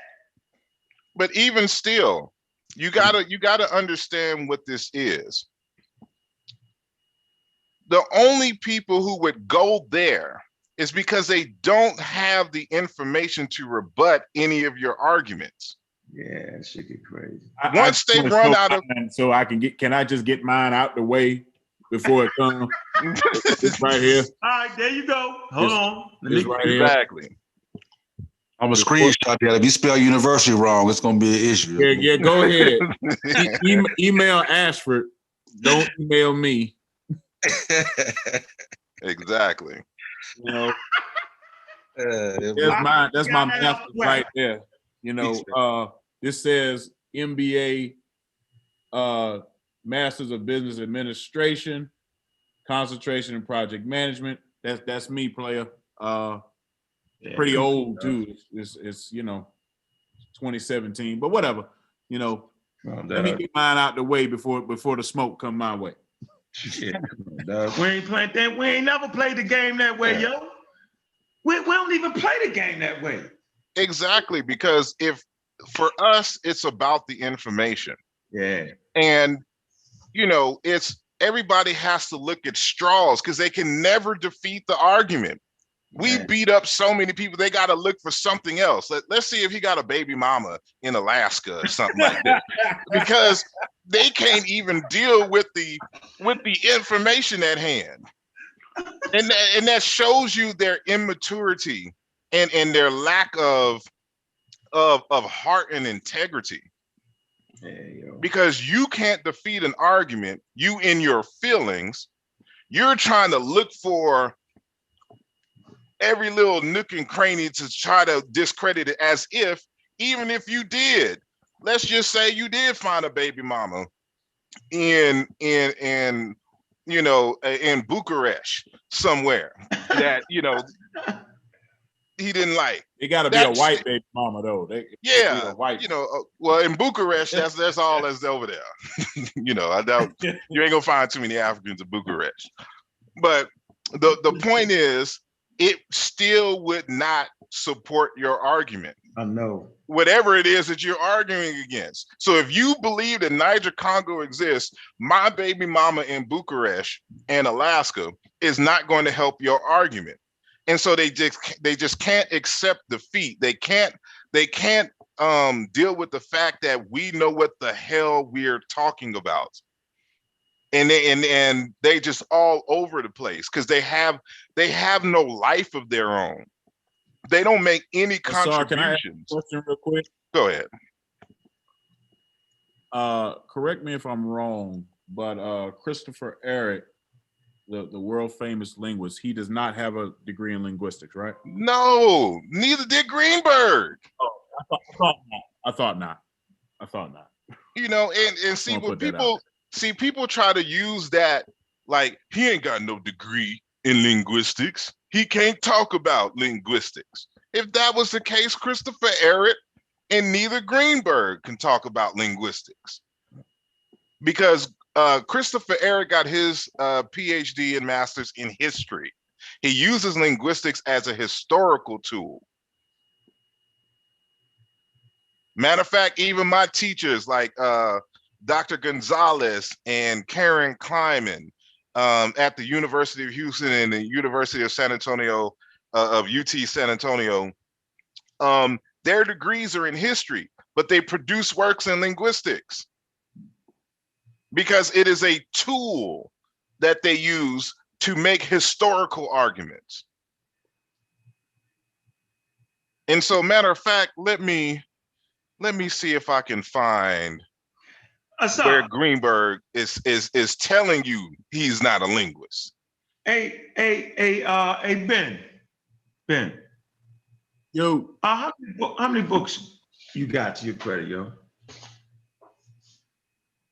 What you got? You mean written? I was about to say, I don't know how many books I got, but let's see, 2 children's books, 2 journals. So it's 4. 4. How many you got, Asar? Shoot, I think published maybe 6. And then I got like 2 more coming this year. 3 maybe. 6, 7, 8. And then another 2 the coming following. What you got, Sean? How many books between the Mossy and the Posse? I mean, Kofi Pasar. How many books? Hold on. He ain't got to answer that question. Hold on. He ain't got to answer that question. Let me share my screen. This is they can't do. See, this is the shit they never could do. Yeah, there you go. That? They never could do it. See, this is what they never could do. Yeah, they never could do it. Yeah, they never could do it. Make that shit bigger.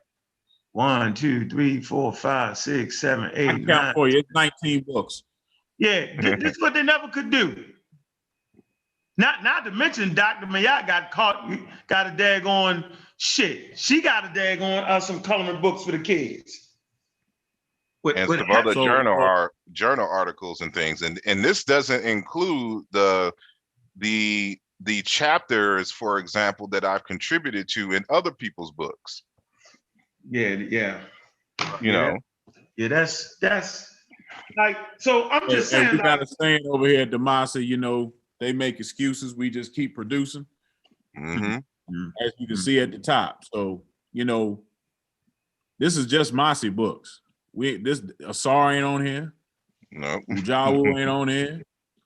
Dr. Odd ain't on here. So, you know, bring all of the publication. I mean, ain't no Smashwell up there. Ain't no Magi up here. I mean, we gotta be at we might be. But hold on. See, you know, the ops always got an excuse for something. Well, what white people have approved your books? You go on the ops. Yeah, they are the ops. They are. You know, because that's what they're gonna. What white person has said they agree with your books? That's what they're gonna come with. That's what Chief X actually said. I couldn't believe you. Do you got any white people that actually goes over your book? I see. Like, he said, bro.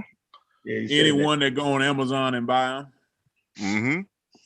Because it ain't because I don't require ID for you to buy any of my books. You know, it don't matter.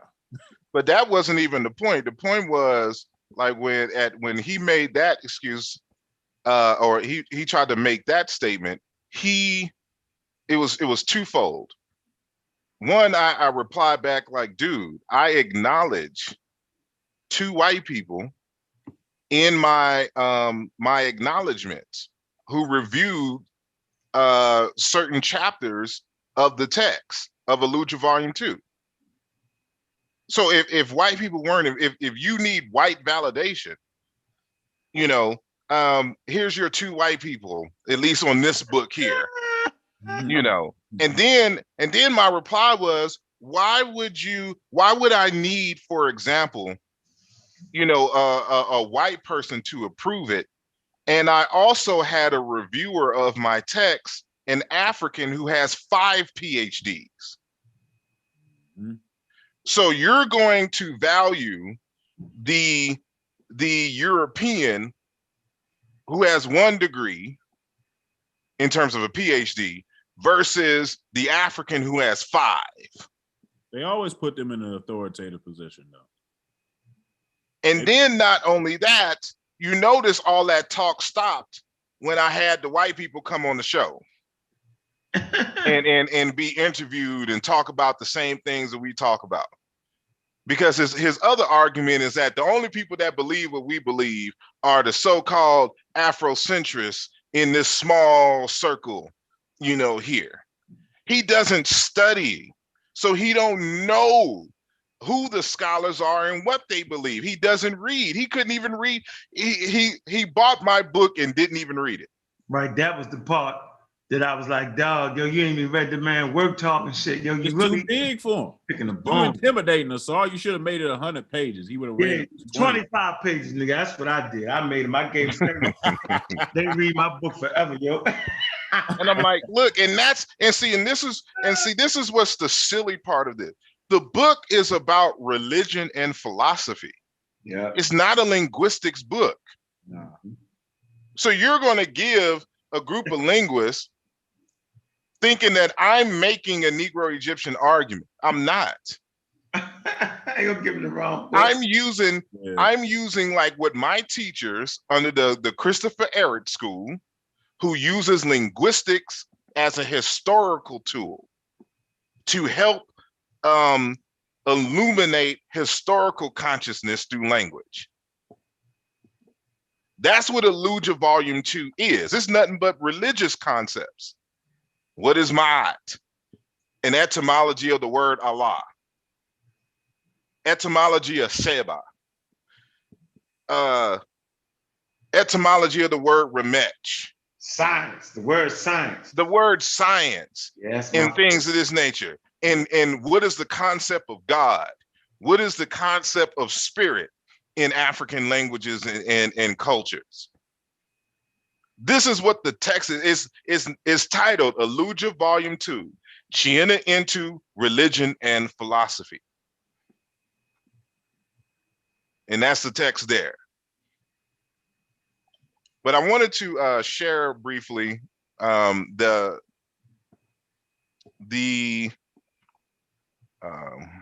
let me see, what is... Sorry, would you say that Nsut-Biti would be a better text for No, that was focused on, well, that gives a summary throughout the text of Mboli's work.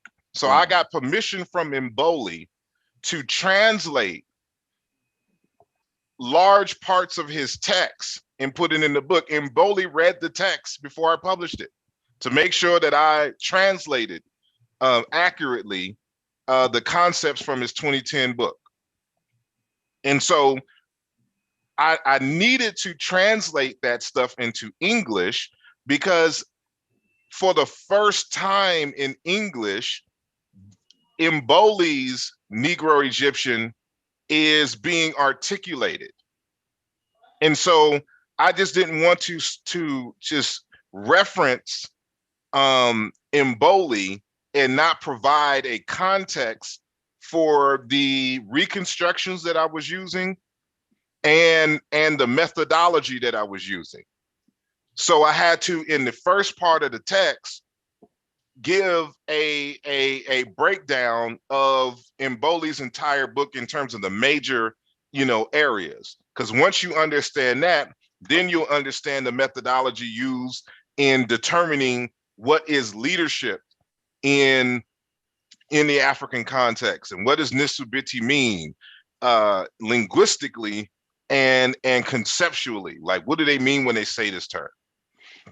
But the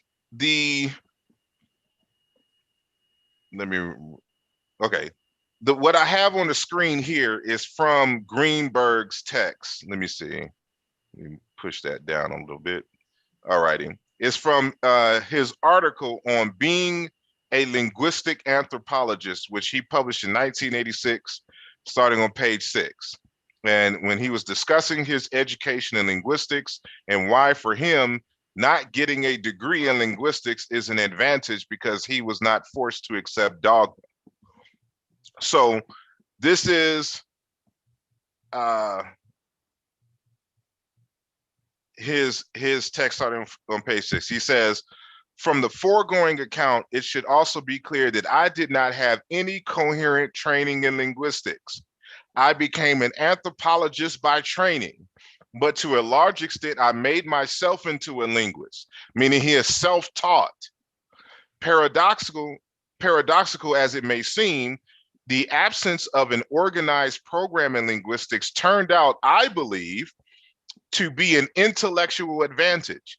It meant that I had no fixed emotional or intellectual commitment to the structuralist approach which dominated American linguistics during the early part of my career. At Columbia, from the first, I gave courses in such topics as language and culture and linguistic field methods. So he had no degree in linguistics, but he was teaching linguistics at the university level. At Stanford, I participated actively in linguistic activities. When I arrived, it was only a program without an undergraduate major, but it has since developed into a full-fledged department with an undergraduate program. From the beginning, I was a member of the program and then later a member of the anthropology and linguistics departments until my recent retirement. I owe an enormous debt of intellectual gratitude to my colleagues in linguistics. In spite of this, I have always felt that I was an anthropologist whose specialty was linguistics rather than a linguist who just happened to be an anthropologist. And so it's interesting that when Mboli has a similar path, because Mboli by training is an electrical engineer, just like Dr. Maat. And so, you know, these are his words here in French, but I translated them in English over here. And so what this says behind me, I have here in the English. And so Mboli says, I therefore thought that the fact of being self-taught and not seeking to obtain any diploma in linguistics in any academy whatsoever constitutes for us an asset rather than a handicap if we ever had to embark on this type of research in terms of historical comparative linguistics. The only obstacle that stood before me then was my lack of mastery of the hieroglyphic writing system and the ancient Egyptian language. This obstacle was removed in the year 2000 when I enrolled in an institute which provided this teaching to beginners, which gave me the foundation and the bibliographical references to continue alone my learning. Very quickly, while I have so far seen absolutely no sign of reconciliation, I had come to realize that my own language, Sango, was much closer to ancient Egyptian than I would have ever imagined, both lexicologically and grammatically. It was this discovery that really won my decision to write this book. And so he says in the next page, well, actually it was the previous page. That was page 14. So now this is page 13. I went backwards. For a scientist like myself, used to handling equations and anxious to always prove any assertion, remember, Mboli is a bona fide scientist, master's level. And you got to understand that in France, a master's in the sciences is higher than a PhD. Because in France, when you get to the master's, your value increases with the more experience that you have. So when you go for your PhD, they don't look at it the same like we do here in the United States, because it is the actual practical work that counts higher than the PhD. So this is why a lot of the scientists stop at masters in France. and especially in the University of Toulouse. So you got to kind of understand that background.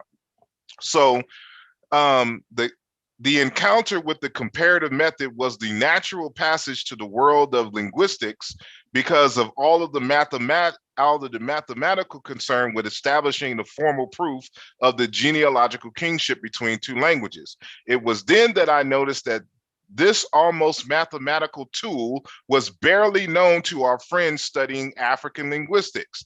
This is why people who study, like I'm in computer science, like I'm working on an advanced degree in computer science, and all we do is study math. You know, like even like I started another class next week, and you know we're doing like this just came in today via Amazon, my one of my course books, and it is nothing but coding and mathematics on the theory behind the operating systems in which we use. And so if you understand linguistics is mathematics. And because a lot of the Africanists don't have a scientific background, they don't understand the importance of the comparative method. And this is what he's talking about here. So it was then that I noticed that this almost mathematical tool was barely known to our friends studying African linguistics, the Africanists, that brother from the Anatolian group that we mentioned earlier. This is why he couldn't rebut my presentation, because he doesn't have the background to understand the importance of the comparative method. Worse, let me see, studying African linguistics, and that in any case, the main subjects of theses in African linguistics related only to purely synchronous studies. Worse, the work of Theophilo Benga and his predecessors, which focused on the systematic comparison of ancient Egyptian and Negro African languages given according to the comparative method, was never mentioned, not even to be criticized.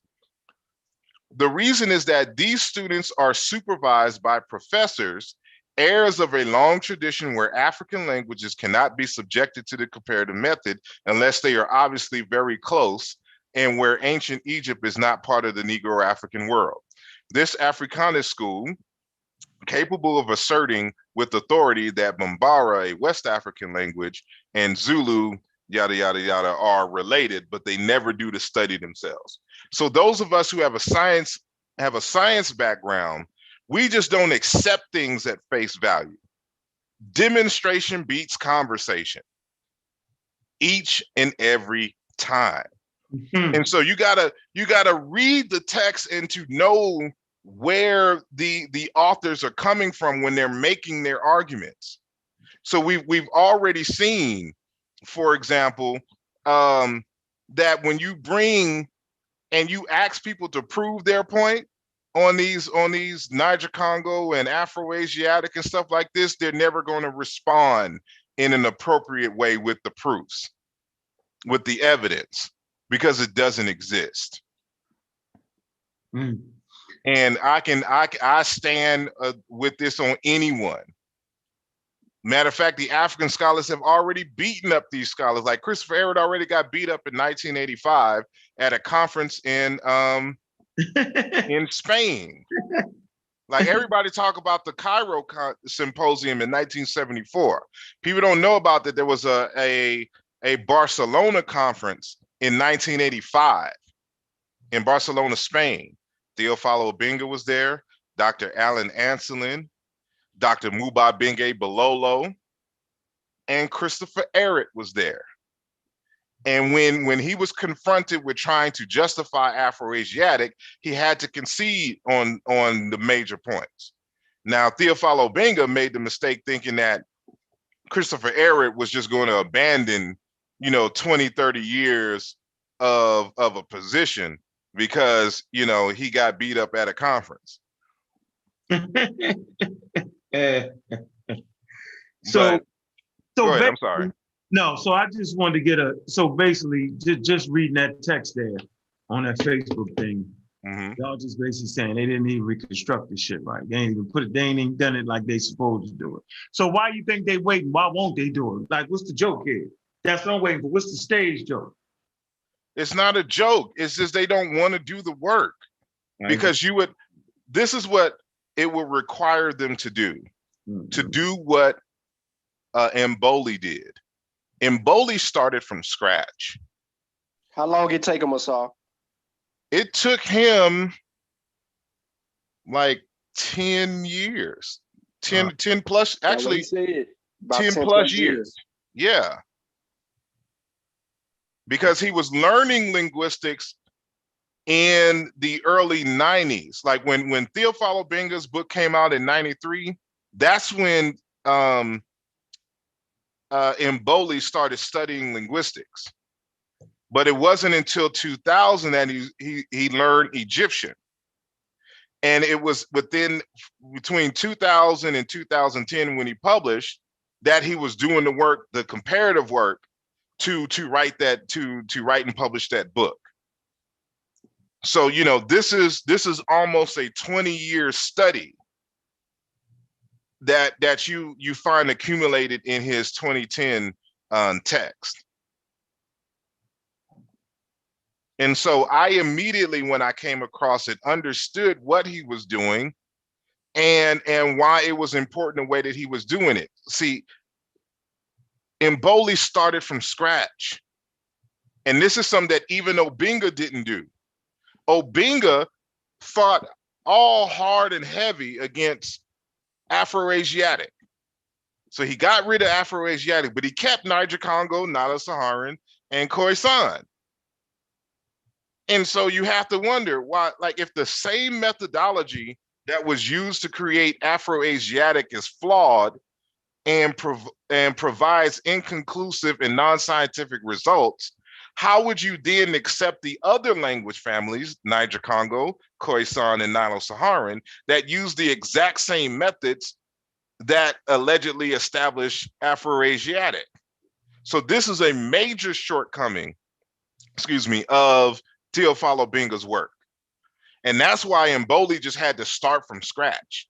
So he started with initially 6 languages, and then he added an additional 8 languages to that in the second half of the book. And that is the basis. And so when you read Mboli's text, he doesn't argue that this is the end all be all. He understands this is a pioneering work that future studies is going to refine and correct any kind of errors due either to method or to lack of information, So at the time. So he's basically trying to what? What does he set out to do? He's trying to prove what? Well, first and foremost, let's go to backstory of Mboli himself. Mboli is the genealogical byproduct of 2 parents from 2 different ethnic groups, the Sango and the Azande. The Azande people in the Central African Republic are not originally from the Central African Republic. They're from the Sudan, who migrated into Central West Africa, near Cameroon and all this other kind of stuff. Which when they start talking about people from East Africa didn't migrate to West Africa, you have a whole group of people who are still some in Sudan, and then you have some in the Congo right now. But that's neither here nor there. He was interested, just like Cheikh Anta Diop was, in seeing if his languages, Sango and Zande, were related to ancient Egyptian. Okay. It was initially studying those 2 languages in comparison to Middle Egyptian and Coptic that he was convinced that these languages, his native languages that he learned growing up, were related to ancient Egyptian. Well, it was from that inspiration that he said, well, let me look into some other languages and see how they all relate to each other. So it was just a curiosity with his own native language to see if there was a relationship, because of what the stuff that he was reading from Obinga, from Abubakar Musalam and Cheikh Anta Diop, and and Digi and all of these other scholars who were comparing their own languages. So Obinga's 1993 text was comparing his own language, Mbochi, a Bantu language, with Egyptian. Sheikh Anta Diop was comparing his native Wolof language with Egyptian. Ndidi comparing his native language, Bassa, with Egyptian. And Abba Bukri Musalam, for example, this author here, he's comparing his native language of Fulani with ancient Egyptian. So let me ask this. With all that said, what does that actually, what does that mean for you? And what should the listener, what does that mean? It means simply this, first and foremost.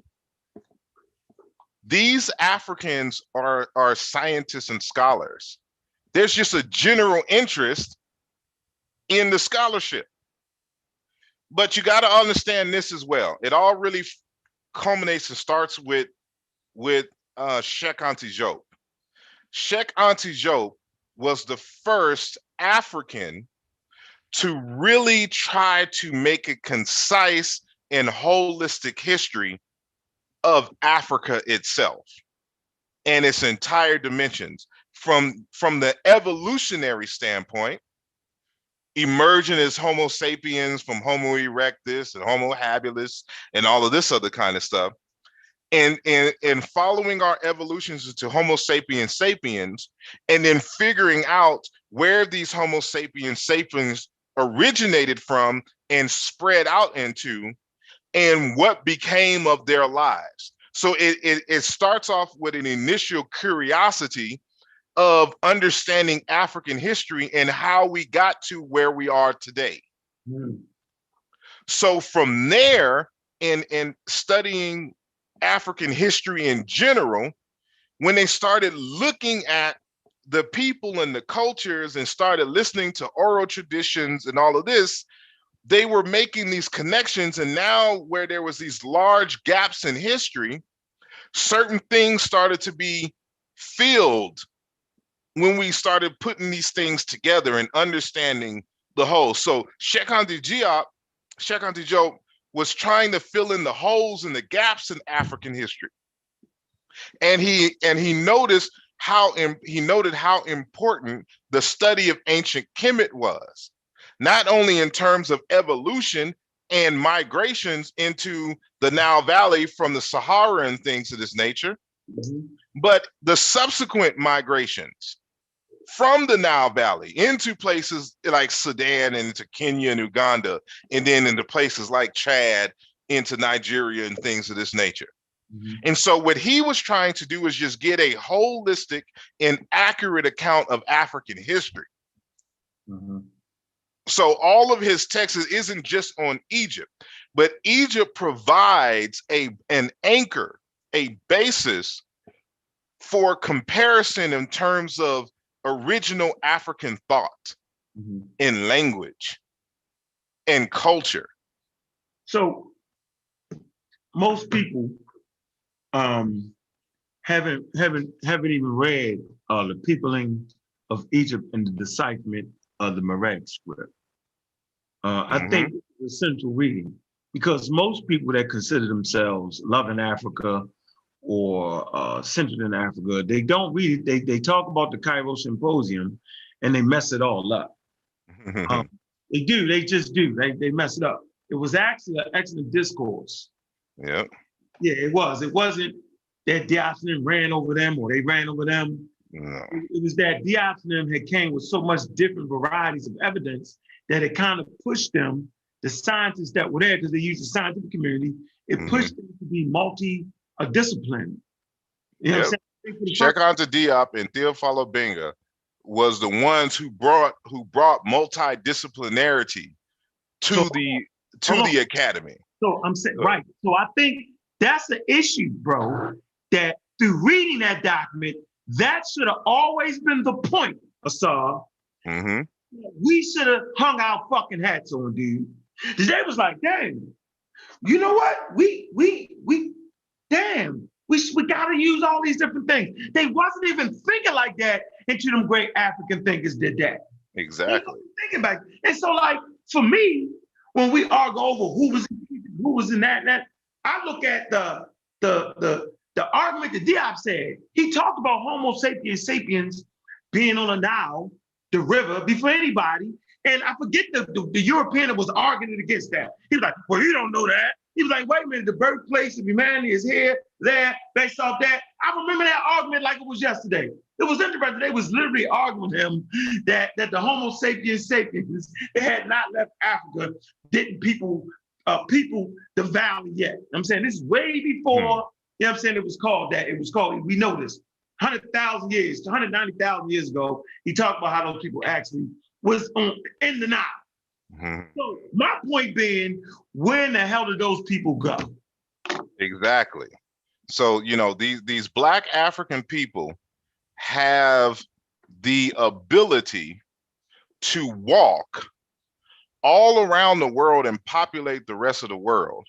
But for some reason in Africa, there's this invisible wall in which they couldn't come up to the Delta in the Nile River. Like, it's just nonsense.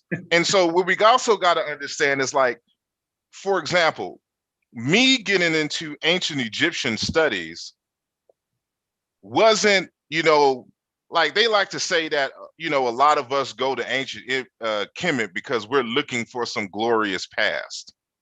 Like we're trying to look for something to belong to and attach ourselves to greatness. And we only think it's great because white people think it's great. No, I'm a scientist. And so when my foundation into African studies has always been Congo, because I used to practice capoeira and capoeira Angola. And so, you know, we would always get teachings about Congo, and this is when I was introduced to Fukiao, you know, all this stuff as a teenager and things. And then I had that slight, you know, mishap, you know, joining the Hebrew Israelites. But after I got sane again, it was back, you know, saying to the African studies. And when I got into the study of ancient Egypt on a serious level, I started noticing that the same things that I was seeing in the text of ancient Kemet, I'm seeing in the Congo from my previous studies. And so that's what got me into doing Bantu and ancient Egyptian studies, to where now I'm forming a discipline called Intu-Kam, you know, which is the Bantu ancient Egyptian linguistic, historical, and cultural comparative, you know, disciplinary studies. No, you can't come up with that, bro. We never heard that before. Yeah, so be it. That agency to do that. No, don't do that. Lord, no, don't create. No, don't do it. Look. I'm matter of fact, since we, like, you know, in the so-called manosphere on the YouTube, you starting to hear this phrase high value man be brought up a lot. And this Saturday, I'm going to have a conversation on an African-centered high value man. What are the characteristics? What does that look like?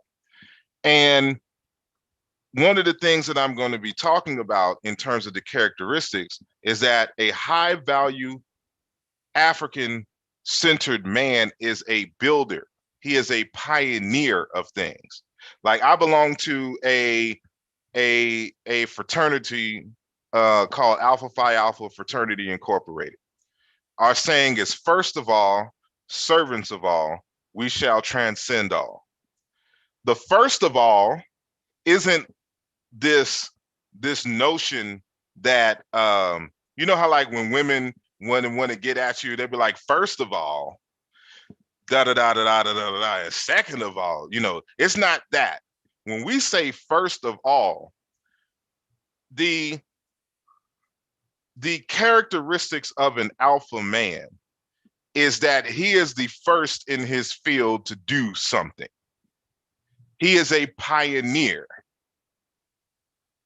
And everywhere an alpha man goes, he opens the door and makes the roads for everybody behind him.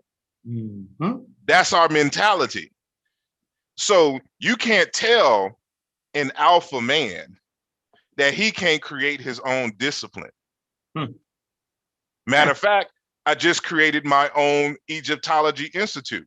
It's called the Martin Delany Center for Egyptology. And the discipline in which we study is called Intu-Kam. And I already have Egyptologists on board, and we'll be premiering some things. Matter of fact, one of those 2 books that I mentioned, the first one is going to be under the Martin Delany Center for Egyptology. And it's going to be on, it's titled Chiluba Maweja, Yoruba Orisha, and Ancient Egyptian Ak, an exploratory etymological study. And so that's going to be the first text under the Martin Delany, and we're starting a journal. This is what a high value African-centered man does. You pioneer things. Yeah. So I don't take the words of simps and low value beta men who have to rely and get and won't move forward unless a white person tells them to. That's not how we operate. If I don't have a degree in something, don't mean I can't learn it. Alpha men learn, alpha men study. It's scholarship. See, this is what people don't understand. Once you know how to do research, you can research and learn anything. You just got to put the work in. You got to be in the right circles. Do the test. And if need be, go back. Like, I can learn computer science on my own, but I decided, you know what? I'm going to go back to school and formally do this so I can get the degree and certifications in this, so I can go into certain circles and build. So well, what I want to say is, and I won't get Panther in here for a minute. All right. I would like to say that once a good hard study of science and a lot of scientific inventions was done by people without no damn degrees, the shit is downright funny. Exactly. It was done by people who had great imaginations, who wanted to actually had great exploring minds. People think the scientists are the smartest people. No, they're the people that want to explore the truth the most, really. You know what I'm saying? Mm-hmm. Like, it's not what you be thinking. And so a lot of scientific innovation, you know, first stone tool 3.5 million years ago. You know what I'm saying? You got all the Epithescenes exploring, trying to figure out something. They trying to manipulate their environment. And this is through the history of invention and science. Man, you'd be amazed at the double slit experiment that most people mess up. Exactly. Young, he ain't had no damn degree in physics. He wrote the first treatise in physics. He ain't no damn degree in physics. How could he do that? Exactly. Right. So I'm just making a point, man. Like, of course we value degrees. That's not what we're saying. But over a degree, we value good, solid work.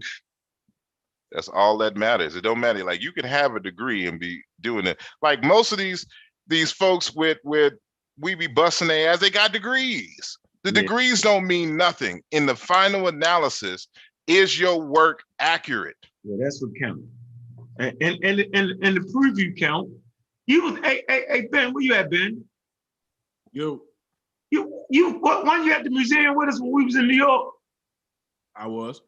When I was talking to the anthropologists, didn't know half the shit I knew. Wasn't that crazy?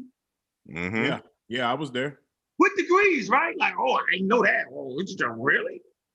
So it's about how hard you study, how dedicated you are, how serious you are. And, you know, that's what so Ben, what you been doing lately, man? I seen the post, man. You what you doing? What you got?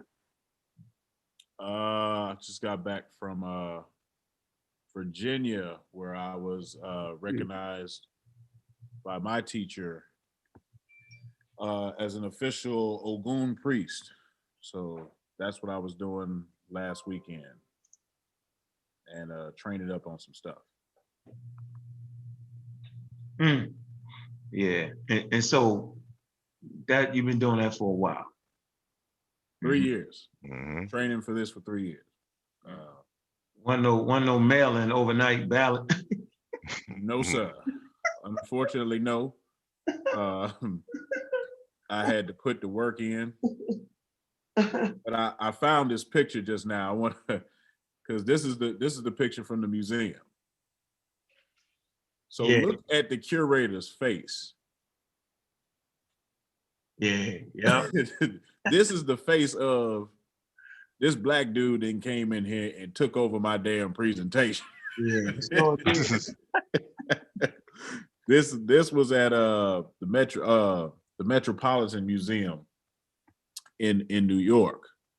Or was this I can't remember, this Metropolitan or the one of Human and Science. I can't remember which one.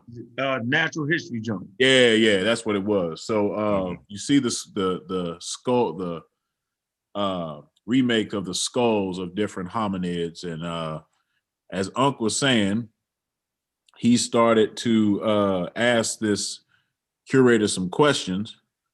You know, certified curator, got degrees, all this other stuff, and he was unaware of some of the finer points of evolution that Unc was bringing out. And at some point in the conversation, he stopped talking and had this look on his face. So I captured this look just to say, to reinforce the point that Asar was saying. At the end of the day, it's about your work. About your work. You Y'all know? see that skull right there at the bottom? That's an Australopithecus. How do I know? Because and that's what we was talking about. Yep, the eye ridges. I start naming the fucking thing. They're like, damn. Yeah, and you can't see the dude. He's kind of behind you. You can kind of see his shoulder right here. But he was the older cat. Remember the older cat? Because the older cat was co-signing you. He was like, "That's right. That's right." And so I just. But we also got to remember too that this is something that people don't realize, is that when someone gets a PhD, it's in a very narrow subject. Mm-hmm. They become an expert on that topic. Mm-hmm. You know, the whole point of a PhD is to demonstrate to the scholastic community that you can be a producer of knowledge. And they test you by you producing some knowledge on one particular subject. Correct. That does not mean that the person who has a PhD in a particular field knows everything that there is to know about the field itself. They still have to study even after the degree. Mm-hmm. And so they become autodidacts. Matter of fact, you at the master's level, you're an autodidact. You know, you just come in and check in every now and then, and the professor says either you pass or not. But you're responsible for your own learning. You really are, because all you do is in master's programs is write papers. That's it. That's it. It's a paper writing program, and ain't nobody helping you.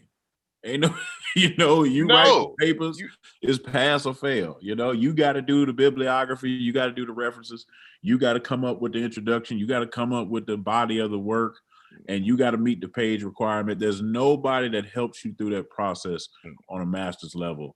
It is all on you. Ain't no study groups you can attend. Ain't no no extra credit. It's all on you. In my master's program, we wrote a paper a week. You know, see, I have to do a project at the end of mine. Whew. So, like, again, it's software development. Paper is the project. It is the project, but you got to still write something to give the context, but it's a project that we have to do. Yeah. And so, but even still, like, even though I'm doing nothing but math and coding, I still have to write papers. And not only that, I have to grade papers. Mm-hmm. So I've gotten good at critiquing folks and be like, nah, this is bullshit. This is da da da. Like I'm to that level now. Like, nope. Like I get my red pen and it's and it is what it is. Somebody and they was mad at you and they turned it in like that anyway, and they got the bad grade and they had the boo-boo face on. Hey, it is what it is. But you'd be surprised, man. It's so much like people don't know how to articulate. you know, in writing, and you know, and then again, it's like what I find, because most of the people in my program, they're foreigners. So, you know, English isn't their first language. So they're like, their writing style, you know, it can be a bit confusing to things. You got to kind of remind them, well, in English, this phrase is this, and this, and this, and this is probably what you mean, and da, da, da, da, da, da, da, you know. But when it comes to the code, they be solid in the code. But, you know, in terms of articulating, you know, how this is supposed to be, why this is the way that it is, you know, you find that a lot. So, but it's just to remind folks that no, is you're not hating on degrees. We just understand the limitation of the degree. They are experts in a subject that they pioneered. Like nobody else can speak on that. They're the authors. They are the experts in this. And so you got to understand that, for example, even when people who don't do it for the degree. Like, for example, you're not going to find any work on a full examination on the meaning of the word Kemet outside of myself. Why? Because nobody else has done that research. That's my expertise. And the book that I'm coming out with in the second part of the year is going to be just dedicated to Kemet itself. And so, you know, what you see is going to be a lot of what you see in Aludra Volume 2, but some other stuff that I purposely held back because I'm waiting for them debates, but nobody wanted to debate me, so I'll just go ahead and put it out there, you know. But yeah, that's what you got to understand. So when you understand that you go to school to get a master's and a PhD to learn how to be a good autodidact. You know, I never thought of that, but it's true. That's what you do. And they want to know, can you on your own, with little guidance, produce knowledge that expands and strengthens the field in which you are studying, which adds to. That's the key. See, I think people miss the key. That is the key, to add to the body of work information. And that's basically what, you know, why the Amaral Squad was actually formed. You know, why all the families was actually formed. For that reason, to stand on the shoulders and add to. You know, it's just certain things, like hopefully pretty soon I'll be finished my second book, because that's the shit for me, is the challenging thing, right? So, you know, take my time at it. Gotta put out good work, because brother's gonna be on my fucking head. So I already know I gotta have the work. I know it's gotta be store stuff. If I write a goddamn 20-page book, I better have a goddamn 20 goddamn sources, 30. So I'm telling you, I already know what it is.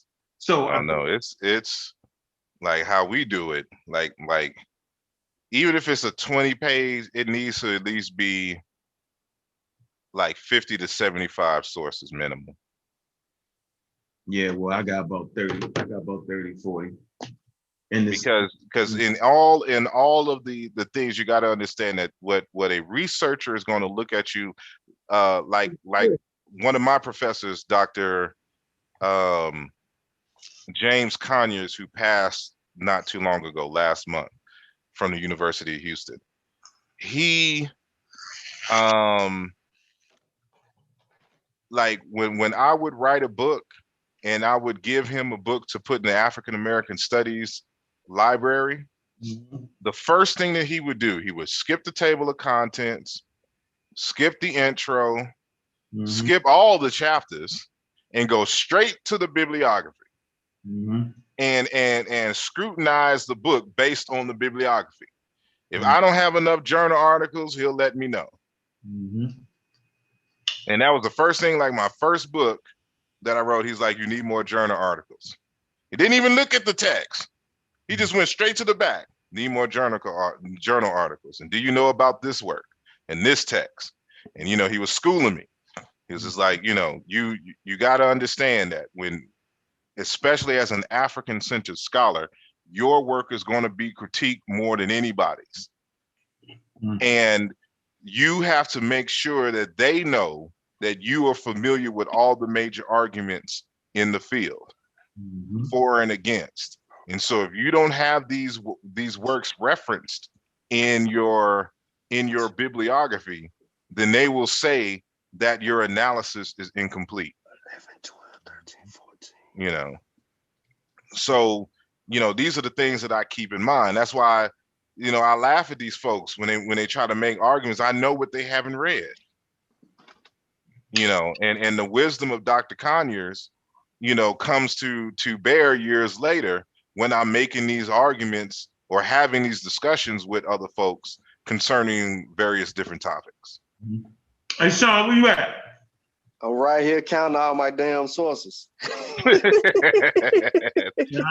ain't listening to Sean. I'm at 30 sources. I'm at 30 sources, and then I got about 6 journals. Yeah, short. Look, I'm telling you. On the second one, I got the ass on the second one though. But that's hold on. That's if, well, it just really depends. Again, it depends on how long your actual article is, and if it's an article versus a book. So like the small, for example, if we're talking about the cover page, the cover that you have on your screen for the Spears of Demacia book, it don't have to be 75 sources for the small chapters that y'all have in that text. Gotcha. Yeah, but if you have a book like this, on operating systems, you better have lose it. Better be sitting on some damn sources.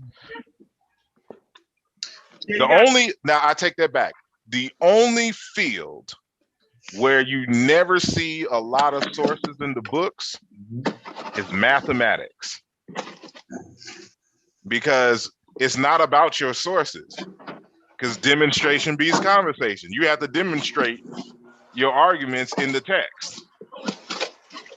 You can reference a few things, but it's about the actual mathematics. And so mathematics books, they don't be having too many sources. But then you can also oversource as well, because many of the sources that people be sourcing, it just be rehashes of other people's arguments, who they borrowed from other people's arguments, and they try to make it seem like they was this real deep analysis. So I try to, first and foremost, only cite the primary sources, and then cite other ones who may add a different level of argumentation to a point that is already well known from a source. So that, the quality of sources is also important as well. Yes. Hey, where you at, so? Still on there? I saw I ran them off. Just getting back. Just kidding. Y'all ran, y'all crazy. No, man, I had to make a store run, man. Yeah, I know. Everybody cleared out like the plague came in this motherfucker. Mm-hmm. Panther dove in this nigga. Like I called the army back up. Like we had I saw the whole presentation, man. Y'all. We had some raid.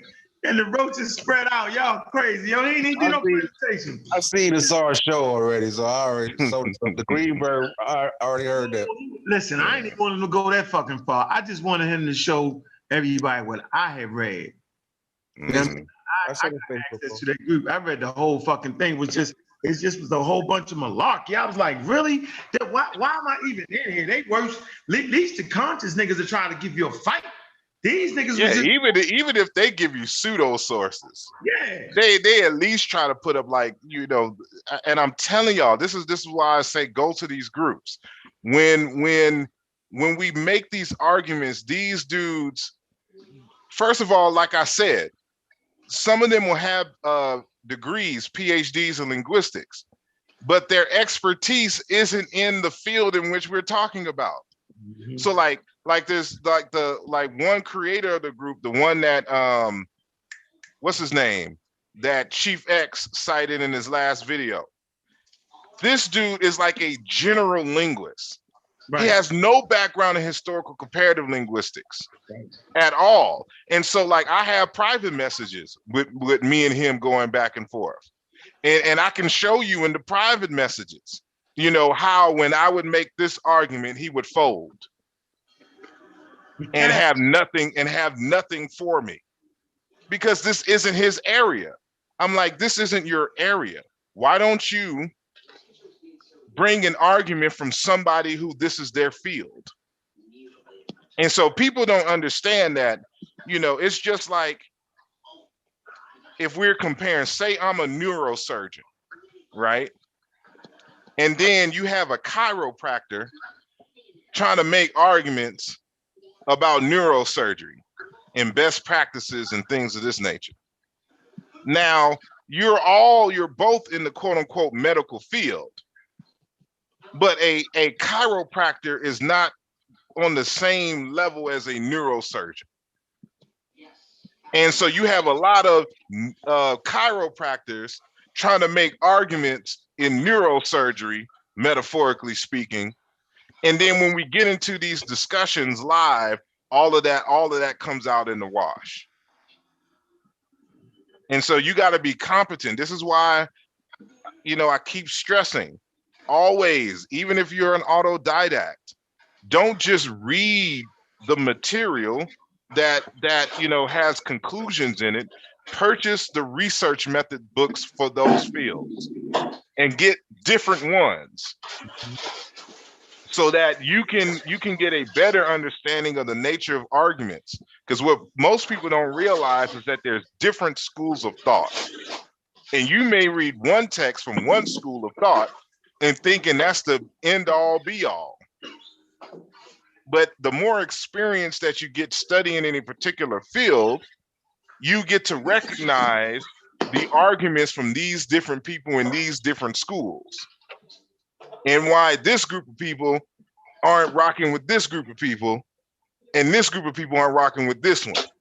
You have to have a discerning mind to be able to see which ones are providing the most solid arguments and evidence and models for the field. And so the amateur is like, this ain't in Wikipedia. I was you just know. saying, you always gotta look at the other side of the coin, man. A lot of people it's just heads. They don't never look at tails. And that's a fatal flaw, because, you know, that tails, you might not agree with that, but it'll give you something. You know, it'll even make you think about something that you haven't thought of before. Or the argument may be so ridiculous, you be like, okay, I need to be ready for this argument since it's in text. You know, but a lot of people just stay on one side of that coin. So yeah. And that's a critical error, because I always say, when you are going up against white supremacy, Arab supremacy, any supremacy, you probably only gonna get one shot at this. Exactly. So your ducks, guns, knives, thermonuclear weapons, as Unc say, all of them that'll be locked, loaded, cocked, checked, triple checked. Everything better be great, because if they find one thing that's kind of iffy, that's all they're gonna harp on. You could do a 99% flawless presentation. At 1%, they're gonna be like, I didn't like this, so they're gonna try to discredit you on the whole You thing. didn't dot that I in paragraph 6. Right. There's no tonal mark on this word on page 800, you know, and they will try You got to put the page number in the citation. Right. So on here. Something real small, and they will try to discredit your whole premise, your whole argument, just because you made one mistake, because they don't want to deal with the overarching point. That's why you always have to look at that other side of that coin, just so you will be ready. And a lot of us just don't do that because of whatever reason, you know, but we don't. And that's a critical error. Wow. All right, we've been on here for a while. Appreciate the bros coming through, man. I don't know what the hell everybody went. They just skirted off sometimes, man. No, fuck with y'all, man. But yeah, I think you kind of cleared that up for us. That's all. I was trying to get some some real clarity. So we'll go back over the show and really, like in certain conversations, I don't You even telling me I ain't give you no clarity when I sit here and told you that they method was faulty? So how could they come to a conclusion on a? It doesn't matter, man. Like people who hate you is no matter how many facts you bring to the table, they just don't like you. And you just gotta accept that and move on. Like I'm beyond trying to convince people who don't have the intellectual and testicular fortitude to accept the evidence, as it is. And those folks, you got to also remember that in the conscious community, you're dealing with a lot of people who have undiagnosed mental health issues. And so you got to be able to distinguish, those individuals who have those undiagnosed mental health issues from people who are serious about scholarship. And if you run into those jackasses, with the mental health issues undiagnosed and don't have the comprehension skills to even understand the nature of the argument that you're engaged in, and always looking for personal issues and flaws because they can't defeat your argument, you just got to let them people grow old, let their nuts shrink and die. That's all you can do in a situation like this, because you don't want to let these beta males get you off of your game and your purpose. All you need to do is study and produce the quality work and continue on the path and be pioneers and continue to do what you do. When it's all said and done, when we look at their legacy in life and then we look at yours, who is going to have the greater legacy and impact on people? Who has the greater impact on people? The people who can build lives for generations to come, or the gossip columnists who have YouTube pages? Sorry, I didn't know you was coming. See, I was coming with the information. I was gonna do my best Asari Motep impersonation on the linguistic tip. I didn't read enough of his books to make this argument. Hey, Asar, you still owe us Plato the Egyptian though. You ain't got rid of Plato the Egyptian. Yeah, you still owe us. That wasn't me. That's Mubabinge Bilolo. Oh, but no, I know you said it. I never heard the argument. I'm in Texas right now, and all my books are still in Philly.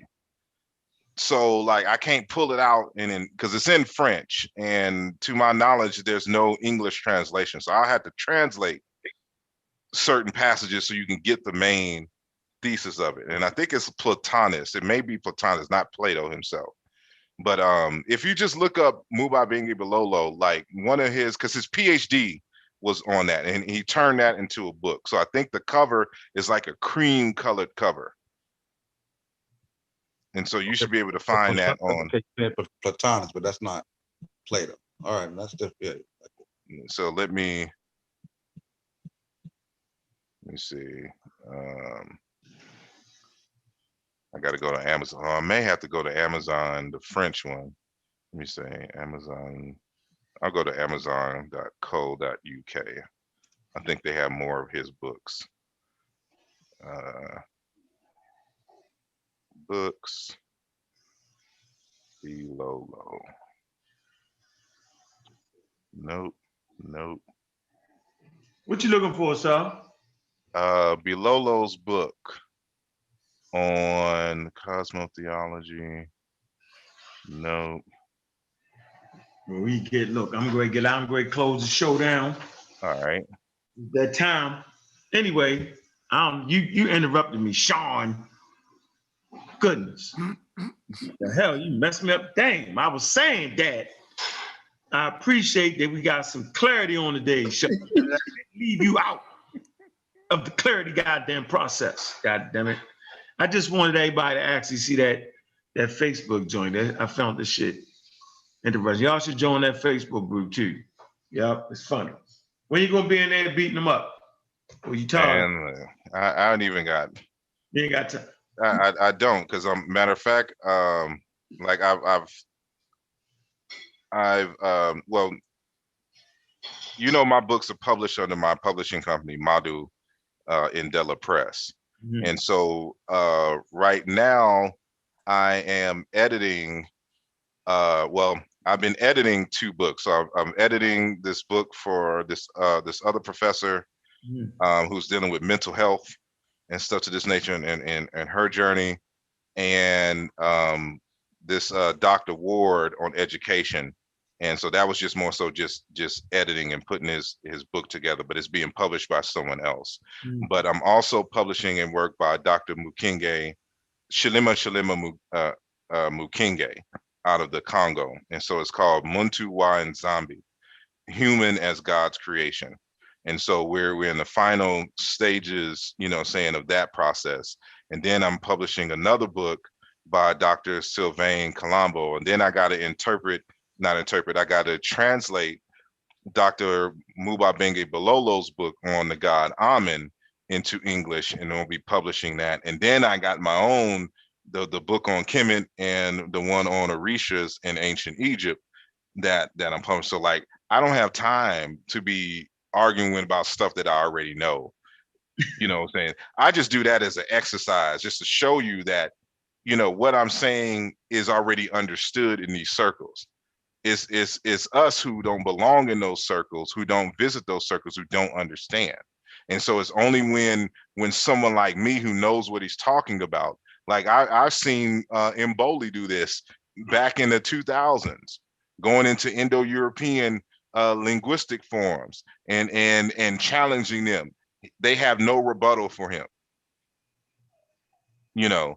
And so, but anyway, so I'm focused on the Madhu Indela Press and publishing things, as well as I got my own classes to attend in grades to grade and things of that nature. So yeah, my time is very limited. So I let people be on the internet. Appreciate you diving in here. Hey, Black Panther. Yo, appreciate you coming through too, man. Appreciate it, bro. Yeah, man. Keep up the good work, man. Yeah, we're gonna keep pushing it in the right direction, man. Appreciate all the families, man.